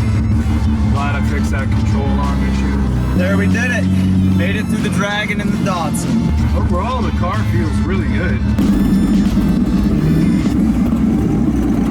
Scott had to fix the RX-7 before I could drive it. All right.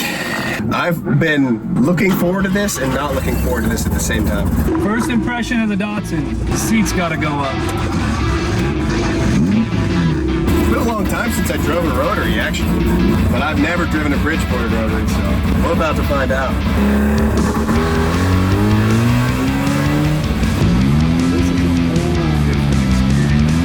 Is it? No, those brakes. Yeah, he has them. Wow! What a sound! This thing is terrifying. He drove this thing 700 miles down here. What a maniac! All right, this is coilover. Pedals different, steering is different. It's so much more set up than my car being in its stock form. The steering is suggestive.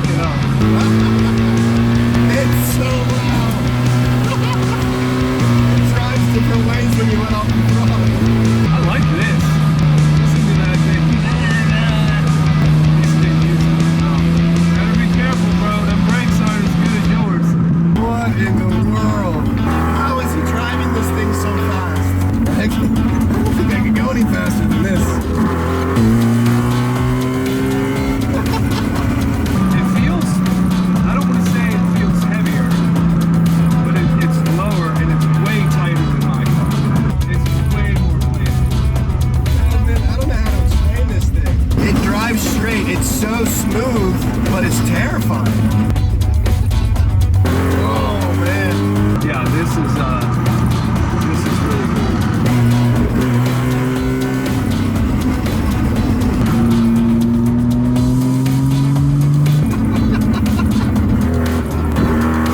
I love Scott.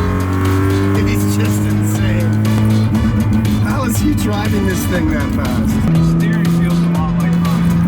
If this Datsun is something, it's got a much different power band. This has got so much low down power, so much more than mine. It makes no sense.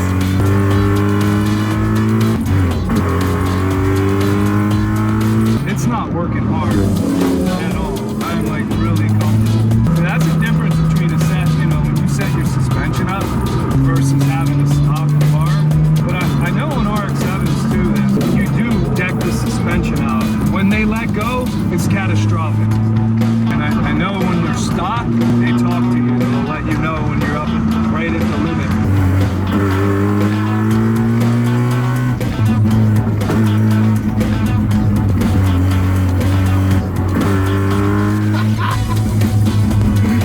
It's crazy.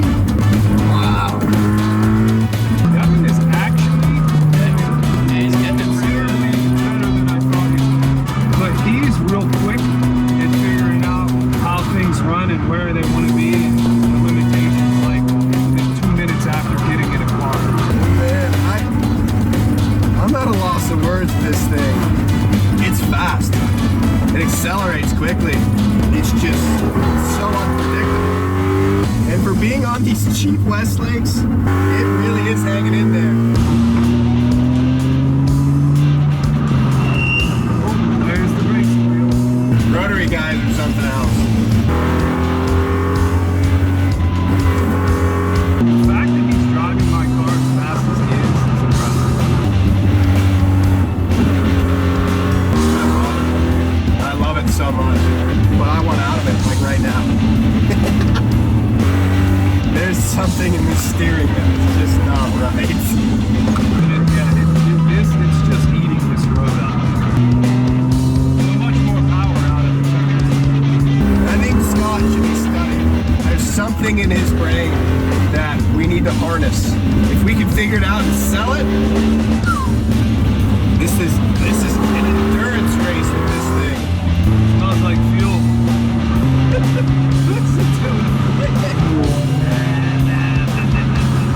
I gotta get it done so I can say I drove an RX-7 on the tail. I just don't know if I have what it takes to do it. It was fuel starving pretty good. Fuel smell sloshing around. Man, rotary engines are just so unique the way they run. They do, especially this Bridgeporter one, put you in mind of the difference between the feeling of a 4-stroke dirt bike and a 2-stroke dirt bike. They feel like they're gonna blow up all the time. That's probably because they are about to blow up just all the time. Overall, Devin has done an excellent job of building this car. Oh man, you probably can't even hear anything I'm saying, can you? Oh, big corner. Really well done. It may not be the best performing car out of the 3, but it has put the most smiles on my face going through this road than the other 2, that's for sure. That's it. Get me out of this thing. But, take a look at this. I mean, this is what we're driving. I'm sweating right now. Yeah, I said that exact same thing. That RX-7 is absolutely terrifying. But the crazy thing is, like, I wasn't going hard. Like, it'll go harder. Yeah. And the tires weren't squealing or anything, and I felt like that was a decent pace for that thing. Oh yeah. But man, is it's so unpredictable. Sometimes it'll like shut off when you're giving it throttle. It'll just you go to lay into the throttle and it goes completely blank for a second, and then all of a sudden it's back to life. Putting you back in the seat. The suggestive steering, sometimes it pulls left and sometimes it pulls right. You feel that going through the corners.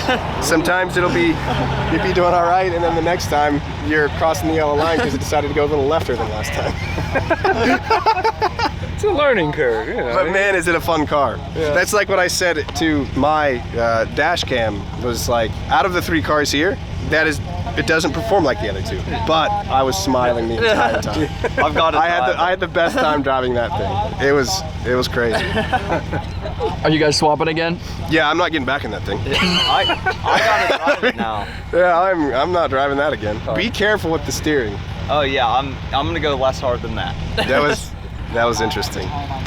First drive in the RX-7. I do not know what to expect with this thing. So it's super easy to drive. Okay. Just a couple things. Okay. So you got to keep the RPMs at like up around 4. 4,000. You have to keep the engine going. Okay. Like what, actively while you're driving? Yeah. Okay. So yeah, that, and sometimes it wants to pull right. Okay. Sometimes it wants to pull left. So it just pulls left. Okay. Just when you get into a turn, you'll know which way what it's feeling. Yeah. Okay. You'll know. That makes sense. Just listen to what she tells you, and yeah. I'll listen to her. Oh, and so there's a towel on top of the fuel cell. Okay. So that's got to stay Is that there. for if I get sweaty? No, you definitely don't want to use that towel if you get sweaty. Okay. That is to it'll keep the fuel from running down the sides. Okay. And then it just That's evaporates. Good. Oh, so, great. Perfect. Yeah. Keep a window or 2 open. I think I'm gonna keep them all open. Yeah, keep the windows open, because it does kind of get a little overwhelming if the windows are rolled all the way up. Okay. Windows down. Got it. The brakes, probably after like the 10th time you use them, they start to fade a little bit. So just let them cool down for a minute. Yeah, you have to let them cool down. So like let them cool down as you're coming out of a turn. Oh, okay. All right. Yep. And then other than that, that's pretty much it. Sometimes it doesn't want to go unless you keep the RPMs up. So you have to keep the engine running, because I think what's happening is something with the fuel system, and it could be starving. So you just make sure, if you keep like womping the pedal, it'll tell you whether it's going to go or not out of the next turn. So okay. Is that it? Yeah, no, that's okay. That's good. All, really. That's super easy. Got it. All right, buddy. Left, right, 4,000 RPM. Don't get high. Don't get wet. Don't use the towel. Yeah. Windows down. Easy. Windows down. All right. That covers it. Cool. Thank you. Pretty all right. All right. John's Miata. Initial impressions. The seat is way too far back. Once again. Idle's better than my car. There we go. Now there's the thing you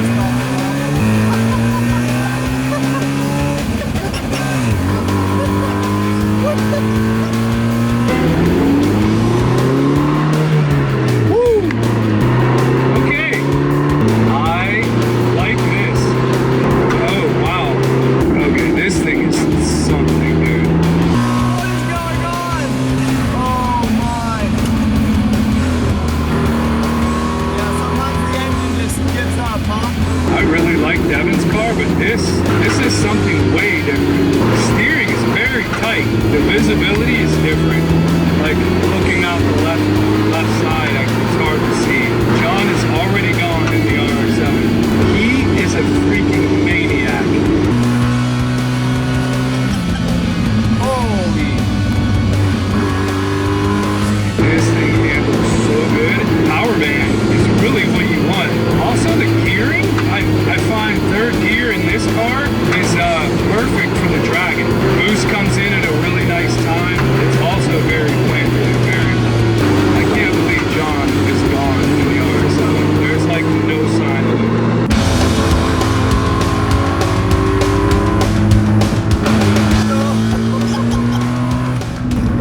Brother!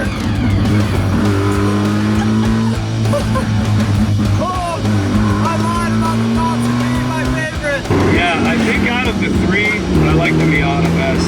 Something about the turbo and the pull, it's got some oomph. Man, he wasn't kidding about the 4,000 RPM thing.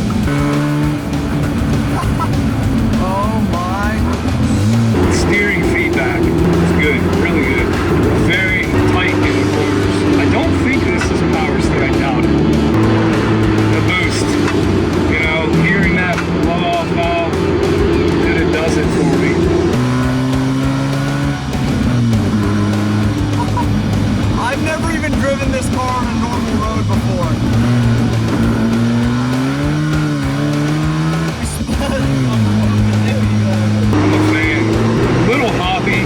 not bad. A little bit different than Devin's car. It's funny how different coilovers make different cars feel. Yeah, this thing is a go-kart. I wouldn't have a problem pushing it to its limits. Tires super sticky. Oh my.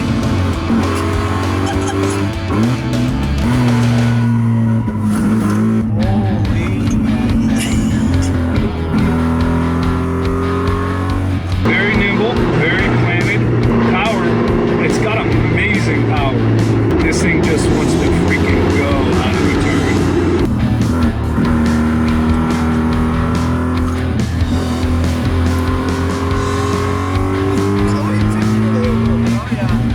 The steering wheel vibrates when you're really hard into a turn. I don't know what that is. Both of their cars are so much more refined. Oh my. I don't have words. I love it. I love how this thing feels. I don't know, man. I might want one of these things.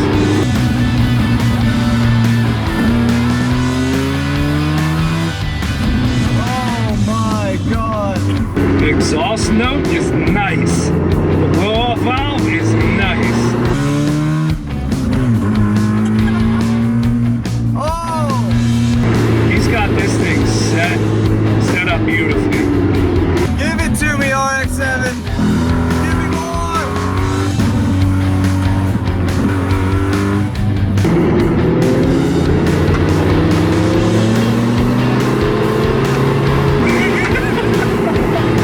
It's so funny to see that car with its stock suspension going around a turn near sideways.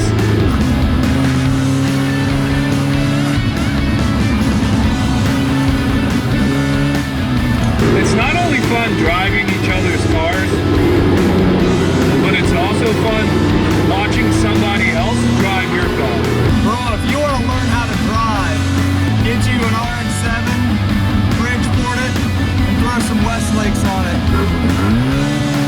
Yeah, this car is insane. It's probably one of the best handling cars I've ever driven. Oh my god. Is this the first time you've been in this on the tail? Yeah. Wow, it is the first time I've ever driven this car. I've never even moved it around the parking lot. That is hilarious. He's beating the out of that car. Oh, that sound though. I bet it's terrible on the highway, but it is great here.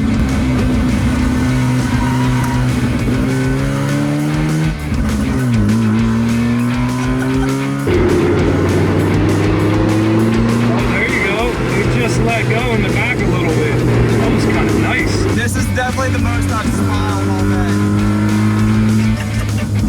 Oh my goodness. This is so much fun. It's backfiring again. She makes you work for it. What a machine. I'm a big fan. And I don't want to say that their cars are easier to drive through this road, but they kind of are.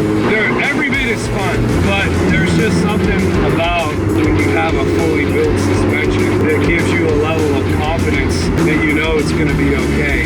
And then the RX-7, you get in it and you're like, you don't know. I mean, you just don't know from one turn to another what she's going to want to do. That's kind of the fun of it, you know, because it gives it personality. It's not just like, oh, look at me, I'm doing the same thing through every turn. You know, oh, you know what to expect.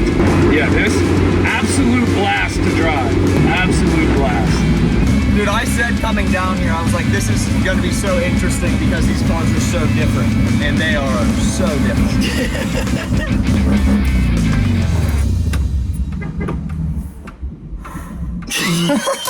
It has so much grip. It has way more grip than I thought it would. Right? Yeah.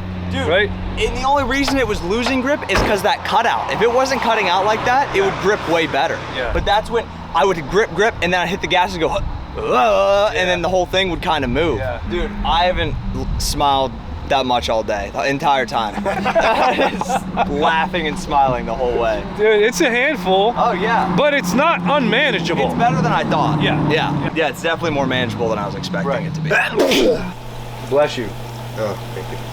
Yeah, so with those tires and that suspension, I thought it was going to be just completely unwieldy. I thought, like, there's no way. Like, I saw you driving it, and then, like, I was thinking, just on the way down watching you drive it, I was like, bro, I have to drive that on tail.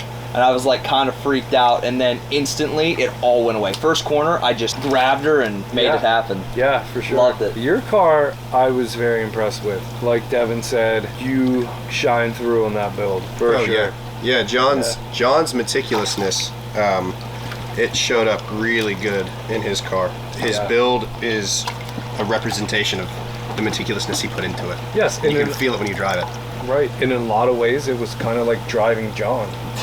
Yeah. Well, I mean, more like riding John. Riding John, yeah. Well, I mean, all of our cars kind of look like us. Like, you kind of look like the Datsun. Yeah. Yeah.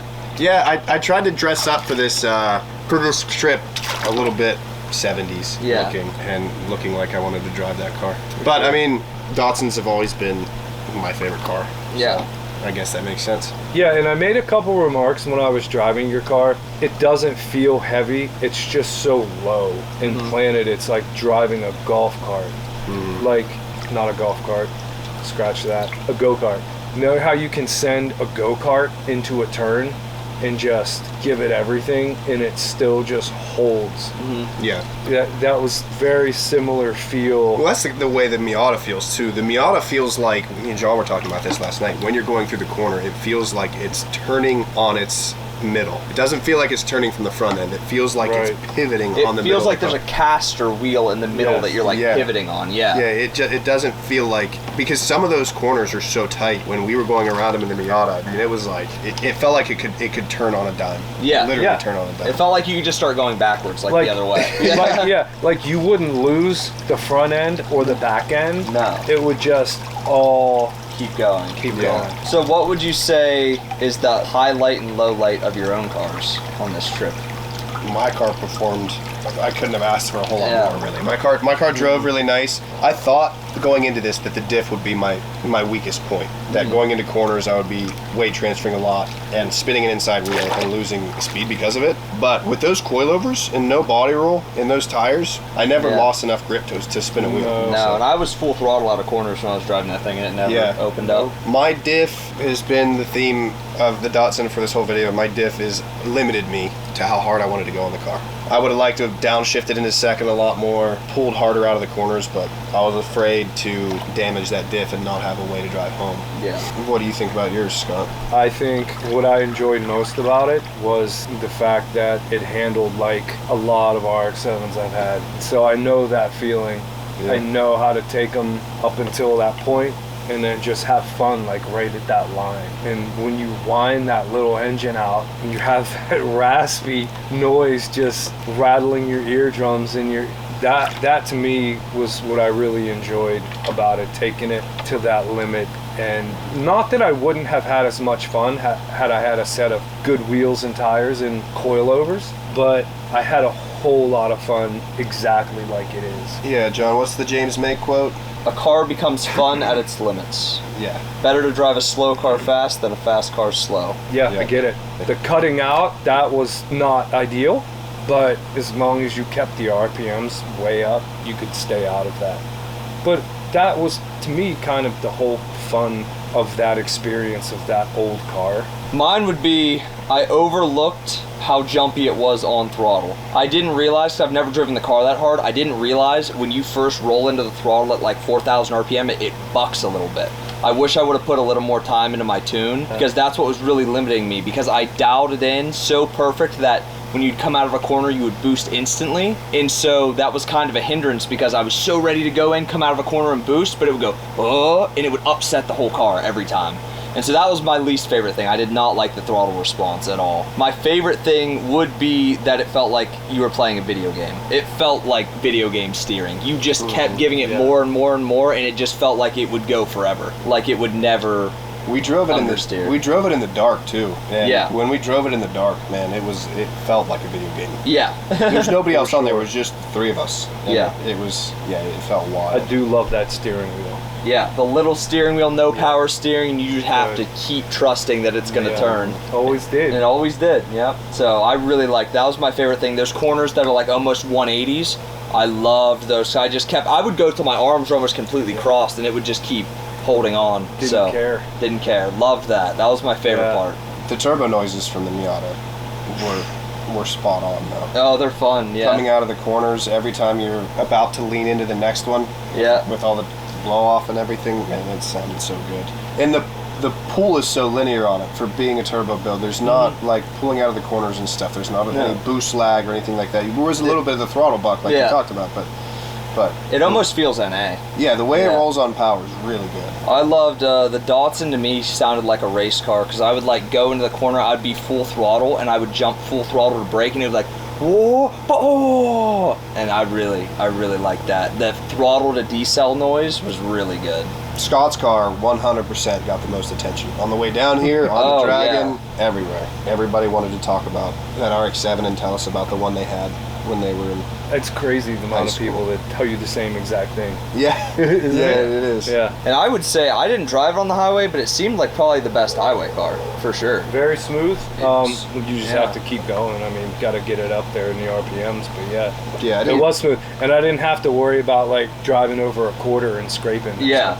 I was always watching for like bridges and everything, and you were just doing like 85 just over everything. Oh yeah, you guys are lower. Yeah. Oh yeah, I thought I bent my wheels last night for sure. I was like, oh, they're done. That was a hard hit. I mean, we built these cars, drove them. It was 600 miles down here. I did a little bit of math. We did pretty close to 60 miles of just Tail the Dragon, which our Airbnb is 45 minutes from Tail the Dragon, and it's basically Tail the Dragon the entire way there. So we were doing runs for about an hour and a half, hour and 45 minutes straight of doing runs. Non-stop. No overheating. I never got brake fade. Not a single issue. And I, like a lot of my cars in the past, I've done things like that with them, and then after I'm like, ooh, that's a new rattle, that's a new noise, that's a new something. Driving back to the Airbnb, I was like, you would never know. I just drove this thing on Tail the Dragon for an hour and a half. So I was really impressed with that. Sure, we built these cars, you know, we did whatever to get down here, but the thing I'm most proud of us down here,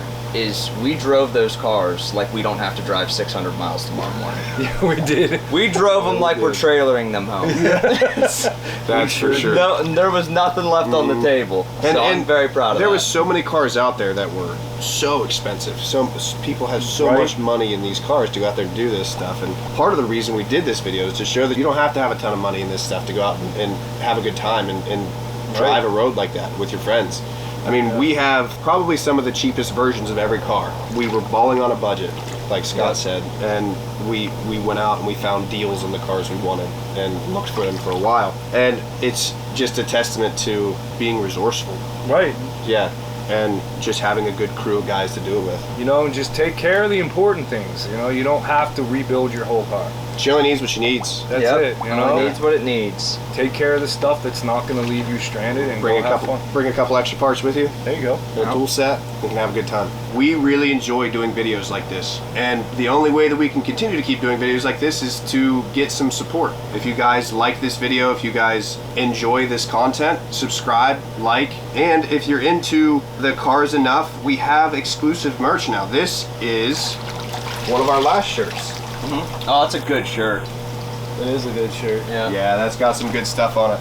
If you want a shirt like this one or exclusive designs from this video, we have some Datsun ones, some RX-7 ones, some Miata ones. They're on the merch store now, so go check them out.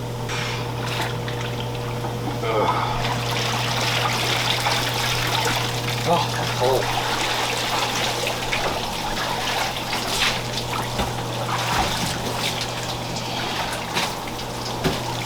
This stuff bleaches your shirt. What's it do to your skin?